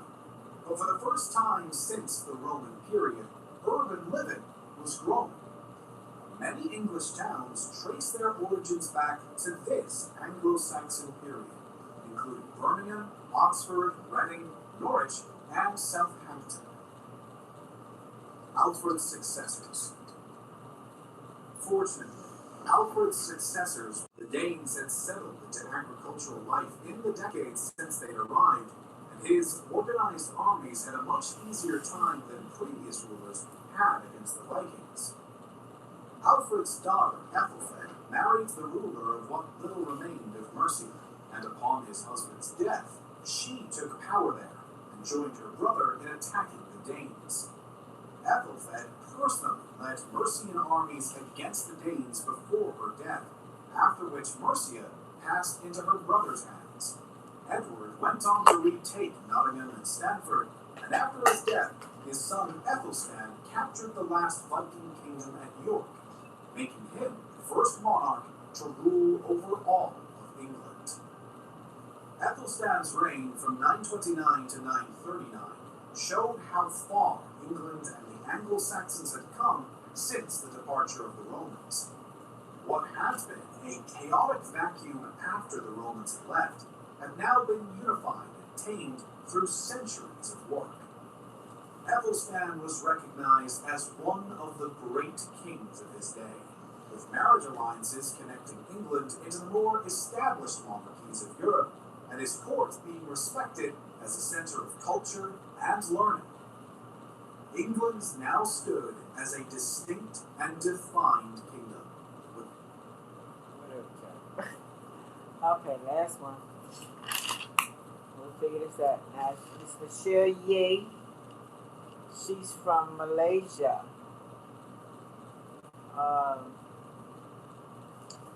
She is a Leo, and her parents, mom and dad, still together. She's in politics. Her husband is CEO of Ferrari. She has one brother, a lot of other siblings. I don't know how that goes. We don't leave that alone. Half brother and half sibling, half other siblings is half, whatever. Okay. What else I got about that? Capital. Okay. Born in Malaysia. Okay. Last one. And we'll try to figure out. I hope probably got an idea. Let's see.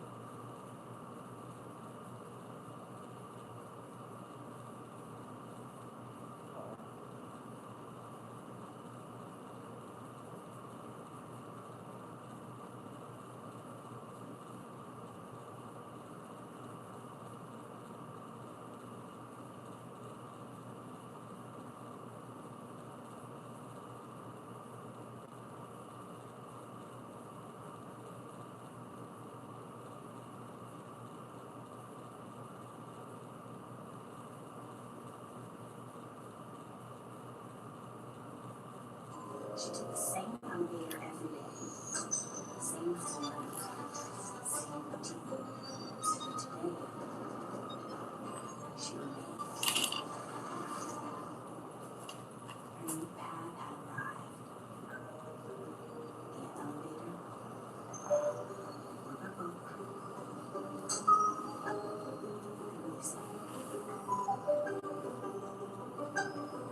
Explore your story. The story of Malaysia begins in the midst of prehistory, over 40,000 years ago. The humid jungles of Borneo revealed their first human inhabitants, hunter-gatherers, navigating dense rainforests with remarkable engineering. Archaeological discoveries in Naya caves in Sarawak uncovered a human skull dating back to 40,000 BCE, making it one of Southeast Asia's oldest human remains. These early peoples, the ancestors of Malaysia's indigenous orang asli, developed sophisticated knowledge of the rainforest secrets, its medicinal plants, seasonal rhythms, and dangerous predators. For thousands of years, they lived in harmony with one of Earth's most biodiverse environments, leaving behind mysterious cave paintings that hint at complex spiritual beliefs and a deep connection to the natural world. Around 10,000 BCE, as the Ice Age ended and sea levels rose, the geography of Southeast Asia transformed dramatically. Land bridges that once connected what we now call Malaysia to surrounding regions disappeared beneath rising waters. The peninsula and Borneo became increasingly isolated, developing distinct ecological systems and human cultures that would shape the region's development for millennia to come. The true dawn of Malaysian civilization arrived with the Neolithic Revolution. By 2500 BCE, agriculture had taken root in fertile river valleys. Rice cultivation, that revolutionary crop that would transform all of Asia, began to replace hunting. and gathering as the primary means of subsistence. With agriculture came permanent settlements, specialized labor, and the first hierarchical societies. Malaysia, as strategic location bridging the Indian Ocean and the South China Sea, placed it squarely at the crossroads of ancient maritime trade. By the 1st century CE, merchant ships from India, China, and the Middle East were navigating the treacherous Strait of Malacca, bringing with them not just exotic goods, but transformative ideas and beliefs. Hindu and Buddhist influences began permeating the Malay Peninsula from the 3rd century onward. The arrival of Indian traders and Brahmin priests introduced Sanskrit writing, administrative systems, and new religions that would fundamentally reshape local cultures. Early coastal settlements grew into key trading hubs. Their leaders adopted Indian concepts of kingship and divine authority. These influences crystallized into the first major regional power, the Lanka-Sukha Kingdom, established around the 2nd century in what is now northern Malaysia. Though archaeological evidence remains limited, Chinese records describe a prosperous civilization with sophisticated administrative systems and a powerful navy that controlled crucial shipping lanes. But it was the rise of the mighty Srivijaya Empire in the 7th century that truly transformed the region. Based in Sumatra, but extending its influence across the Malay Peninsula, Srivijaya wasn't just a political entity, it was a commercial and cultural powerhouse. For nearly 4 centuries, Srivijaya dominated maritime trade between China and India, amassing enormous wealth through control of the Strait of Malacca. Under Srivijaya's shadow, local principalities in Malaysia developed into important commercial centers. Kedah on the western coast emerged as a major entrepot, its ports bustling with merchant ships carrying silk, spices, and precious metals. Buddhist monuments constructed during this period, like the Buyang Valley Temple Complex, reveal sophisticated architectural knowledge and deep religious devotion. As Srivijaya's power waned in the 13th century, the Majapahit Empire of Java extended its influence across the region. Though never fully conquering the Malay Peninsula, Majapahit's cultural impact was profound, spreading Javanese artistic styles, literature, and administrative practices throughout what would become Malaysia. The decline of these ancient aristocracies created a power vacuum that would be filled by what many historians consider Malaysia as greatest pre-colonial civilization, the Malacca Sultanate, founded around 1400 CE by Parameswara, a prince fleeing political turmoil in Sumatra. Malacca transformed from a modest fishing village into Southeast Asia's most important trading port within decades. The Sultanate's rise coincided with China's maritime expansion under the Ming Dynasty. Admiral Zhenghi's massive treasure fleets made multiple visits to Malacca, bringing imperial recognition, military protection, and thousands of Chinese settlers who would permanently alter Malaysia's demographic landscape. But Malacca's true genius lay in its ruler's political acumen. Sultan Muzaffar Shah's conversion to Islam in the 1430s proved transformative, connecting Malacca to powerful Muslim trading networks. Describe a bustling port where 84 languages could be heard in its marketplaces. Its administrative system, codified in the Undang-Undang Malacca, demonstrated remarkable sophistication, balancing Islamic principles with local customs. The Sultanate's greatest and most enduring contribution was the spread of Islam throughout the Malay world. Malacca became a center of Islamic learning, attracting scholars from across the Muslim world. Through trade connections, diplomatic relations, and occasionally military conquests, Malaccan rulers spread their faith throughout the peninsula and into the Indonesian archipelago, permanently altering the region's religious landscape. But Malacca's wealth and strategic importance made it an irresistible prize for emerging European powers with global ambitions. In 1511, Portuguese warships under Alfonso de Albuquerque bombarded the city. Despite fierce resistance, Malacca fell, marking the beginning of European colonization in Malaysia and the end of indigenous sovereignty for centuries to come. The Portuguese victory in Malacca sent shockwaves through Southeast Asia. Though they had seized the region's most valuable port, the Portuguese never managed to extend their control beyond the city itself. The surviving Malaccan royal family established a new sultanate at Johor, maintaining Malay political traditions and waging constant warfare against the European invaders. For over a century, Portuguese Malacca served as a crucial link in a global trade empire, stretching from Lisbon to Macau. Yet their rule was characterized by religious intolerance and commercial monopoly that alienated many regional traders. Muslim merchants increasingly bypassed Malacca, diminishing the port's former glory. The Dutch, with their superior naval power and commercial organization, seized Malacca in 1641 after a lengthy siege. Unlike the Portuguese, the Dutch East India Company viewed Malacca primarily as a strategic asset rather than a commercial center. Their policy deliberately reduced Malacca's importance to prevent competition with their main base at Batavia. While European powers fought over Malacca, other Malay sultanates flourished.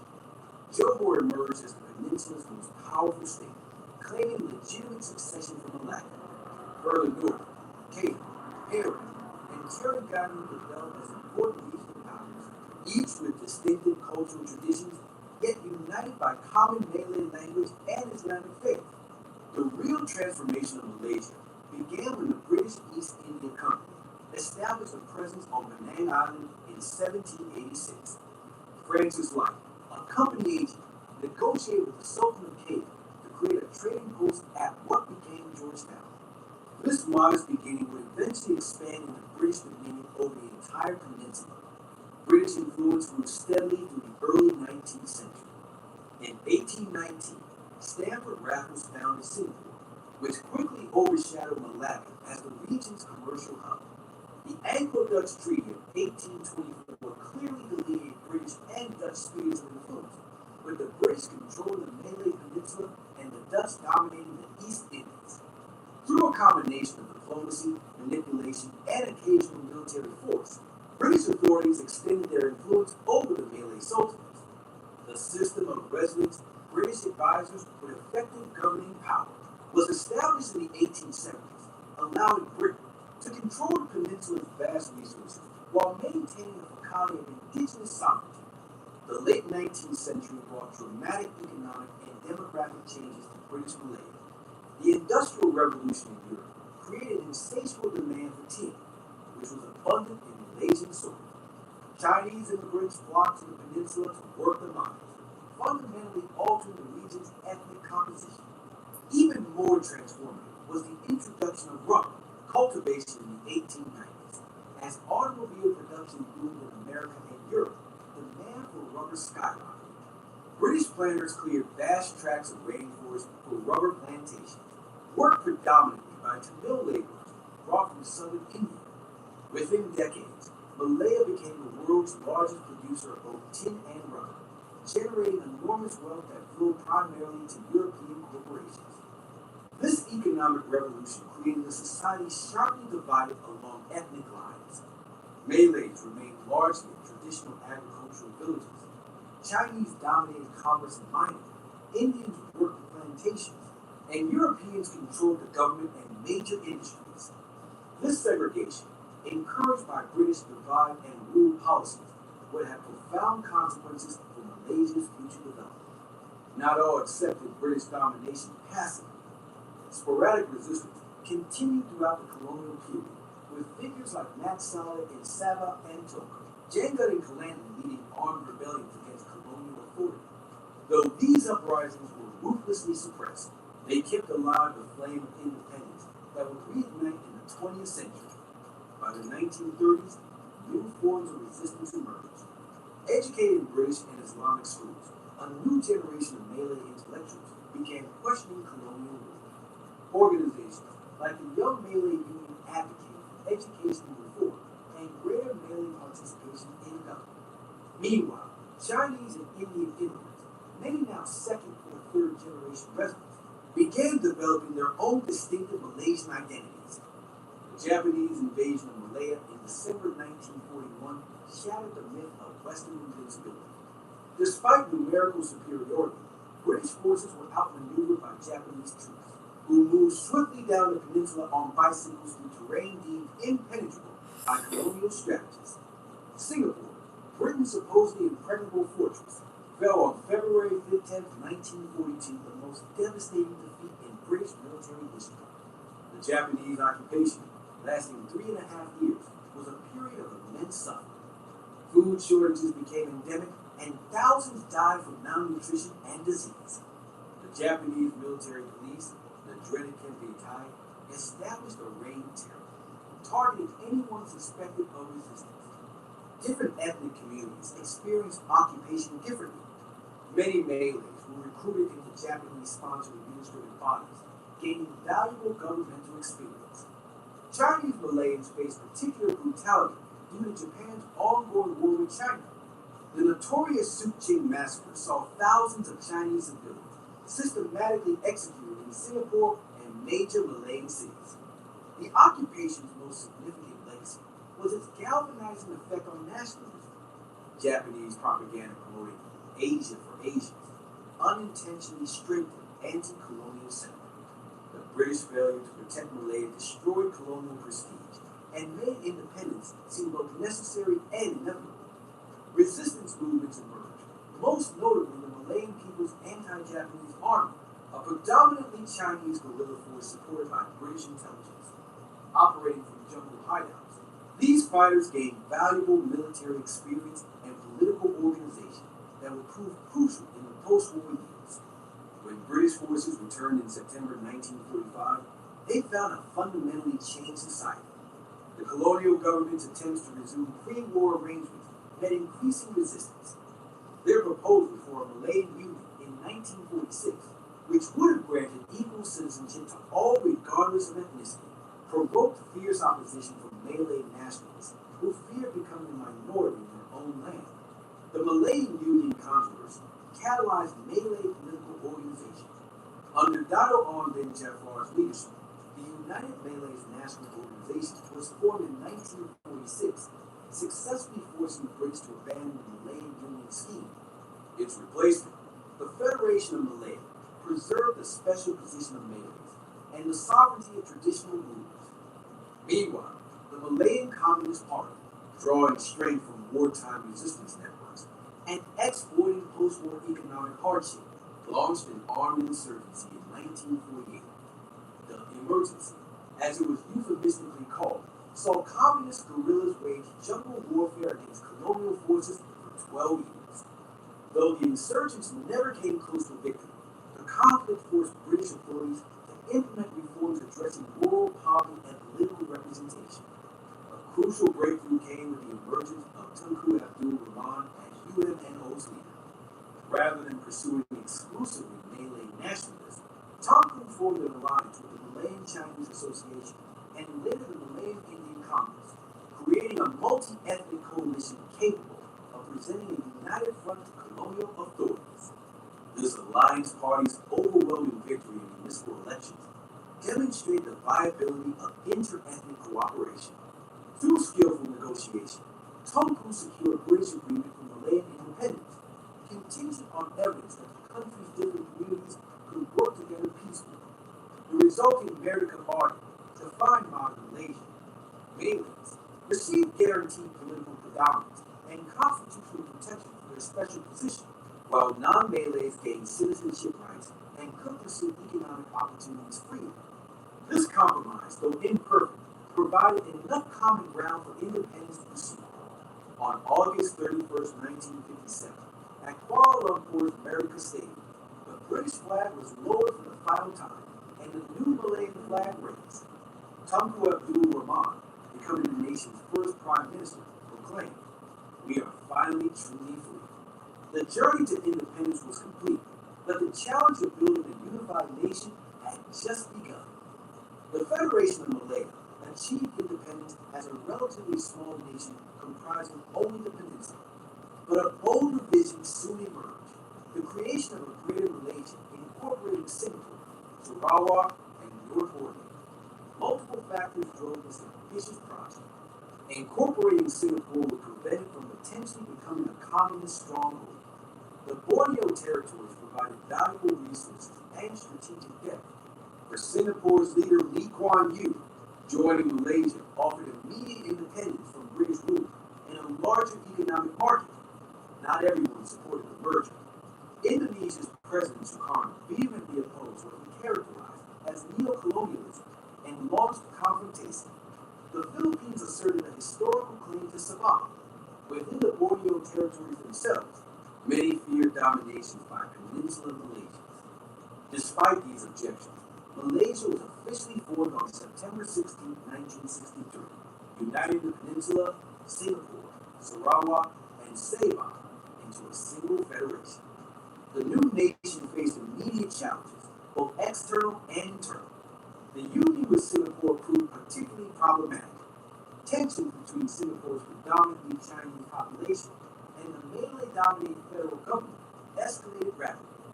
Disagreements over economic policy and the special position of Malays created an increasingly untenable situation. On August 9, 1965, Malaysia's parliament voted unanimously to expel Singapore from the Federation, the only instance in modern history of a country forcing part of itself to become independent. Meanwhile, Indonesian confrontation continued until 1966, when Suharto's new government, more focused on economic development and territorial expansion, signed a peace agreement. Though never escalating into full-scale war, the conflict claimed hundreds of lives and required significant Malaysian and Commonwealth military resources. The first decade of independence was dominated by efforts to create a unified Malaysian identity while balancing the interests of different ethnic communities. Under Tunku Abdul Rahman's leadership, the country achieved remarkable political stability and economic growth, earning him the affectionate title Baba Kemerdekaan. This delicate balance was shattered on May 13, 1969, following electoral gains by opposition parties that threatened the alliance's two-thirds parliamentary majority. Tensions erupted into Malaysia's worst ethnic violence. Riots in Kuala Lumpur left hundreds dead, primarily Chinese victims of Malay mob violence. The traumatic events forced a fundamental reassessment of Malaysia's national fabric. Parliament was suspended for 2 years as new approaches to the country's ethnic divisions were developed. The result was the new economic policy, an ambitious 20-year plan designed to eradicate poverty regardless of race and restructure society to eliminate the identification of ethnicity with economic function. In practice, the NEP significantly expanded affirmative action for Malays and other indigenous groups. Quotas for university admission, business ownership, and government employment aimed to increase women participation in the modern economy. While successful in creating a substantial Malay middle class, these policies generated resentment among non-Budi Patera communities who saw them as institutionalized discrimination. The May 13th violence also accelerated leadership transition. Tunku Abdul Rahman stepped down in 1970, replaced by Tun Abdul Razak, who implemented more assertive policies promoting Malay interests while maintaining Malaysia's essentially democratic framework. His sudden death in 1976 brought Hussein on to power briefly before the emergence of Malaysia as most consequential modern leader, Dr. Mahathir Mohamad. Mahathir's 22-year premiership transformed Malaysia from an agricultural economy into an industrial powerhouse. Inheriting a nation still defined by rubber plantations and tin mines, he embarked on aggressive industrialization, attracting foreign investment while nurturing Malaysian corporations capable of competing globally. The results were remarkable. Malaysia became a leading electronics exporter, developed a national automobile industry with Proton, and created the clean new administrative capital of Putrajaya. Massive infrastructure projects, highways, ports, and the iconic Petronas Twin Towers, briefly the world's tallest buildings, symbolized Malaysia's emergence as an Asian tiger economy. Mahathir's Look East policy explicitly rejected Western development models in favor of Japanese and Korean examples, emphasizing strong government guidance of the economy and prioritizing collective advancement over individual rights. This approach generated impressive economic statistics, but concentrated wealth among politically connected elites, often through no-bid government contracts and preferential access to business opportunities. Politically, Mahathir consolidated power through constitutional amendments, reducing judicial independence and strengthening executive authority.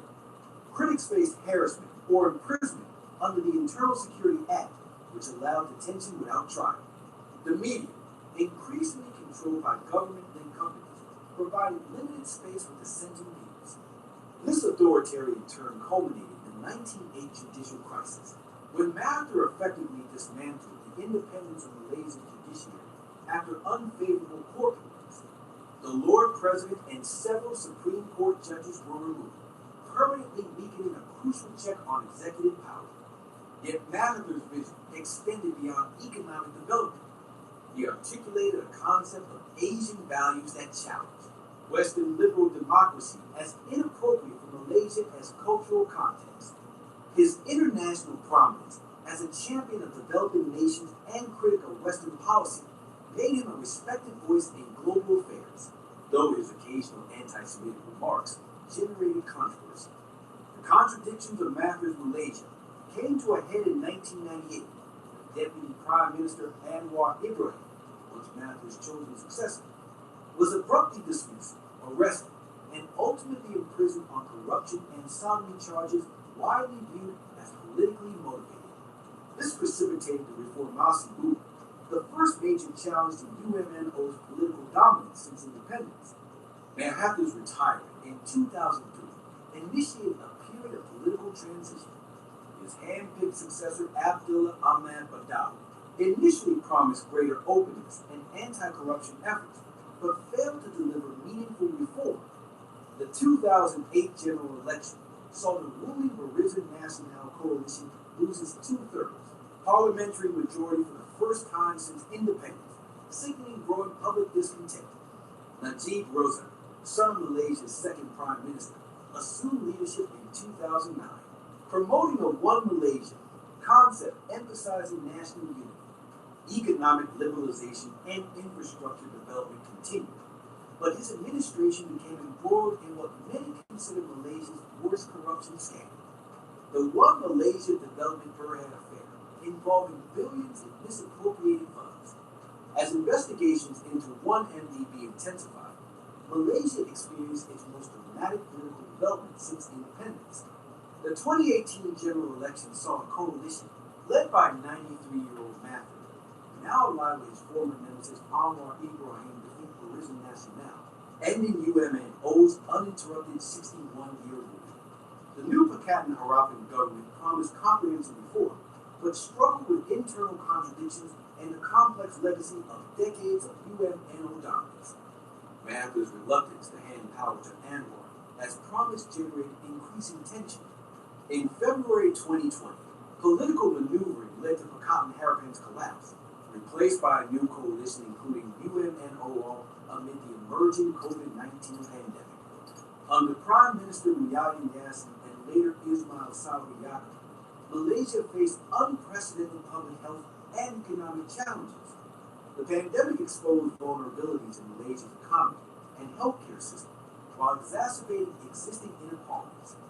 Political instability continued, with razor-thin parliamentary majorities and constant realignment of political loyalties. The November 2022 general election resulted in a hung parliament, with no coalition winning a clear majority.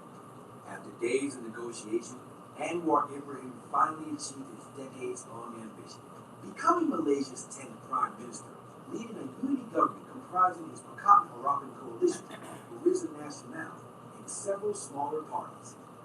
Modern Malaysia presents a studied contrast. Its skyline boasts architectural marvels like the Petronas Towers and Forest City, while rural areas maintain traditional kampung lifestyles. World-class manufacturing facilities produce advanced electronics, yet palm oil plantations, with their complex environmental Malaysian society has grown increasingly complex and diverse.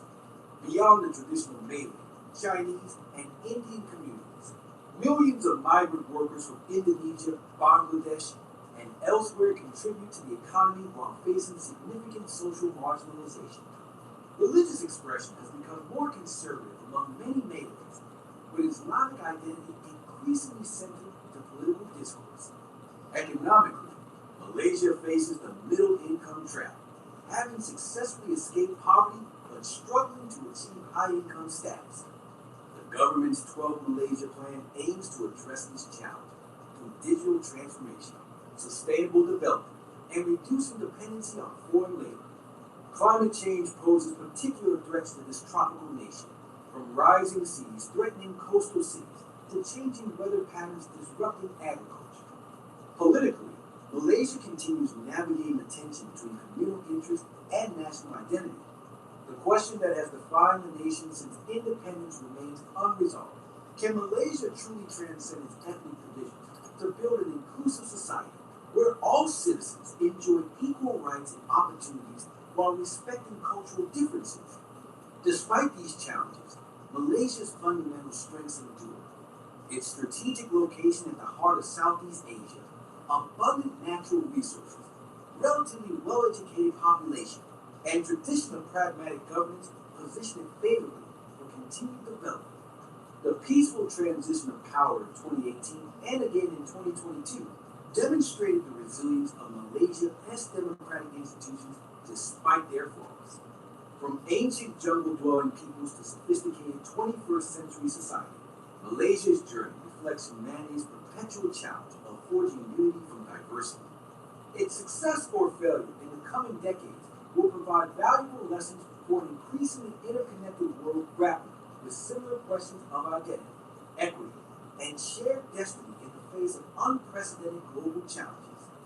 Looking back across the sweep of Malaysian history, from the earliest human remains in Borneo-esque caves to the gleaming skyscrapers of modern, Kuala Lumpur One sees not just the story of a nation, but a microcosm of humanity's enduring struggle to balance tradition with progress, diversity with unity, and stability with justice. Malaysia's journey is far from over. Guided by its rich heritage and bold spirit, the nation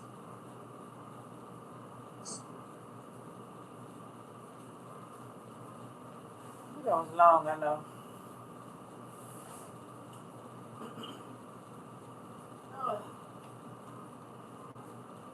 All right. Let's see what we got. Oops. All righty. What was the point of the movie? Okay.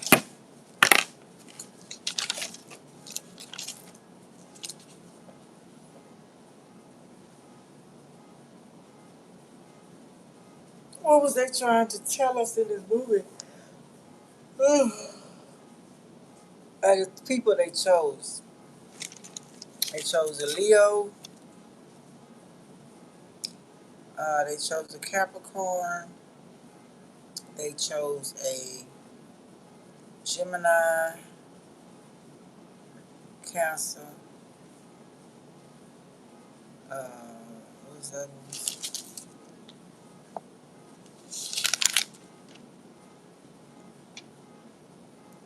They chose the Aries, Taurus. No, it's the other one. He is blah blah blah blah. Scorpio. No. What's his birthday? Oh shoot, I don't have it. I should have it.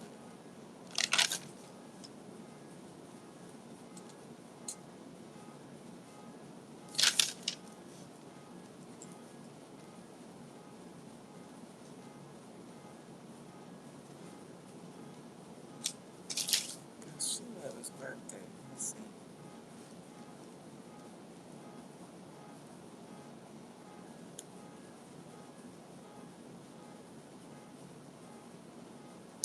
Dang.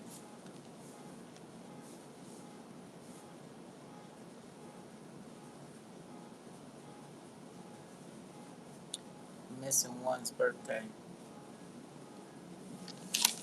Now, they use the Wicked West, the West, so that was Nigerian lady. And we go on her story. She is the only one out of all of these countries that have the gods support.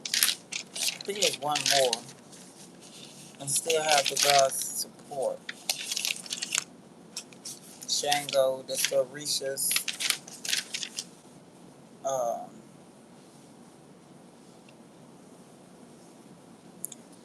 takeover is just crazy. Messing with people ain't messing with you. Now when they came, they find a loophole and get in. Now what they did to her? Um, they pretended that she was special and she wasn't treated special by her dad or anybody else.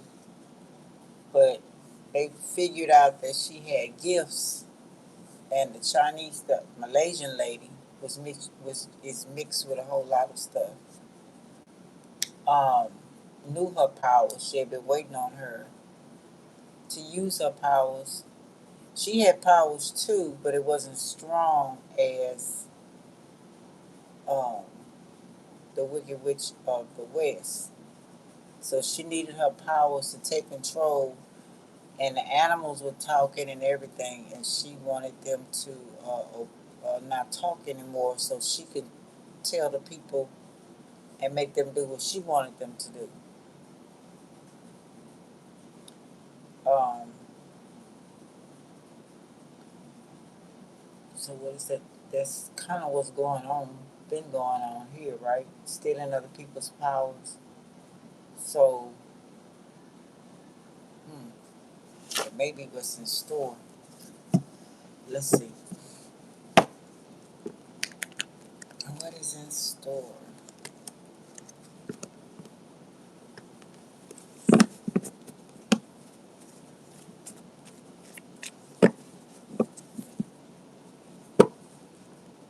Making people succumb to your way of doing things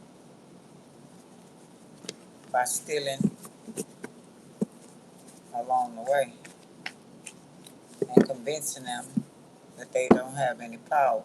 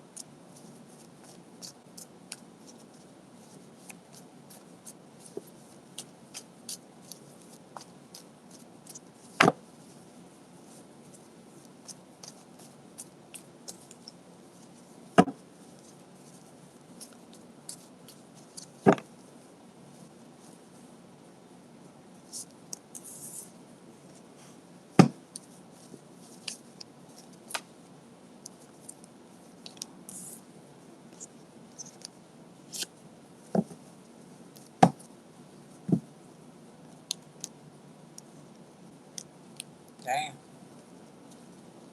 Shut up. I just work for. Do what they say.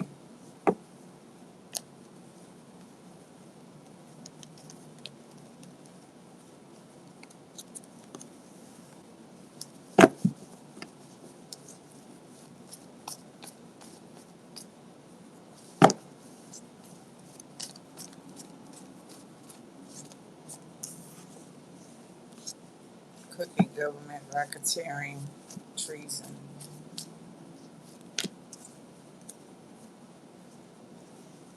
stealing secrets,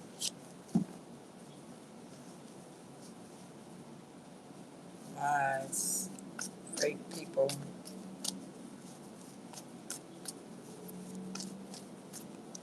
Thing we all been going through forever.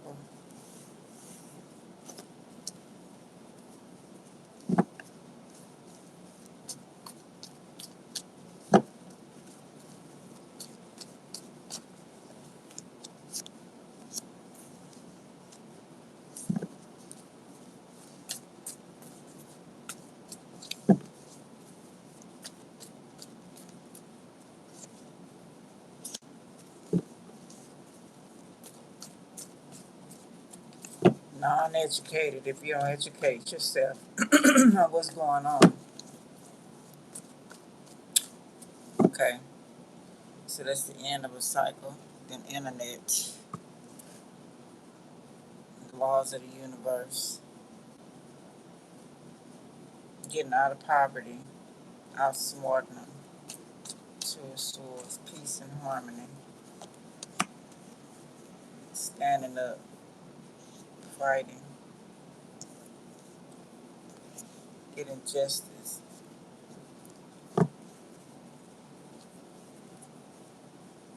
magician reverse, Knight of Cups, military, they teaching the law, England,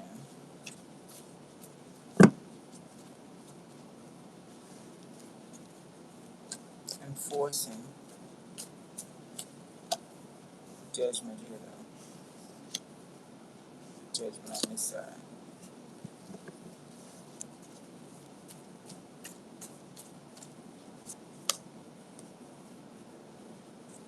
A love loss, broken hearted.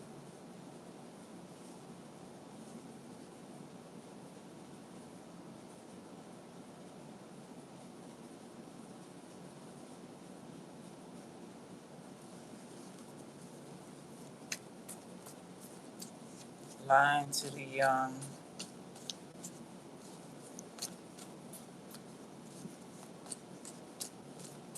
celebrating. They celebrating the elite, crooked elite, because they dominated like a motherfucker. Damn. It's whatever they want, spine, defensive, have your guard up. Got to. Very, very toxic. Stealing people's inheritance, money, gold, rubber, all of that. Everything. Resources.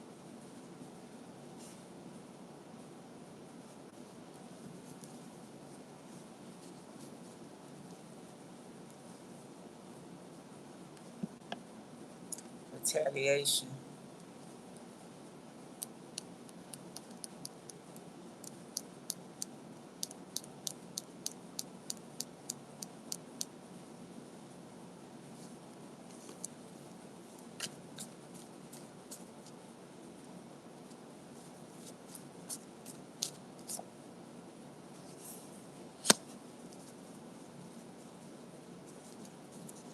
Neighborhoods.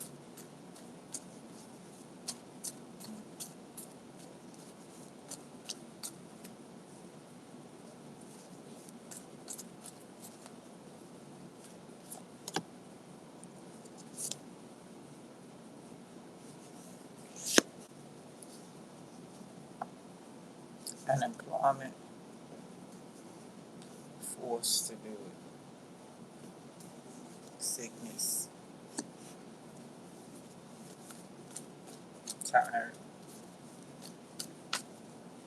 Overworked. Very little pay. Or if any.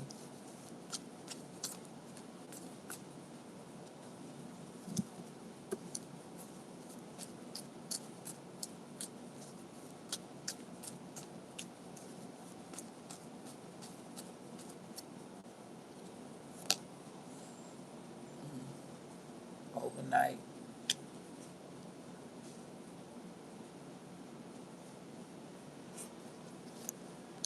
Long hours. No peace.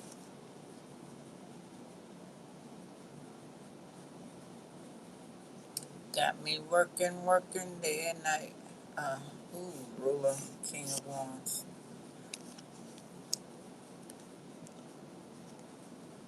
They don't care if you work to death. They don't want to change the situation. They want everything to stay the same.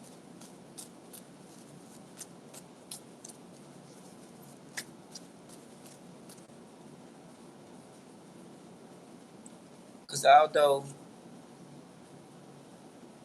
the Grande girl, the Glenda, the witch, were friends, wanted to remain friends. The Asian lady, the whoever she was, even Oz wanted to give up. She kept pushing the issue. The Asian lady, the Pentacles, create on job, soul trade, working for self, Vatican, Italian, blueprints, loss of jobs, scarcity, 701's reverse, caution, no protection.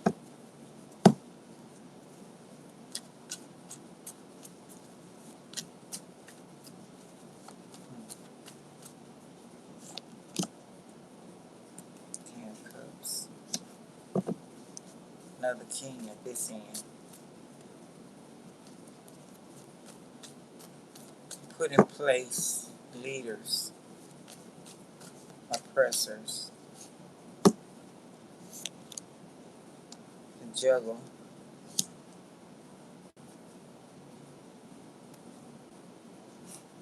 Rent bills, cause a tower. And that's what's going on now. People having problems with their rent, homes, land, taking stuff, taking money, stealing gifts, fake people, police watching, a whole 9 yards. A tower and judgment here.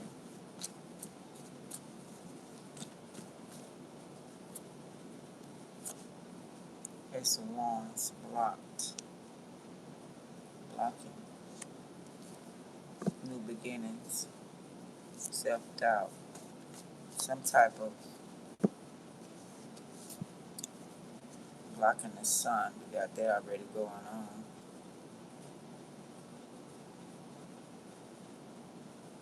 Some type of storm. Been having a lot of storms.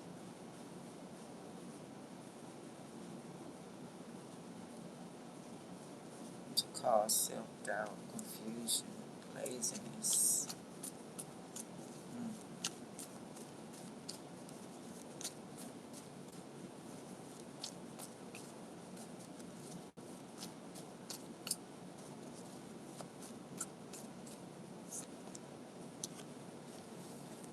For the star children.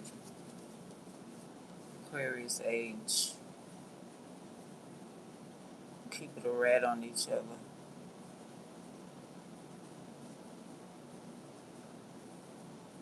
The rats. Frank Sinatra, Dean Martin, Sammy Davis Jr., Bill Crosby, Bing Crosby, elite actors, no healing, poison, waters, experiments, AI, electronics, technology, four swords again, sickness,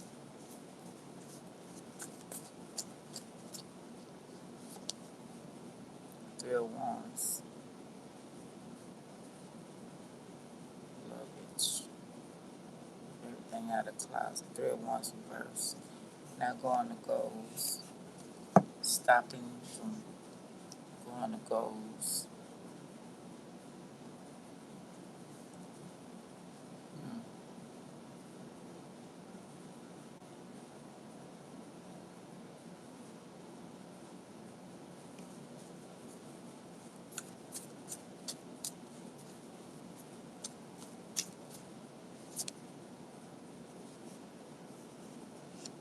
Want to get away with it. They know they think they're going to get away with it. Yacht, boat, island.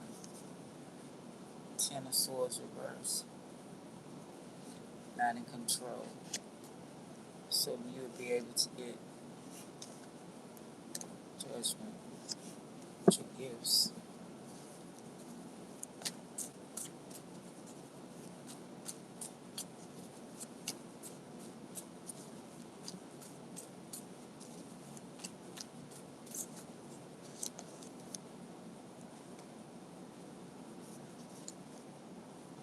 Not stuck. Angels. Waste. Eight of Cups reverse.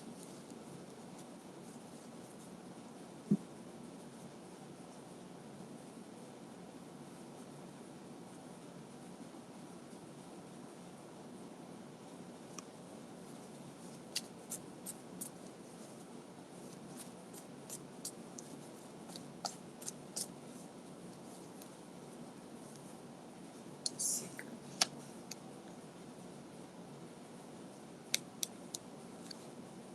Nine of Swords. Criminals.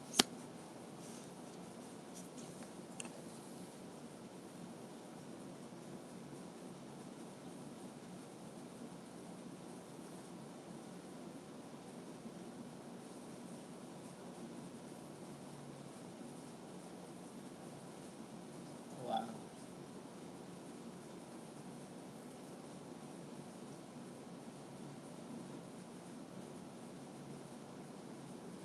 I know the truth, and His words will be our salvation.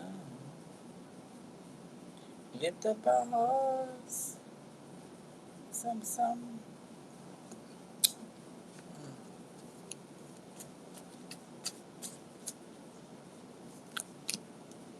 Cause Jesus is love, aggression, chaos. He won't let you down.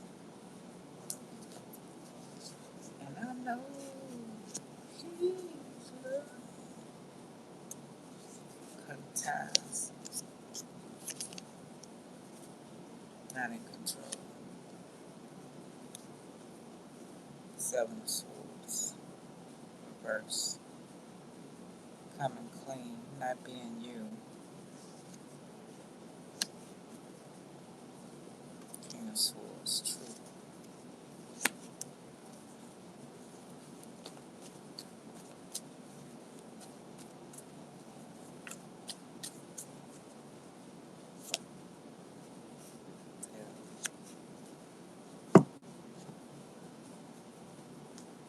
Reverse.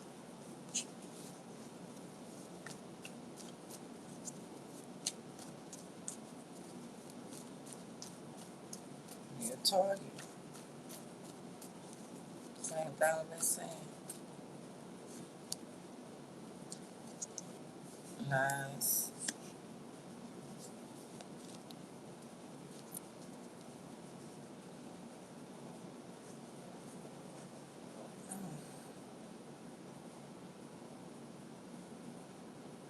Fallen angel.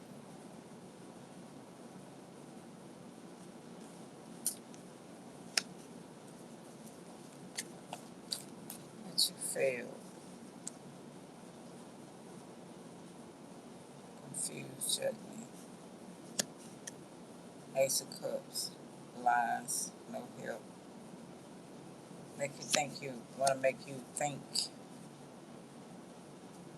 that you don't have any help.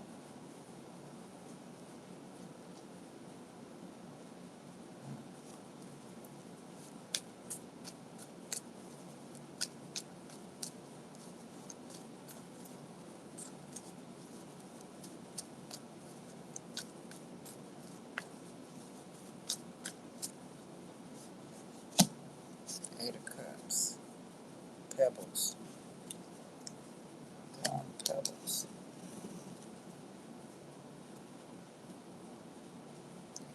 A lot of hands. It's like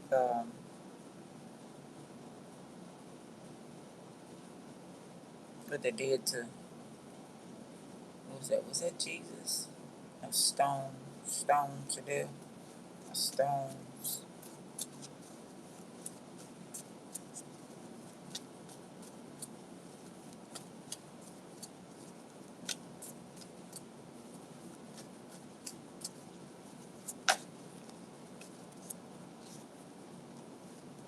Mother.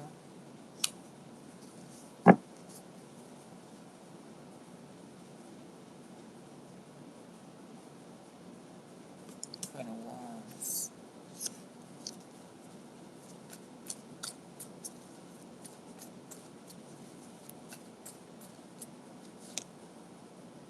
Ace of Wands. Access denied. It's the women.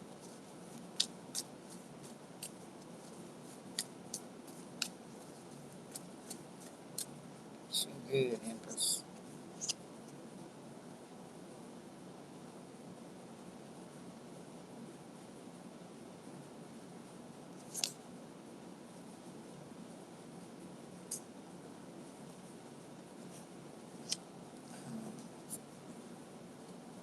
Like home. Dorothy. Glenda.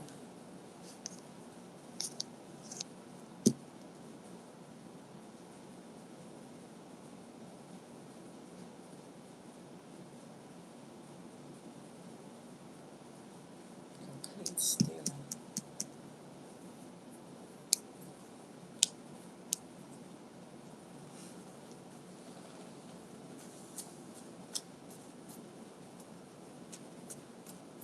Stealing the gifts.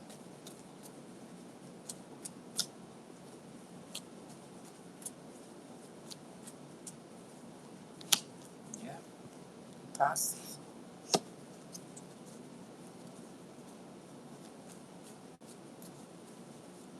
Access denied to your home. Contract agreements. Partnership. Peace of mind.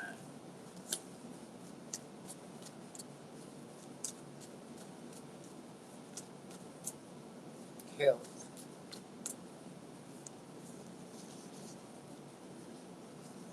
One in your favor. Can't do what they want to do. You're going on the right path. It's another test. All these tests. 9 of Cups. Happy. Party. Happy birthday, Gemini. King of Pentacles.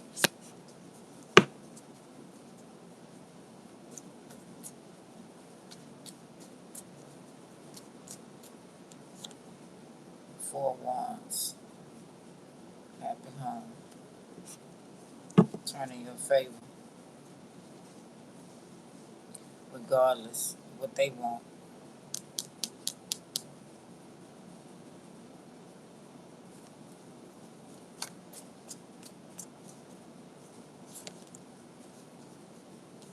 They don't like it.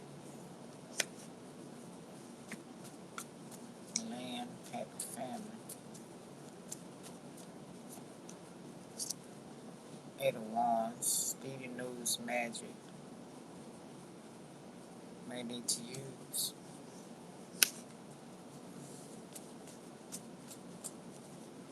Witchcraft.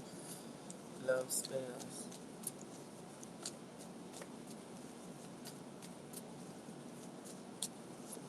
Love bomb. Queen of Swords.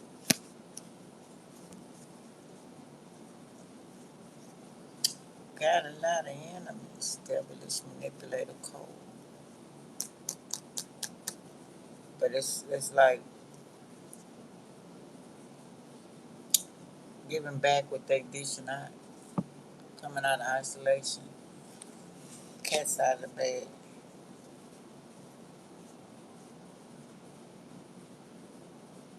Not healing. Not doing the work. They still want to take you up. You feel like they left out in the cold.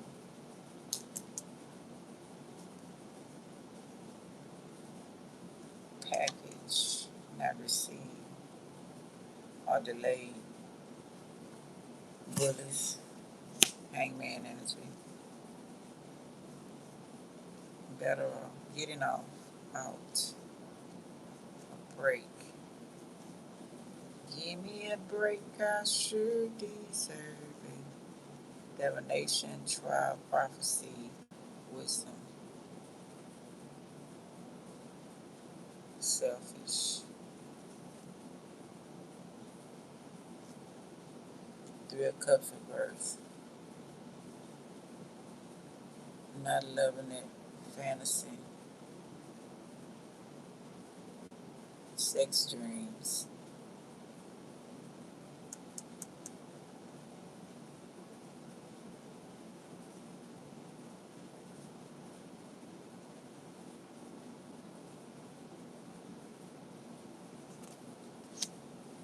So they still think they got the power.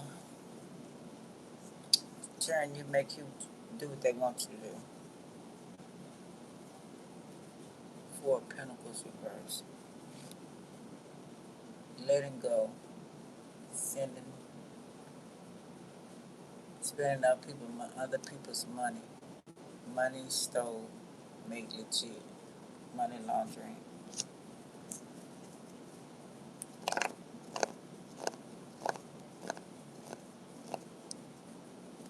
Damn, these people cold. 3 of Cups upright this time. The Lovers reverse. Lovers upright. Wow. Strength.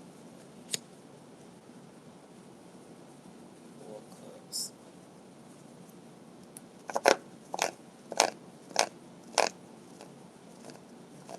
People have gone crazy. They have put something and you don't even know they're fucking with you.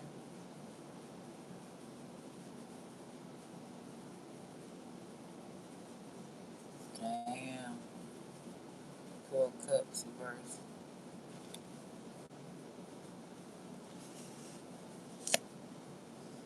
Don't drink it. Don't accept it. But somebody gonna accept it. The corn job. Pampering.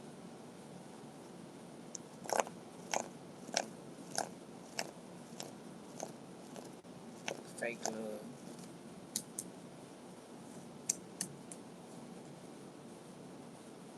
As love. That's that spell. That's that love spell. Ace of Cups. Yeah. You take a spiritual bath. Protect yourself.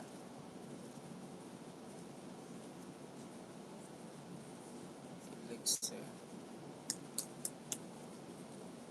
Well, Sun reverse again.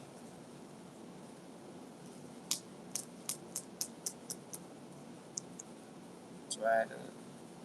Not wet. Rain or something.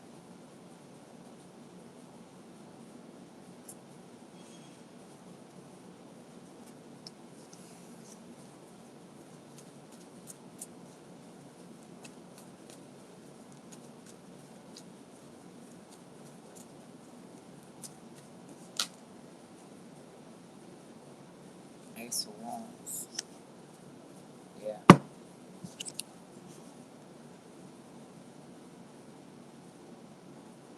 Just so they can have some sex. Calm.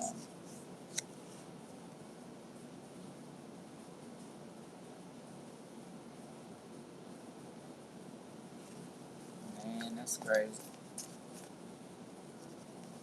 Patriarchy is something else.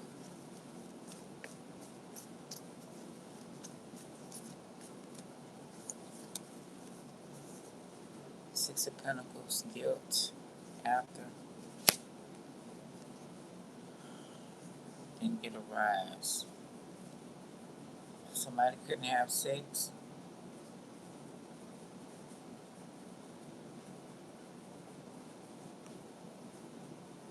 Or after, selfishness. Hangman. Somebody ain't gonna see that coming.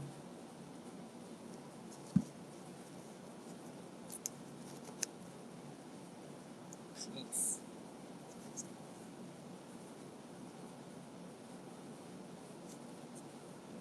Nine of Swords. Rebuke. Reverse. No crying or scared.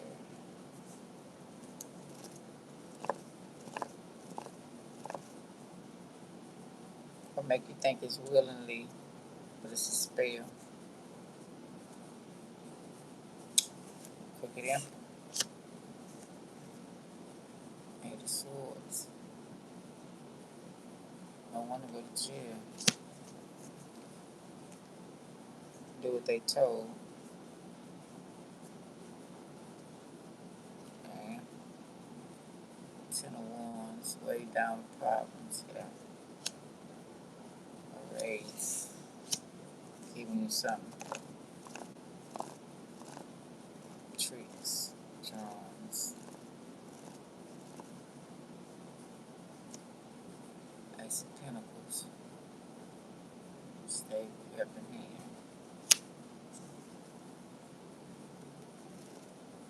Oh.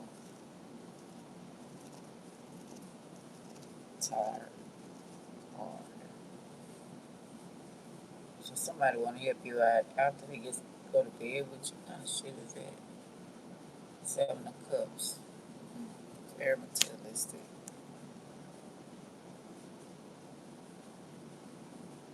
Temptation. Somebody thinking about it. Tissue. Reverse.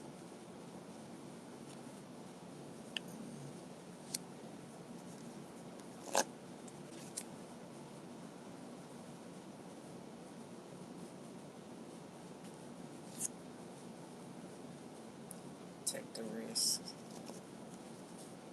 Evil sorcerer. Obstacles. No future. No task.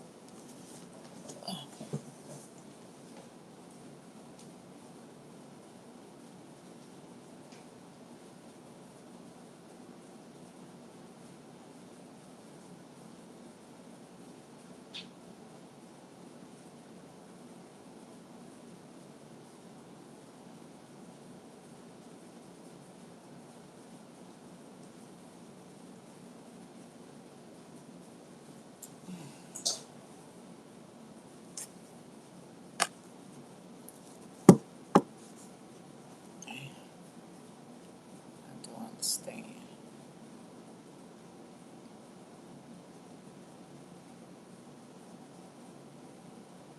Lies. Lie detector. Seven of Pentacles reverse. Damn. Didn't work. No accountability. Somebody didn't show up or just wanted the sex.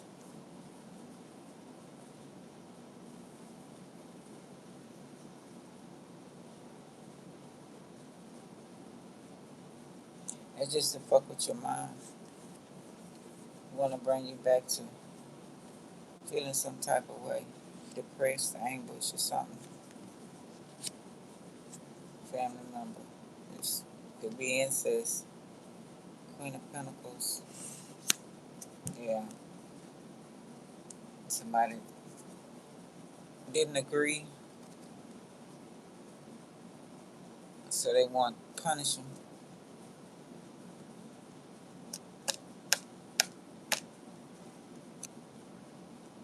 Nine of Cups. False dreams. Face reality. Hard path. Need real. Recycle. Spall. Mad. Giving up.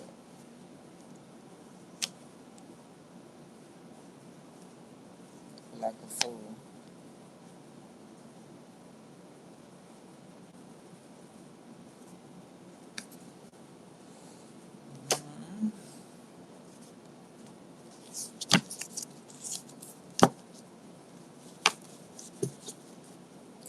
Feeling like a fool.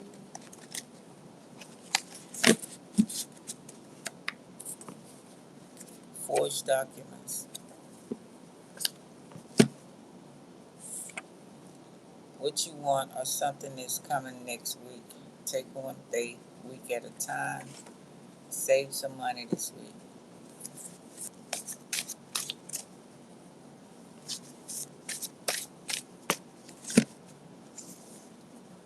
Did it for money or hurt someone. Your brother Cancer. Stop disrespecting magic. Karma. Judgment time. Return to sender. I see now my eyes, third eyes open. Y'all been fucking me spiritually, physically, and behind my back and face. Deadly illness. Reporter.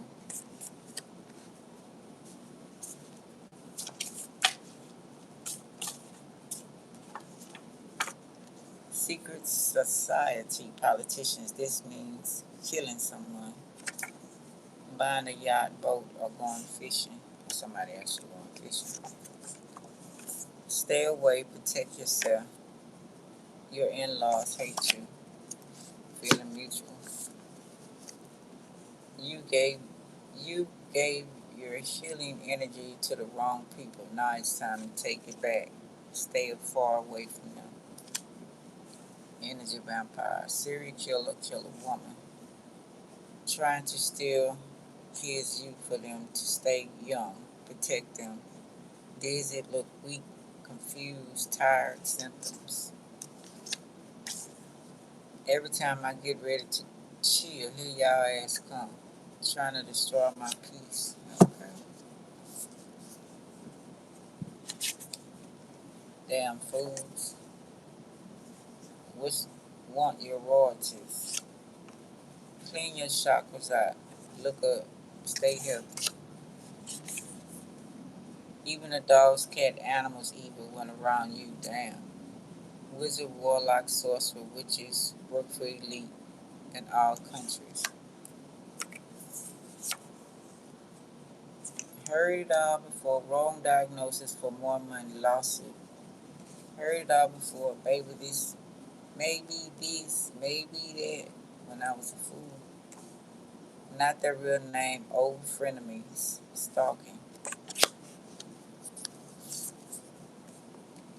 They lying to start a war, making illusions to fool us, want us to fear and get on board.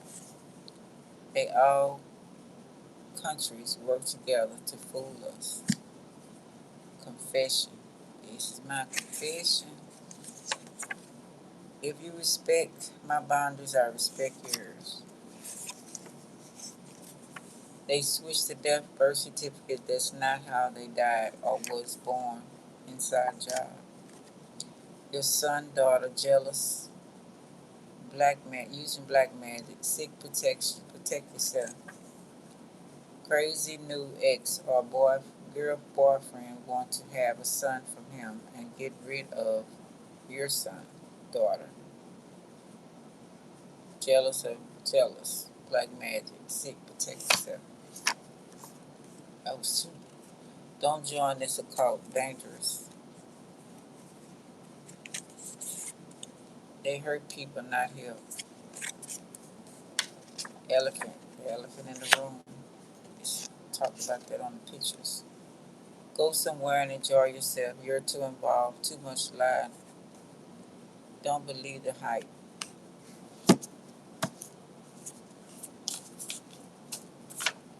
Lawsuit. Terra Rita Libra. Starfish.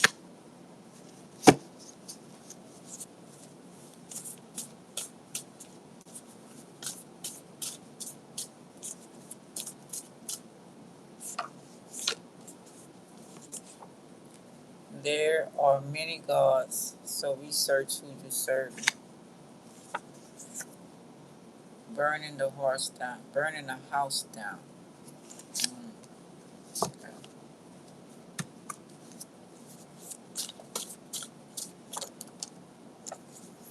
illi- illiteracy, illegal.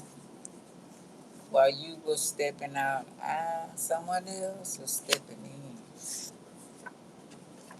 All my friends are dead. Push me to the edge.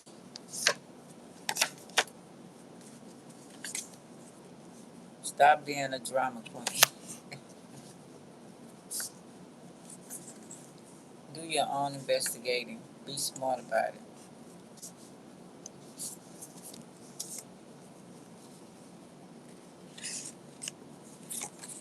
Don't play dumb, you know.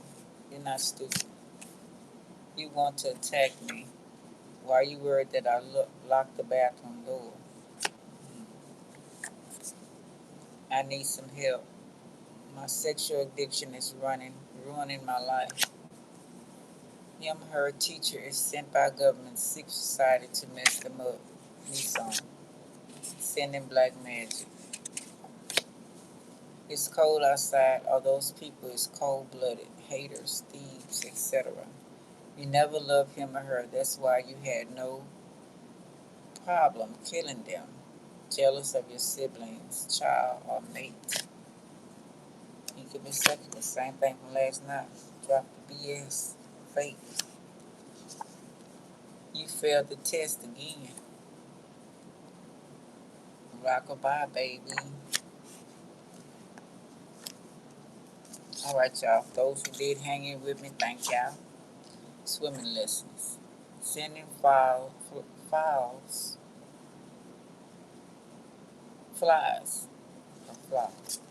other insects, to spy or annoy you, get on your nerves. Hell's Island, vacation from hell. Don't care if you know they're involved. Think blackmail will keep them safe, not still try to use on you. Spellcasters. Alright, thank y'all. Love y'all. Bye.